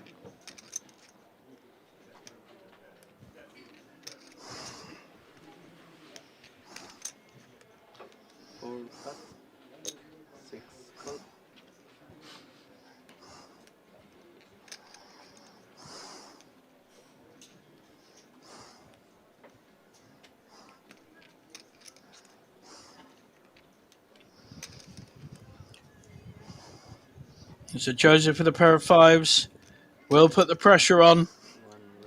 Just been a flat call and a raise to either 5 or 6. 600.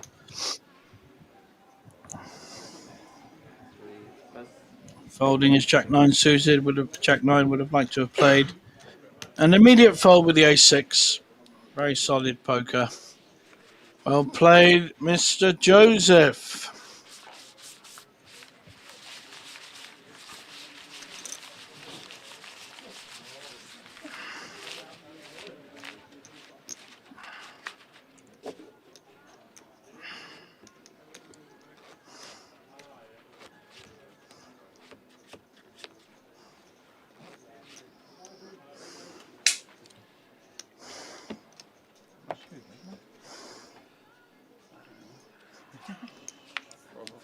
Probably 1.6 or something like that. Around 12, 13, 18 maybe. 18 plus the big man. I was cutting myself short. Yeah, I had 20, 25, so yeah, that's... So 6 raise, 500.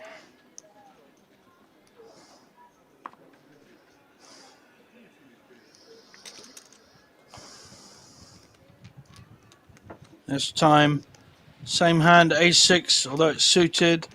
Certainly going to be raising any kind of ace, especially a suited one. Will Mr. Reese push with his ace-3? I guess he'll get called.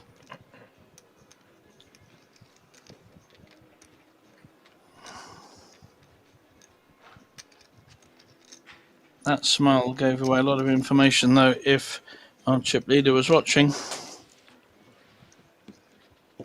And he reluctantly folds.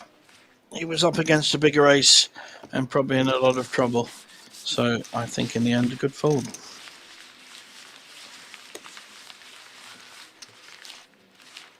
cool thing about the table is like you can rewatch all the close spots at home.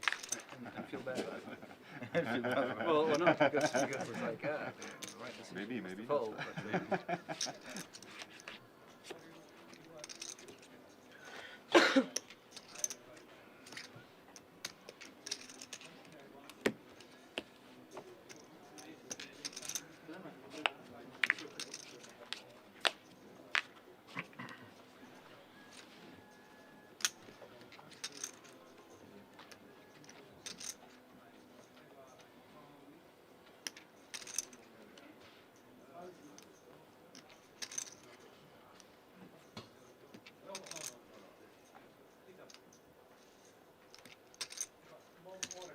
raise 450.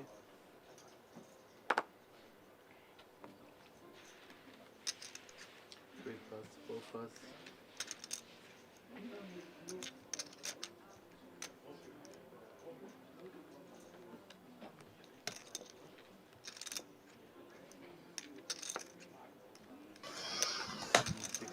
So Joseph raising with a suited king-8.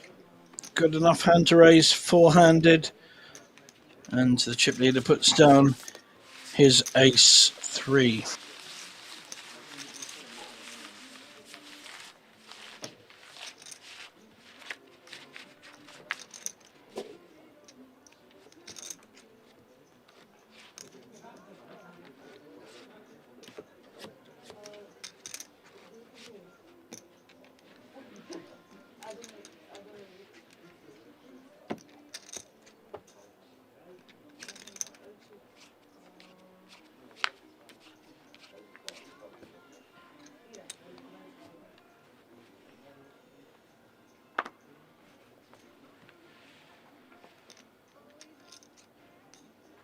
Three plus.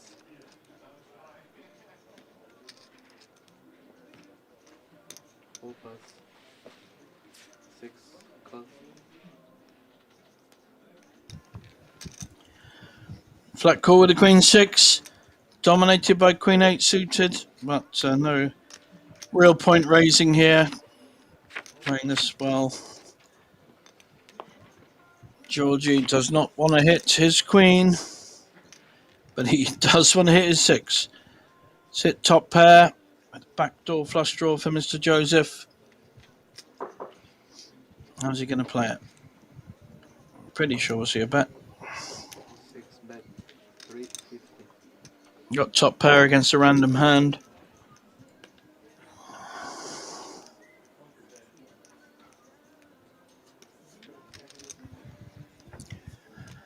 Joseph now up to 6.7 million.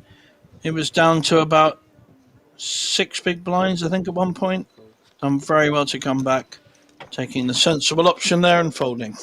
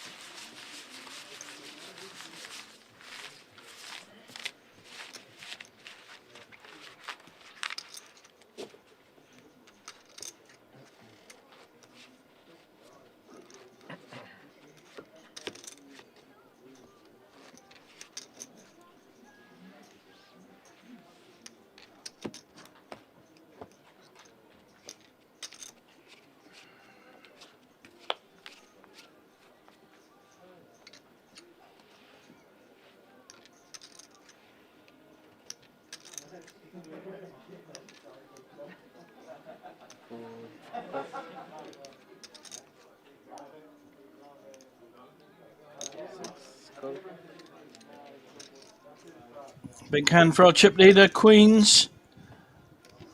Playing it very sneaky, just flat calling. We may see a raise here from Mr. Arduini with an ace. And what's going to happen when he does? He may choose not to. Yeah, okay, that's nice. Just taking a softer approach. And he has hit his ace. Not only hit his ace, he's hit ace 3. Likes checking his winning hands. There was no raise pre-flop, so Giorgio will not be putting his opposition on an ace, let alone 2 pairs.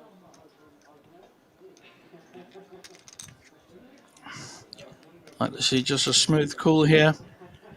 Not much danger of a straight. He really is in great position here with the ace 3.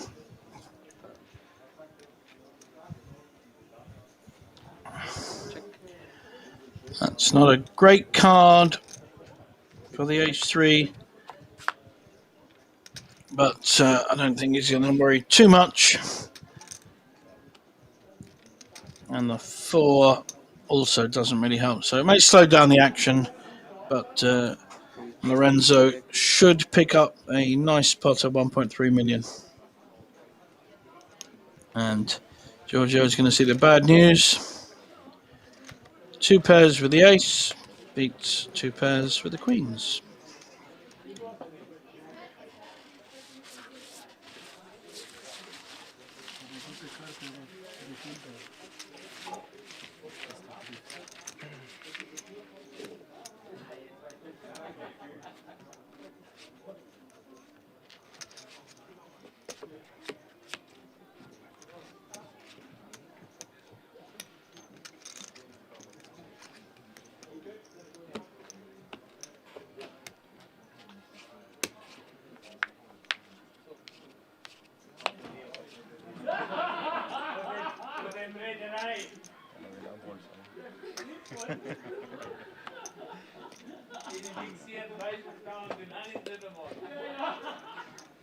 Six plus.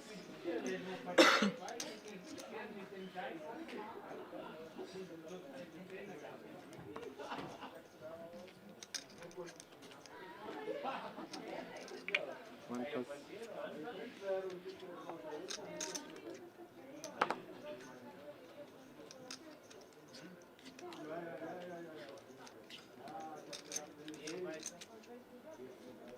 Three call. And for check. What an embarrassment.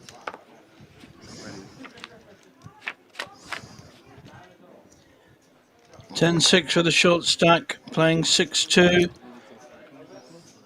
Neither hit, but the 6-2 does have a gut shot. And nice little bet there, just adding a little bit of pressure. Playing very well, Lorenzo.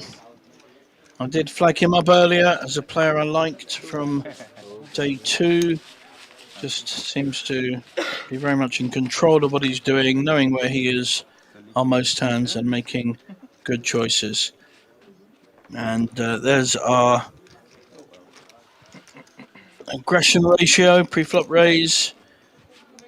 So though, apart from the chip lead, Giorgio's also probably had better hands than anyone else. And Mr. Reus, our short stack, has not had any hands at all.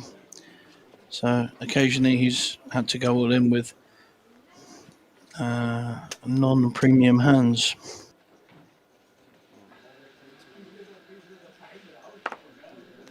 One plus.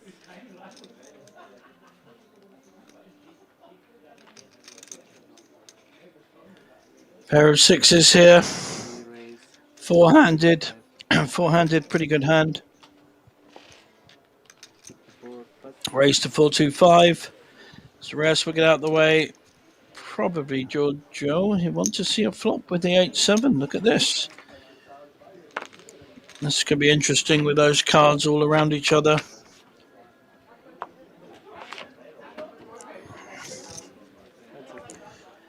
Eight 7 has missed, and Lorenzo was the pre-flop raiser, So I think he will 3-bet this. 365. Take it down. Well played.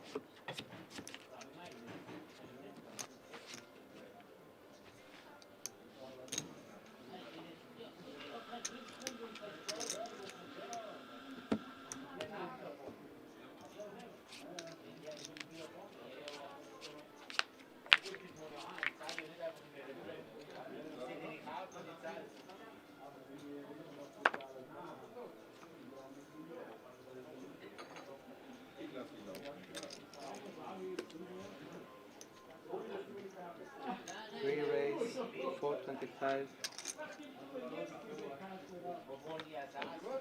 4 raise early. 6 plus. Action hand. With a raise to 425 with ace-jack suited. Fives have gone all in. We're going to see a call. So we're going to the races. We have a flip. Pair of fives with a short stack. Our second in chips, Lorenzo with an ace-jack suited. Who's your money on, folks? Seems a very nice man, that one with the 5 different names. Henningsen, Garcia, Rias. I've no idea where he's from, but 8 different countries' names. But good luck to both players. Flop favouring the 5s. Lorenzo needs an ace or a jack to knock out our 4th place player. 2 cards to come.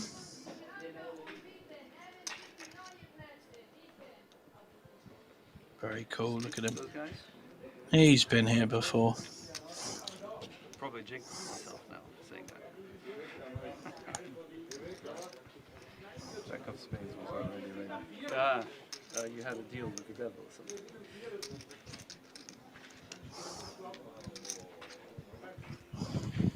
Okay. Here we have our turn. It's an ace! Ace from space! And only a 5 will keep Mr. Rias in this tournament, or we will see our 4th place finisher. Folks, it's been a pleasure. Good luck to you.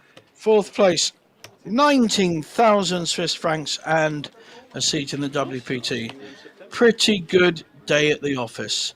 We are down to 3. And the fans' favourite, Mr. Joseph, is still in, but he is 3rd in chips to 2 very good players. So this really could go anyway. A lot's going to depend on the flop, to be honest, because no one's got out of order.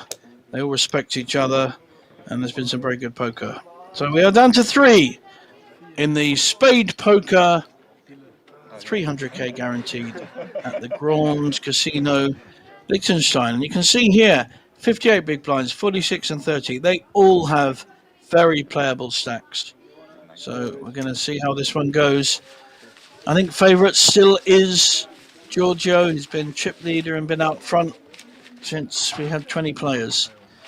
However, I'd say the best player on the table is probably Lorenzo from what I've seen so far. I like the way he plays, very considered, very much knowing where he is and in control.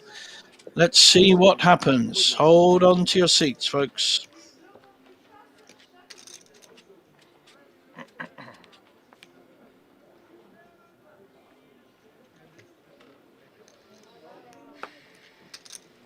Six fold.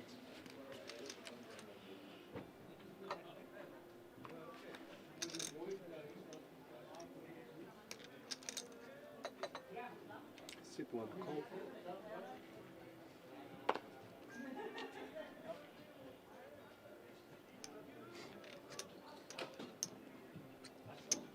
Sit two.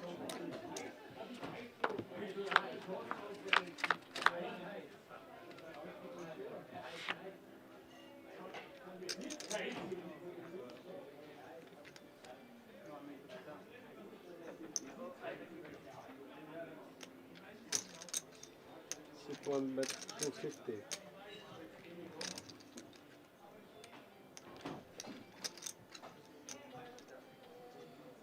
C3 call.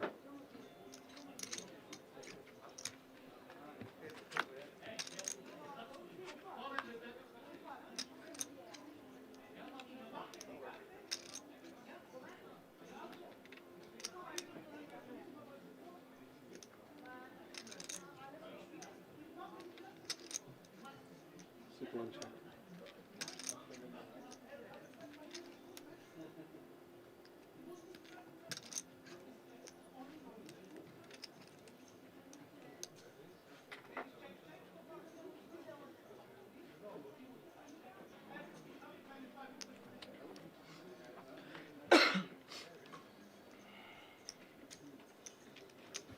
C3 bet C7. Interesting hand with 2 low cards.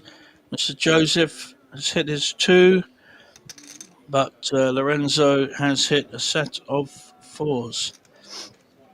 Already 1.8 million in the pot, and good fold there to stay alive.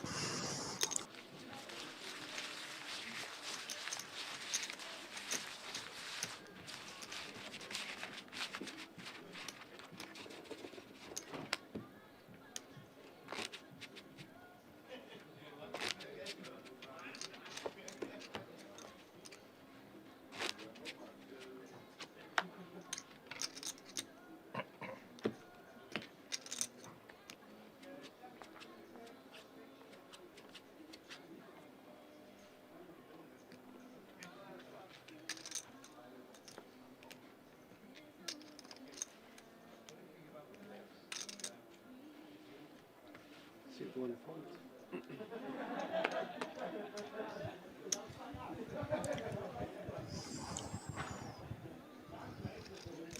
C3 call.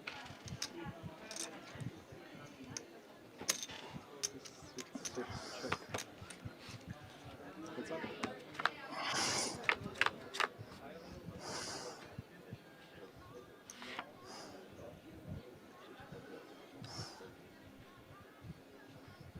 C3 bet 200.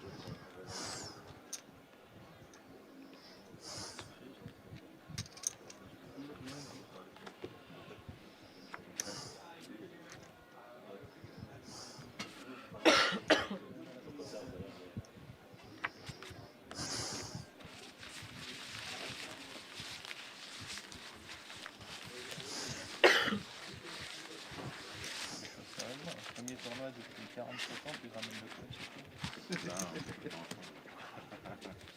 C'est ce qui me règle. Oui, c'est clair. C'est pas de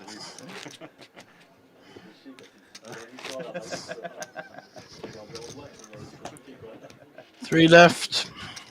Nice bit of banter on the table, enjoying each other's play, and that's how poker should be played. We don't want to see cheating, aggression, aggro. We like to see everyone having a good time. This is a social game, even if it is your profession, even if you earn a living out of it, it is still a fun social game. People should remember that.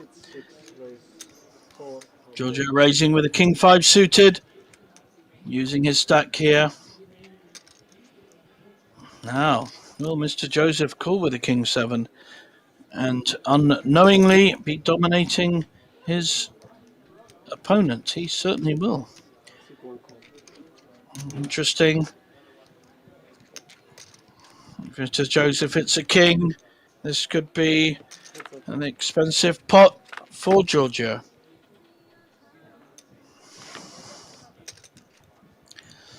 Nothing much for either player. This will probably go to whoever wants it the most. Aggression may well win this one.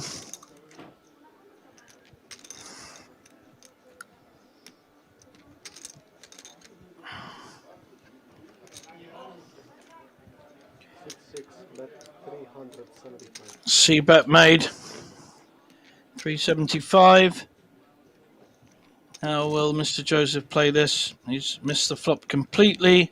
He can't know that his king 7 is ahead. But His poker instincts tell him to call. He's in position.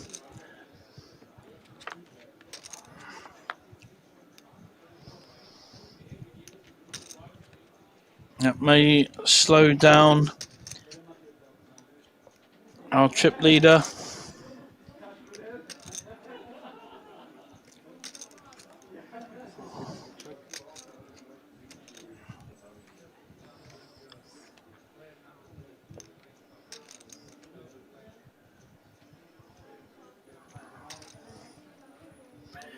He's going to represent a bigger hand than he has. Nope, just going to check it. Lots of split pot possibilities. But the King 7 is actually going to play here. I suspect we'll get a check. Don't think there'll be too much more than that. And a very useful 2 million pot will go over to Mr. Joseph because he just, poker instincts told him that his King 7 might be good.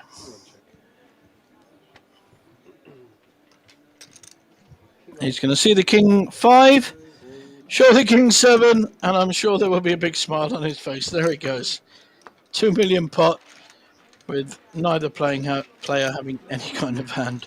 And that can happen when you are three-handed.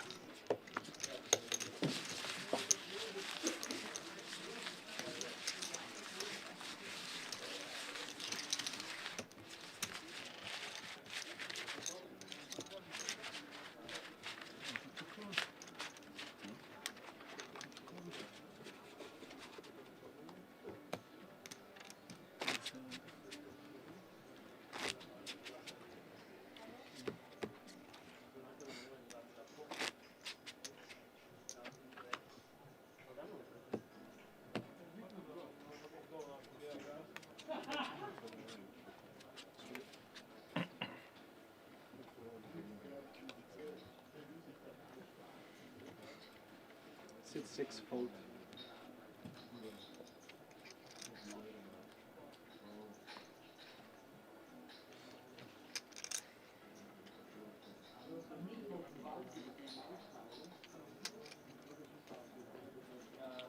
Sit 1 call.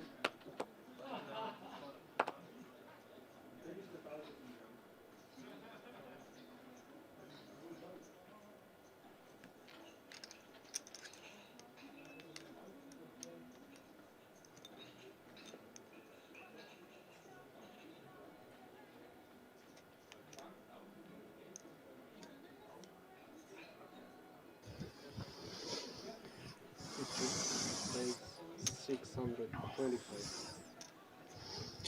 King 10 suited, making a perfectly reasonable raise to 625 after a flat call from the small blind, putting the pressure back with the right hand.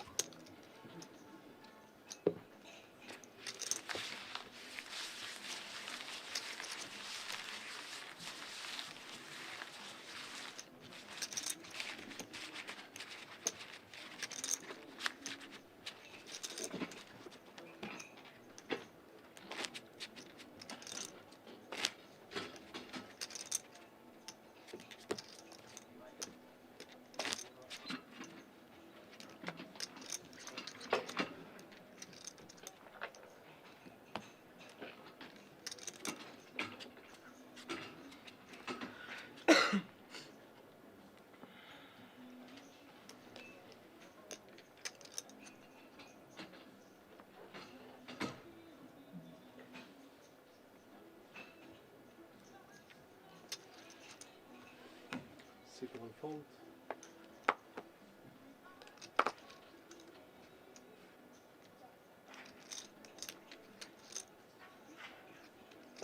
Sit 3 call. And sit 6 check. That's it.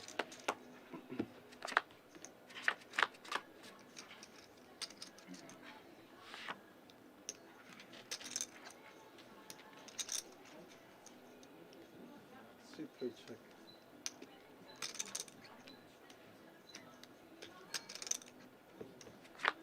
Sit 6 check.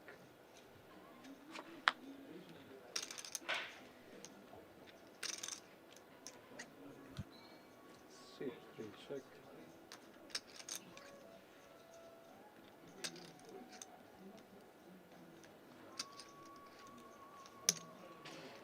Six bet 300.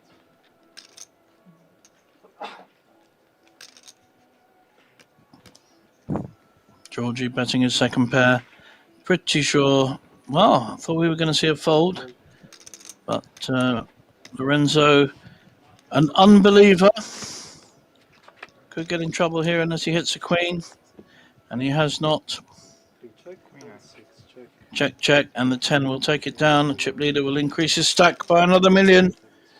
It's a bit of a loose call there, I think, with the queen 8. Not quite sure what he thought he was beating.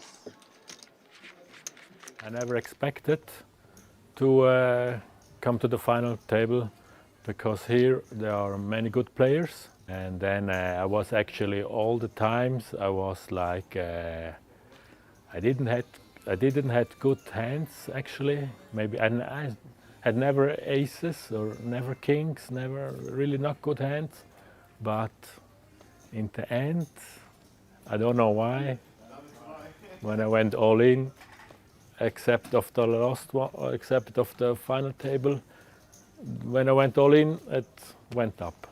But actually I had not good cards this tournament. Today I started with 20 big blind, and I hit everything today. I went up, up, up.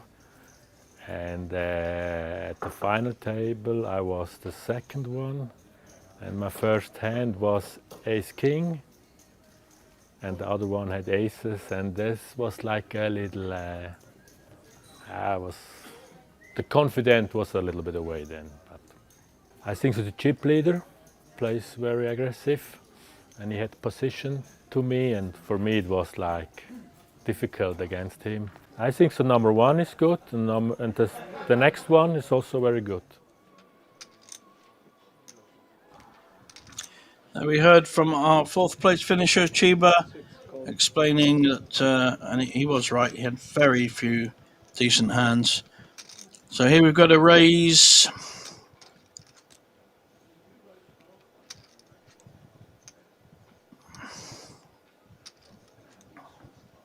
With a pair of fives. How will Mr. Joseph play his suited ace? Very strong hand, three-handed. Even the queen 9 has almost a right to be in. All in raise, I love it. Look at this. This is the way to win a tournament. There's no way Lorenzo will call with fives. He could be dominated by an overpair. He's certainly up against two overcards, which he is. Doesn't know one's just above him. But this is a fantastic play by Mr. Joseph. Like.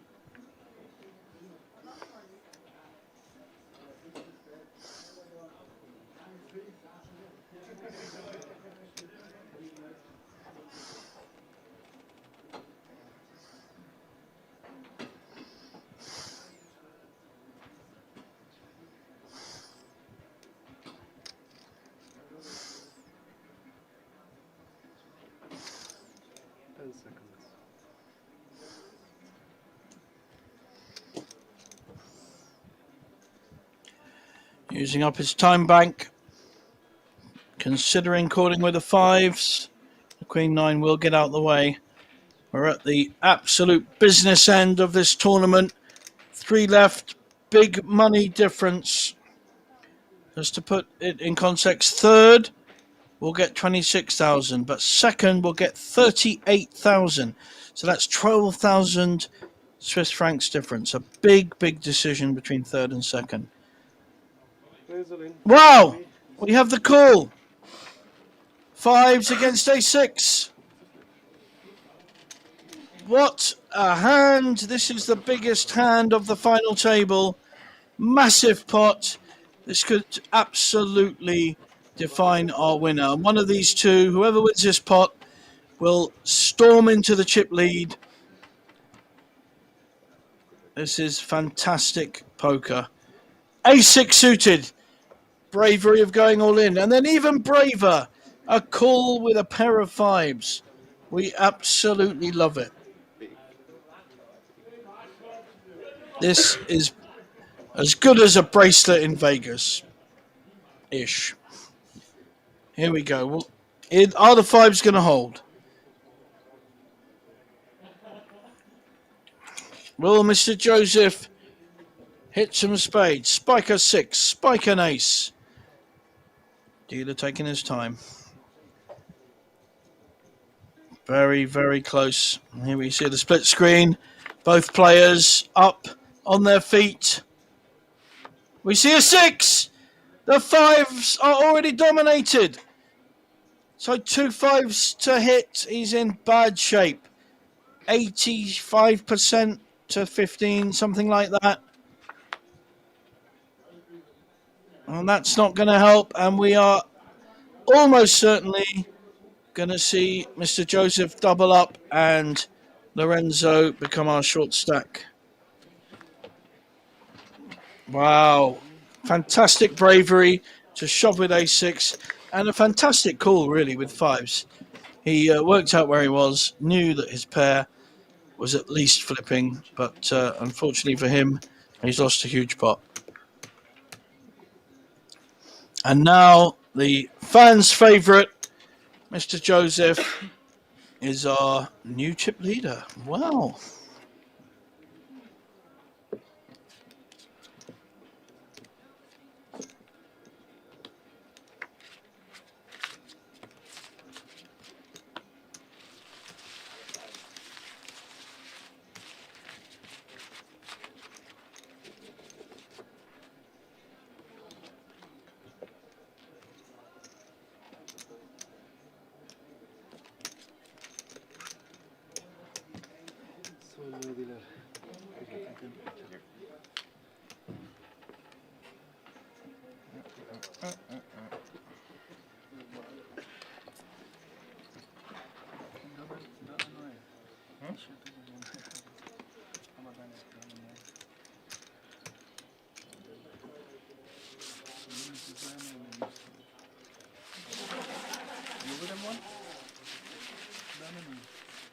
Queen nine, huh?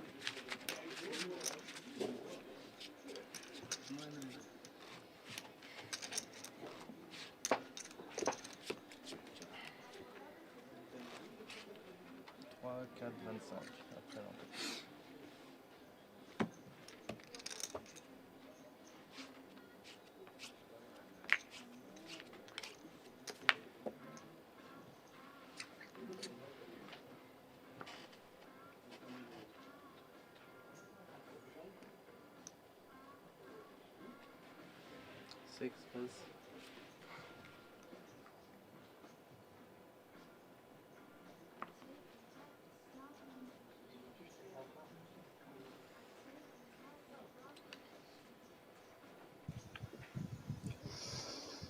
Ace-3 suited. 13 million now, so equal chip lead. I think he'll be raising. Everyone, of course, is involved. You have a small blind, a big blind, and a button with only 3 players. So everyone's involved. And Lorenzo now, the short stack with 3 million. That's about 12 big blinds. Giorgio now has a different kettle of fish to deal with.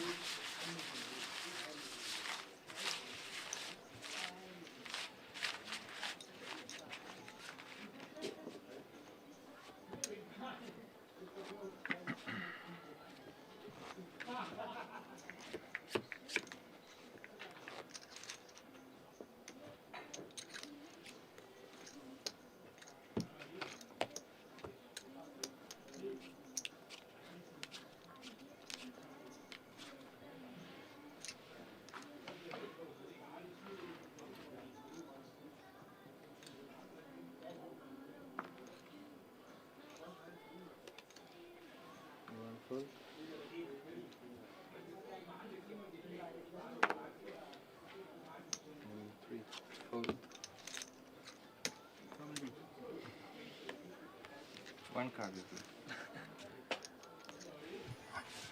good. Bit of a waste of a premium hand there, and that's sometimes how it goes. You need two big hands to match up against each other. With three-handed, we had ace-6 suited matching up against a pair of fives, and the 6 spiked the flop.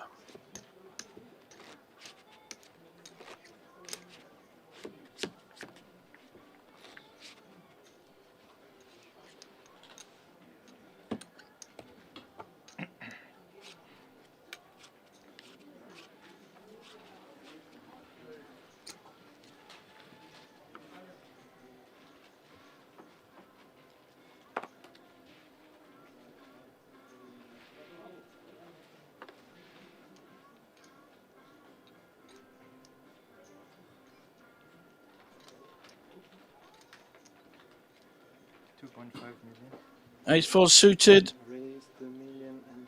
We are going to see a push with his 12 big blinds for sure. Oh, poor Lorenzo. He's up against the Cowboys.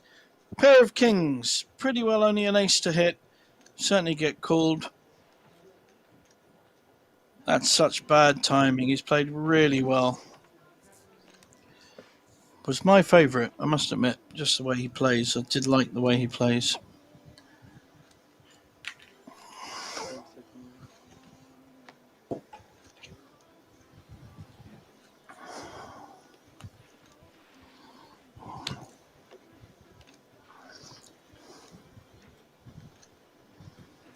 Lots of Hollywood going on here with the kings.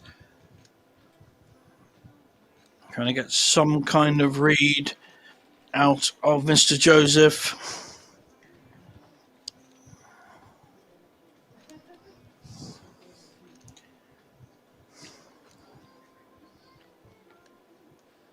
Oh, look at this. He's milking every moment, using his time cards. He knows full well what he's going to do. He knew it about 2 minutes ago. But he's using maximum time clock.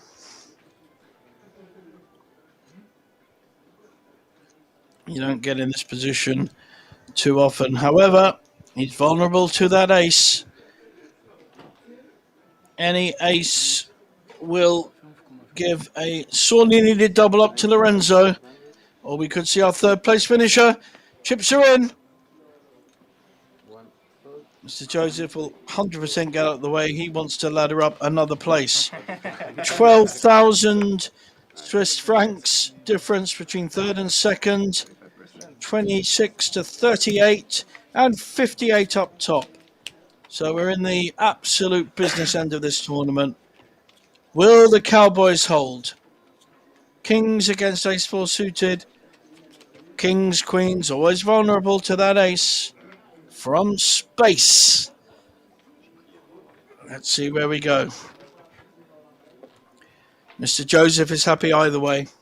He either becomes chip leader or he moves up to guaranteed second place with a guarantee of 38,000 euros and a 1,000 WPT Prime seat in September.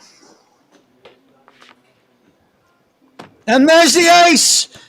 It's always there, the ace from space. You can have kings, you can have queens or jacks. Any ace can hit. He's even got a gut shot draw to the 5.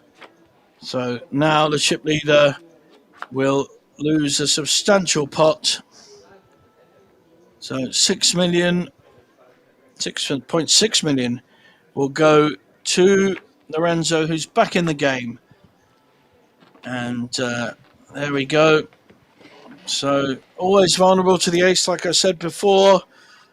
He's not happy, but there's not a lot he can do about it. Game on.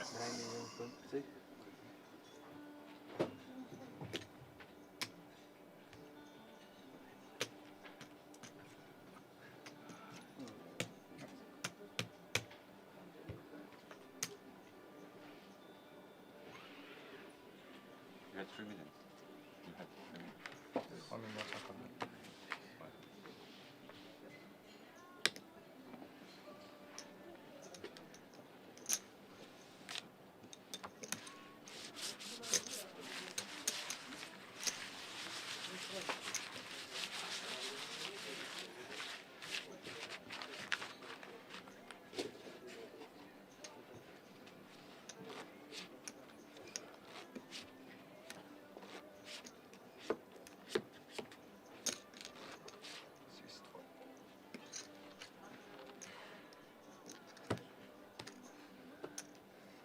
So now this final has opened up. We have 3 players, all with reasonable stacks. 452 starters, down to the final 3.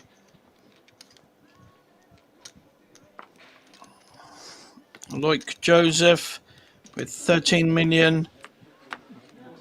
And my favourite, Lorenzo, only because I appreciate the way he's played. Definitely wouldn't have been the bookie's favourite against our chip leader, but he's back in the game. And it really is anyone's game now. 1 double up, 1 double down, whole thing changes. Here we can see Joseph now our chip leader with 13 million, but Giorgio and Lorenzo, very similar stacks, around the 30 big blind mark. Everyone has a playable stack, so I don't think we're going to see anyone go out too soon unless we get a big clash between 2 big hands. Very exciting.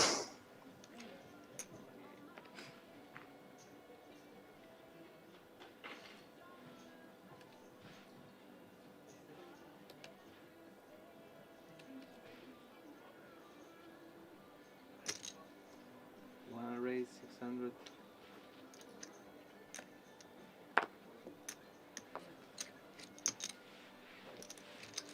Is it possible to call it up a couple minutes? Yeah, but let's see. Not now. Aspetta un attimo. No, lo chiamiamo così ma vai, quando mi alzo lo dico.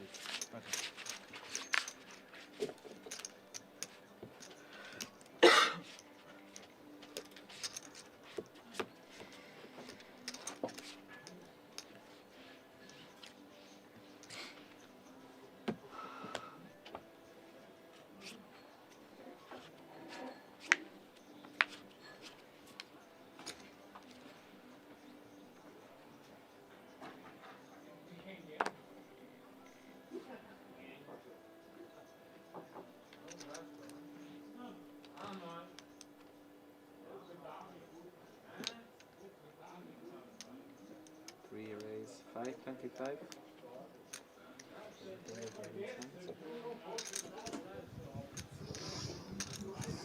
Raise from Lorenzo with the ace-2 suited. Giorgio has lost his sunglasses, but he's calling with the jack-9. There they come back on. I'm pretty sure the jack-4 will fold. Doesn't want to get involved with this.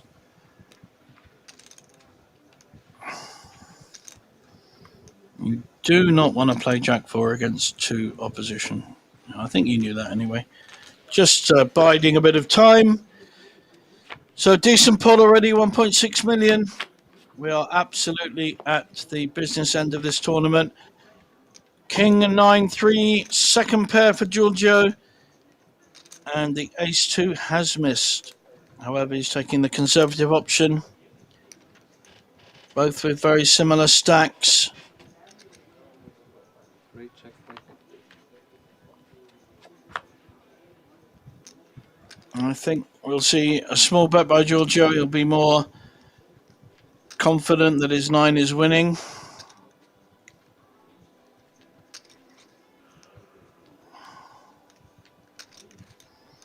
And there we go. 425.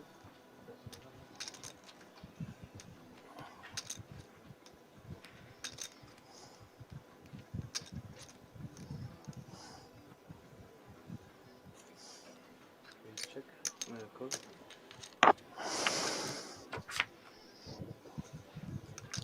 And a queen on the end. 2.4 million now in the pot. So not quite sure what Giorgio was doing calling there. Check, check, and the 9 will win. So pot goes to Lorenzo. Giorgio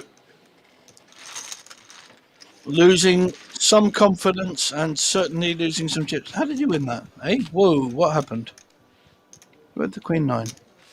I may have missed that one, guys. I'm sorry. I thought Lorenzo had the queen 9. Or maybe the graphics were wrong. So I apologize for that, but I think I was being set up there. Okay, so Giorgio won the hand somehow. Maybe the hands were the other way around. Anyway, we will move on.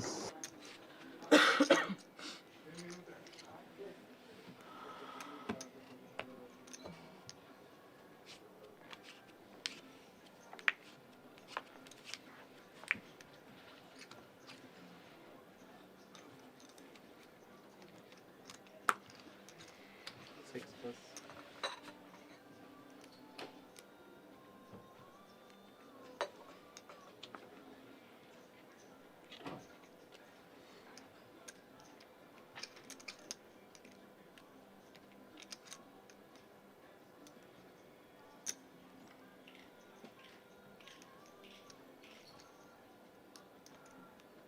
One raise 675.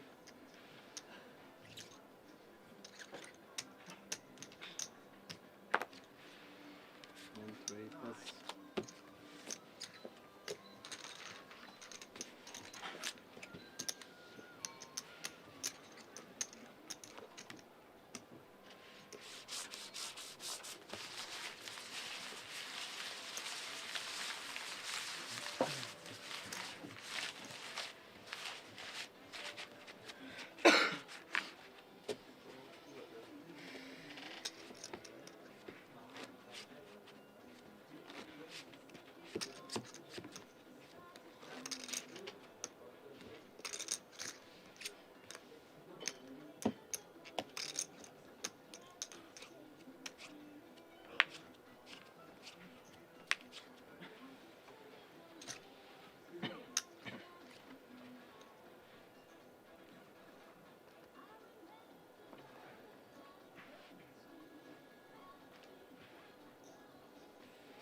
One plus.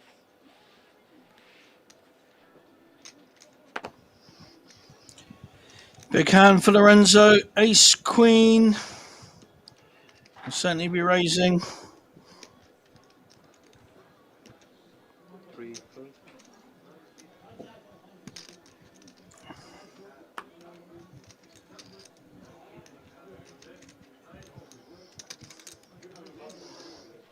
Giorgio could get in trouble here.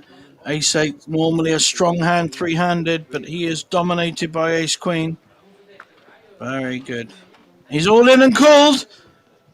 Wow.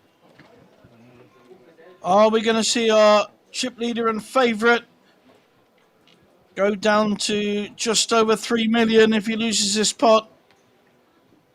Lorenzo's Ace Queen dominating Giorgio's Ace 8. And he has not run well at the crucial time where the big money difference comes in.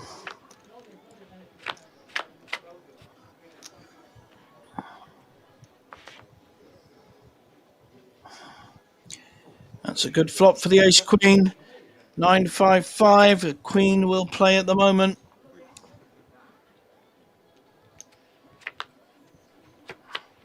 There are split pot possibilities. So any 9, any 3 will create a split pot. An 8 will give the pot to Giorgio, otherwise he will be crippled. And a 10 hits the flop. No good, and a big double up for Lorenzo. He's now just behind our fairly new chip leader, Mr. Joseph. So I 40.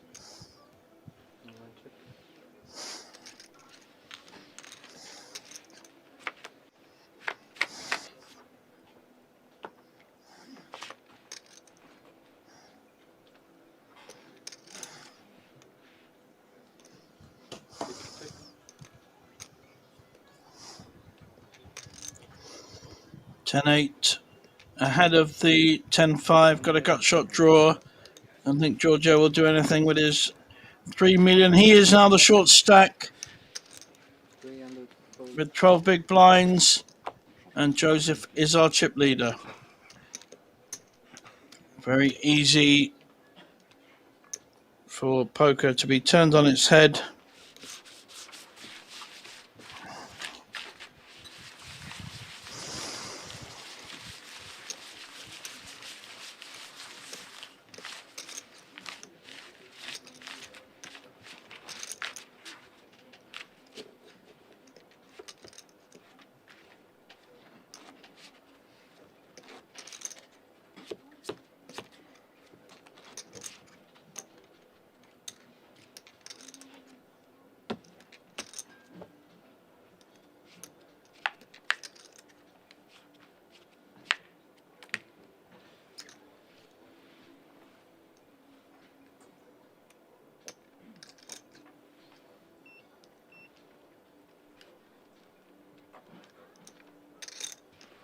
Six pass.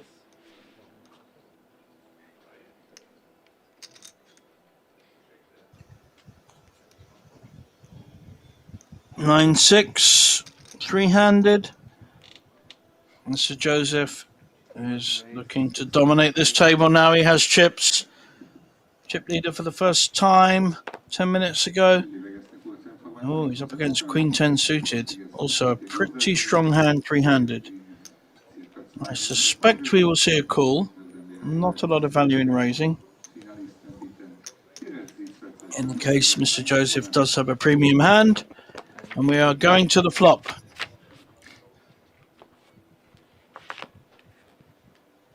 Up and down for the 9-6. And 2 overcards for the Queen 10. It's not a bad flop for 9-6, especially as he raised pre-flop. So he's going to be representing a bigger hand with an up and down draw, which is pretty good flop, really. One bet, 550. I like this bet. It's very nicely weighted. Lorenzo normally very good at sniffing out whether his opponent is bluffing and or he has the better hand. So he's calling. Diamond on the turn, but the made straight for Joseph. This could go ballistic. So Mr. Joseph Loic has made his straight, but Lorenzo has a diamond flush draw. This will all be about the size of the bet.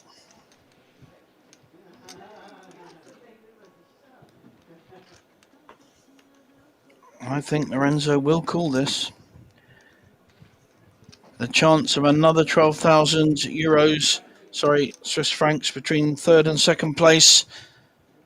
He can't fold this kind of hand. He's got the flush draw and the overcards. Now Joseph got to look carefully at this board. What's he not want to see? That's what he doesn't want to see, a diamond. It has made a full house, but the Queen 10 of diamonds has won this hand. 6-1. Call C2. All in and call. Oh, and the bad news. Mr. Joseph sees the bad news. Awful river for him. And my favourite, and I did say this an hour ago, in fact I said it 4 hours ago, my favourite Lorenzo is now a massive chip leader. He has played very good poker. And now he is 1 big chip leader and 2 small stacks on the table. This shouldn't take too long.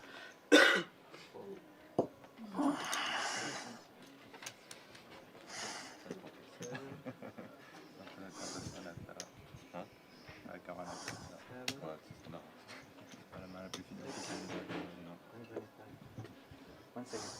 2, 4, 5, 6, 7, 6, 25. 2, 4, 6, 7, 6, 25.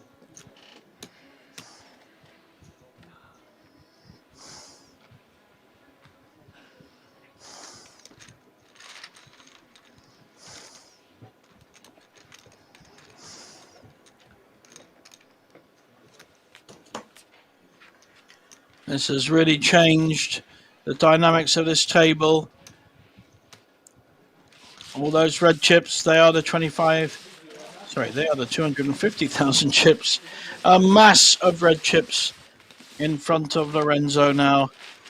And both Giorgio and Loic Joseph are the short stacks and are vying for second and third place with a difference of 12,000 Swiss francs. So now it's all about who can get second out of these two, and can they fight Lorenzo's rise to the top? As they say, cream always rises to the top. And he is a very, very good young poker player.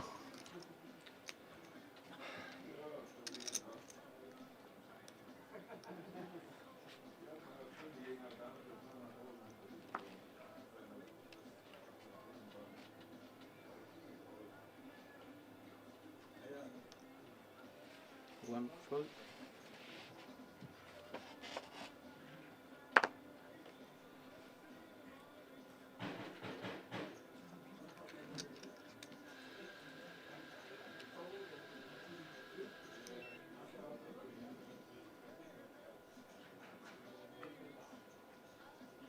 Raise 600.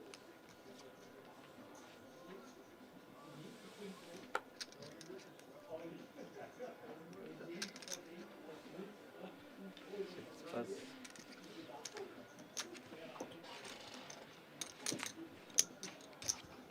Now Lorenzo able to use his stack to bully his opponents. They are going to need a very good hand, minimum of a mid-ace, pair of 5-6s and above to get their chips in, because they know that the difference between third and second place is significant.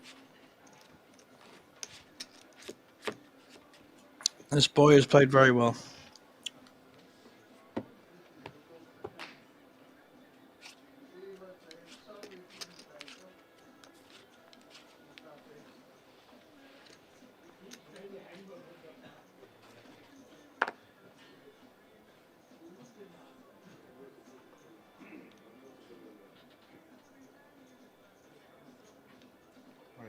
All in. 6-3. 6 plus. This time making plays, all in with 10-7, and actually has the best hand. So he is absolutely crushing this table now, using his stack, putting pressure on the other two players, knowing that neither of them wants to end up third. This is very, very good poker, and absolutely the right way of playing a dominant stack.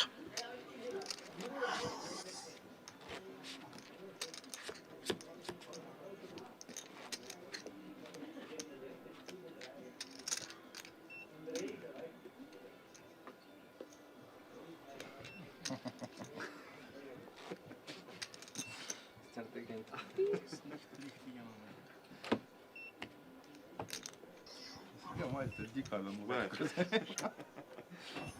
Still some good banter on the table. Mr. Loic Joseph, very chilled, fun young man. I think we'll see an all-in here with the King-Queen. Only got 9 big blinds. Here we go. Will he get looked up? We're about to find out. Mr. Joseph's King-6 will definitely fold. Does our chip leader have a hand? He does not. So aggression at the right time with the right hand wins a pot, and he survives till the next hand. It's all about survival at the moment between our second and third placed players at the moment. Lorenzo's good enough to just spot opportunities and pounce when he can. Look at that, 85 big blinds and then 11 each. In other words, all in or fold. So tough spot, big difference. I'm surprised they haven't talked some kind of deal and evened out second and third. I think I would. 12,000 difference, 6,000 each guaranteed. I'll be going for that because it really is going to be a flip of a coin.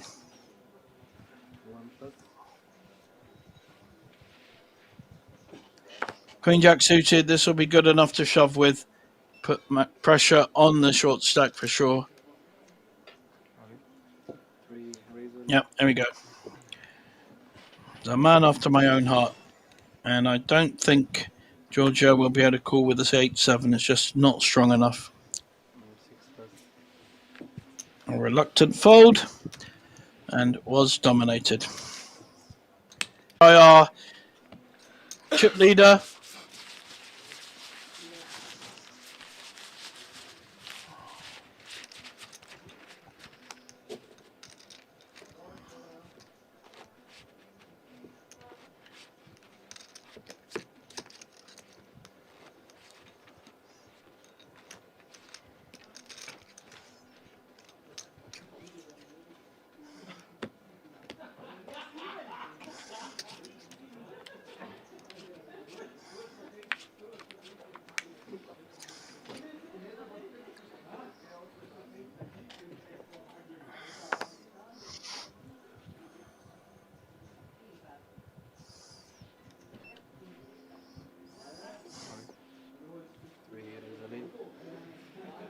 Shoving on the button with King 8.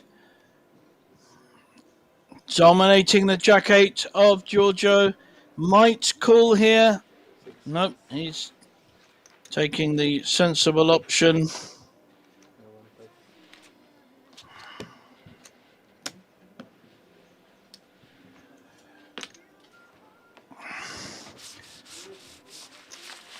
So Lorenzo Arduini from Italy.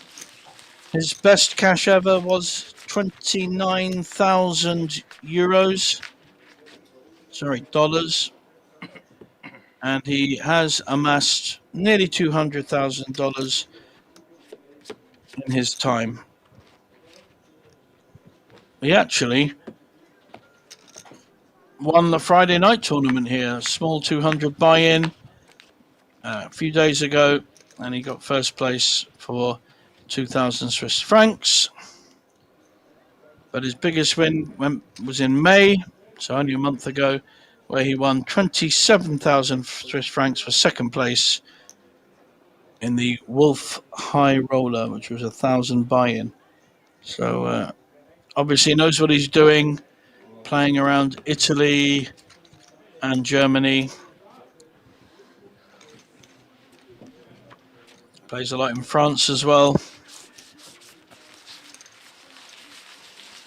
Won another Unibet High Roller last year in San Remo. So a decent record, knows what he's doing, and big favourite now to win this tournament. Will be his biggest win.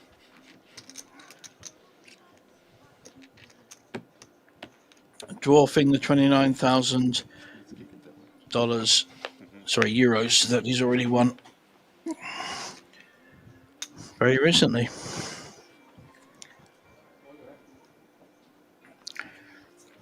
Yeah. Already won 2,000 Swiss francs this month, add in the 58, and that will be a very, very good 2 months. In fact, in May, wow, yeah. And a very good May as well. On a roll, this young man, mark his name. However, we've got Jacks all in. Like Joseph, big pair, gets it all in.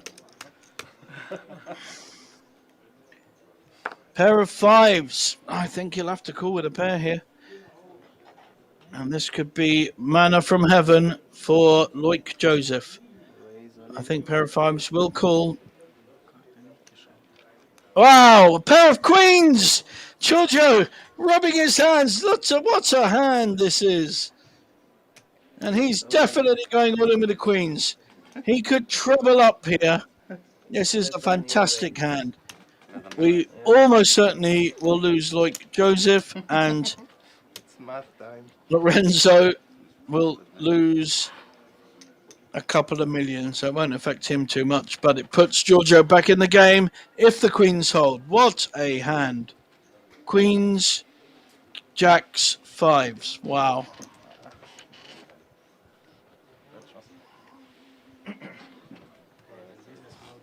It's so crazy. And he had a strong hand too. I have no idea what he had, but it's so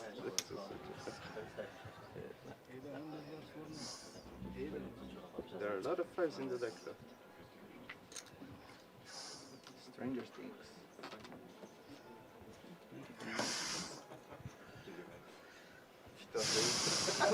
They're all up. They're all pacing. Yeah, jacks. They are having a laugh at the same time. It's a slightly ridiculous situation. All three all in with queens, jacks, and fives. The pot is 6.4 million. If a five hits, both the short stacks are out. If the queens hold, we lose one player, and Giorgio is guaranteed 38,000 Swiss francs for second. Here we go.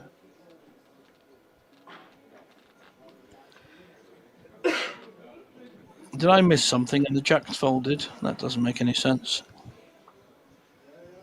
Well, maybe it did. There's a five! Oh! The five hits! And our chip leader is going to knock out our favourite and previous chip leader. Oh, wow. What an ending.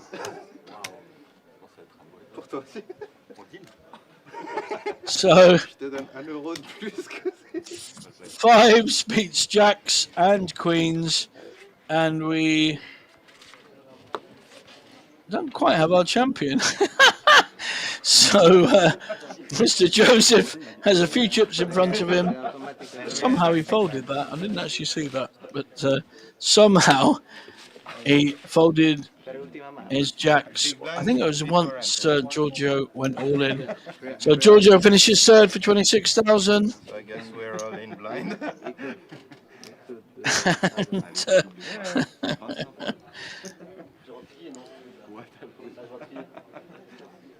We're blind all in. We're blind all in. The automatic one. So guys, deal a change. Thank you. On t'a fait un bord 10 des 25 fois? C'est pas... Bon, je crois le pire heads-up que j'ai perdu, j'avais genre un avantage de 7 contre 1. Ce genre de magnitude, ça m'est pas arrivé encore. En vrai, le spot il est là pour exister. Ouais. Je te pas les passer. Le pire c'est que si tu just call en fait, je suis dans le Ouais, je suis au début, tu just call, je ça. Ouais. Mais pour moi c'est mieux de réfléchir. Bien sûr, c'est clair. Wow, it's a great ending to this. So we see less than the big blind. 225,000, the big blind is 250.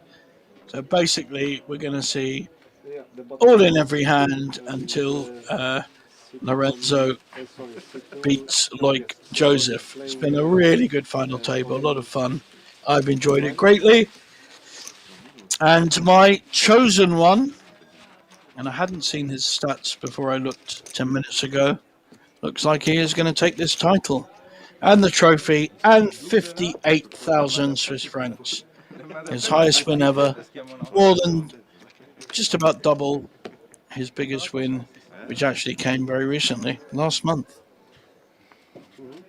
So he's having a very good poker results in the last 3 months. Ace King! He's all in anyway, and he happens to have Ace King. Against 10-8, well, you got 40%, my friend. Nothing over. 40%. Just needs to hit a 10 or an 8, or spike a straight, that's all. Or we will see our champion of the SpadePoker Tour, Liechtenstein. A well-deserved champion as well. He has played really well. Very impressed.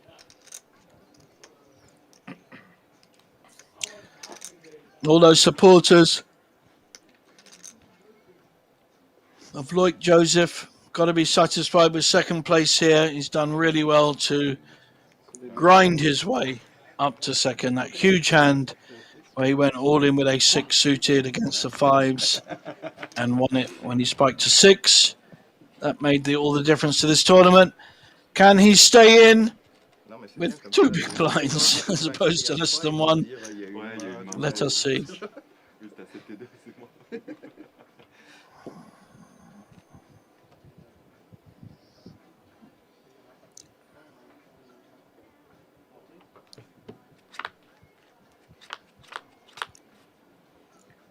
Here comes the flop.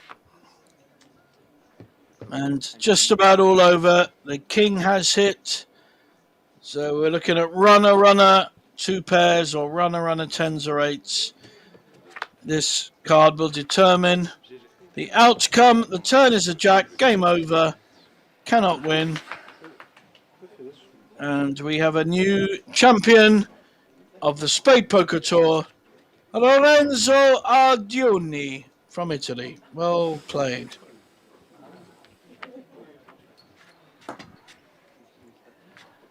And I thank you very much for all your comments and your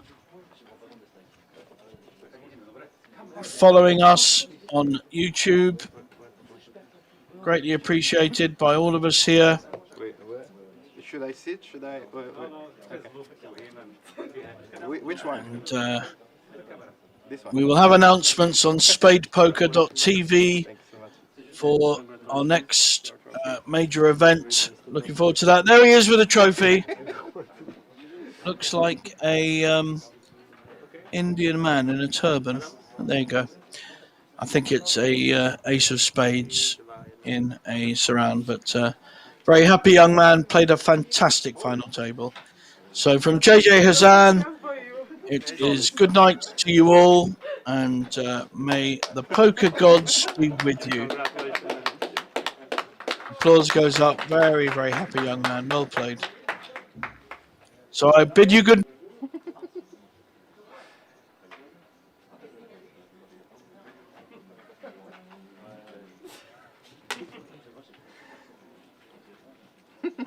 Technical issue. I can see that.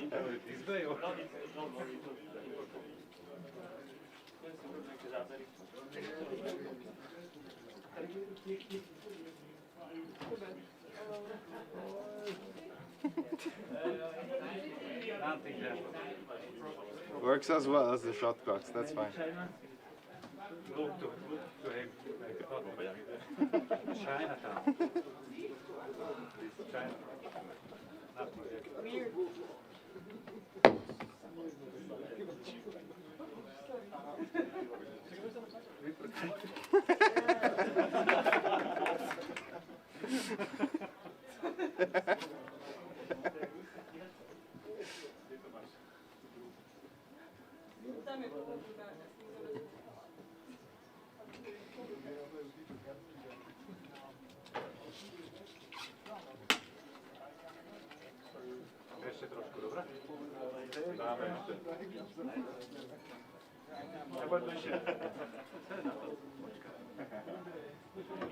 Cap for you.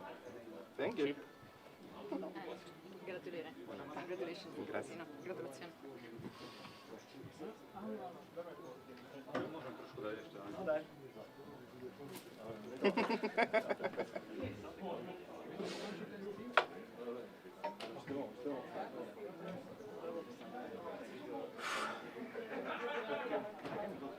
Can you see it? Sure.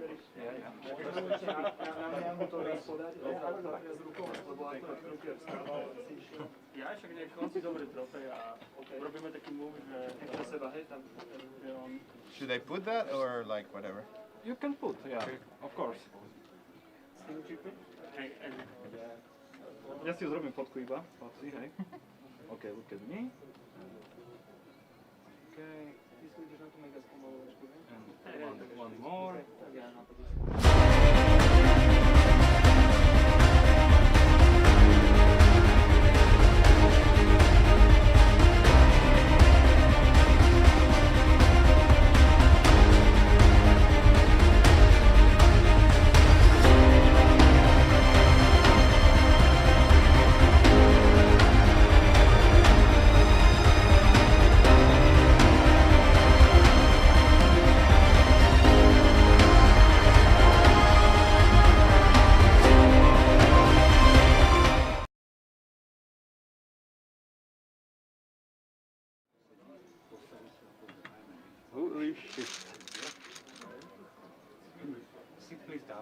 Just a moment. Yeah. And look to the camera and say something. I'm the winner. Gosh, that's... Something. What do you think? I don't know. What should I say? I'm the winner. I'm the winner.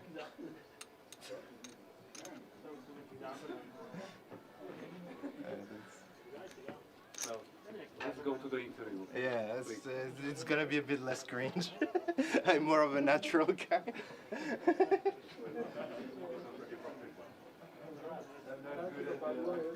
Thank you.